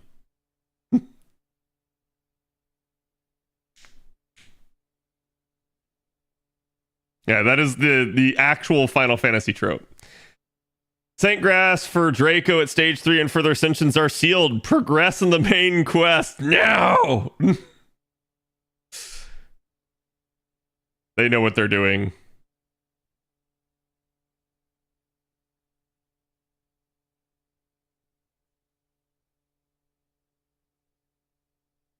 Bakamitai.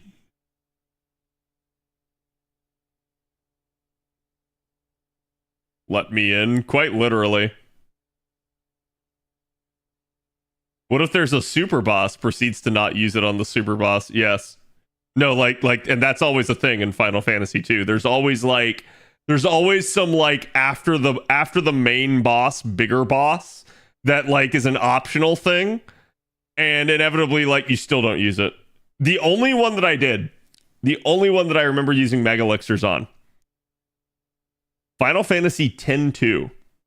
There was a mega boss at the end, and a lot of it resulted in you spamming certain abilities constantly for like hours on end in order to get through it. Then I did. Then I actually used my entire horde of those things. But prior to that, nope. So it was one of those like rare scenarios where it's like, wait, the hoarding actually paid off.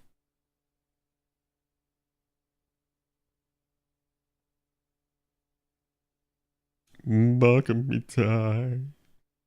See, I have no idea where I'm at coming from the top.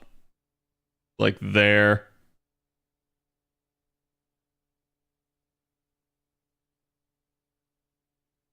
Bum bum bum bum. All right, that should be enough.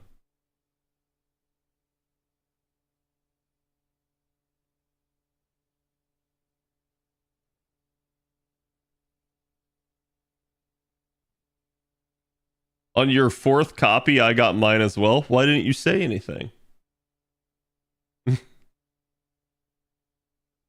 It's always the glass sword for me. This uber weapon that I can pretty much one-shot everything.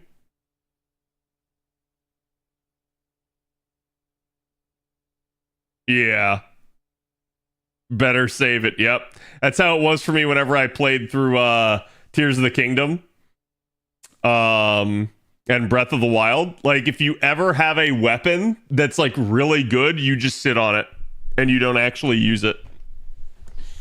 And you always use the shit weapons first. Because you can always find more shit weapons, chat. All right, chat. I will do my skills off screen.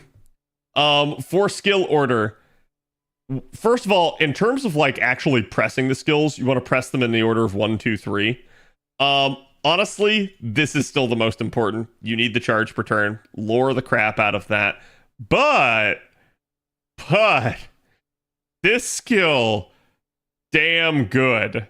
Damn good, chat. Highly recommend luring that skill too. This one's probably the most like debatable one, but it still increases attack. So I'm gonna lure all three. But all right, chat, that's gonna be it for me tonight.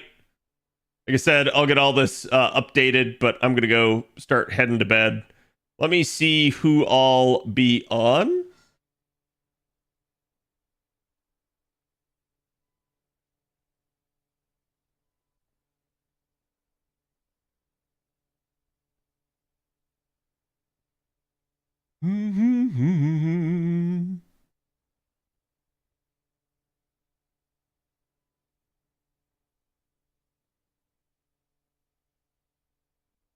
Yeah, I am seeing a Mr. Gacha Guru's on again, so I'm going to send you guys his way. They're playing Slay the Princess.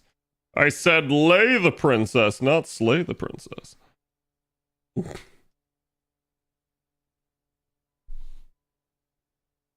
And again,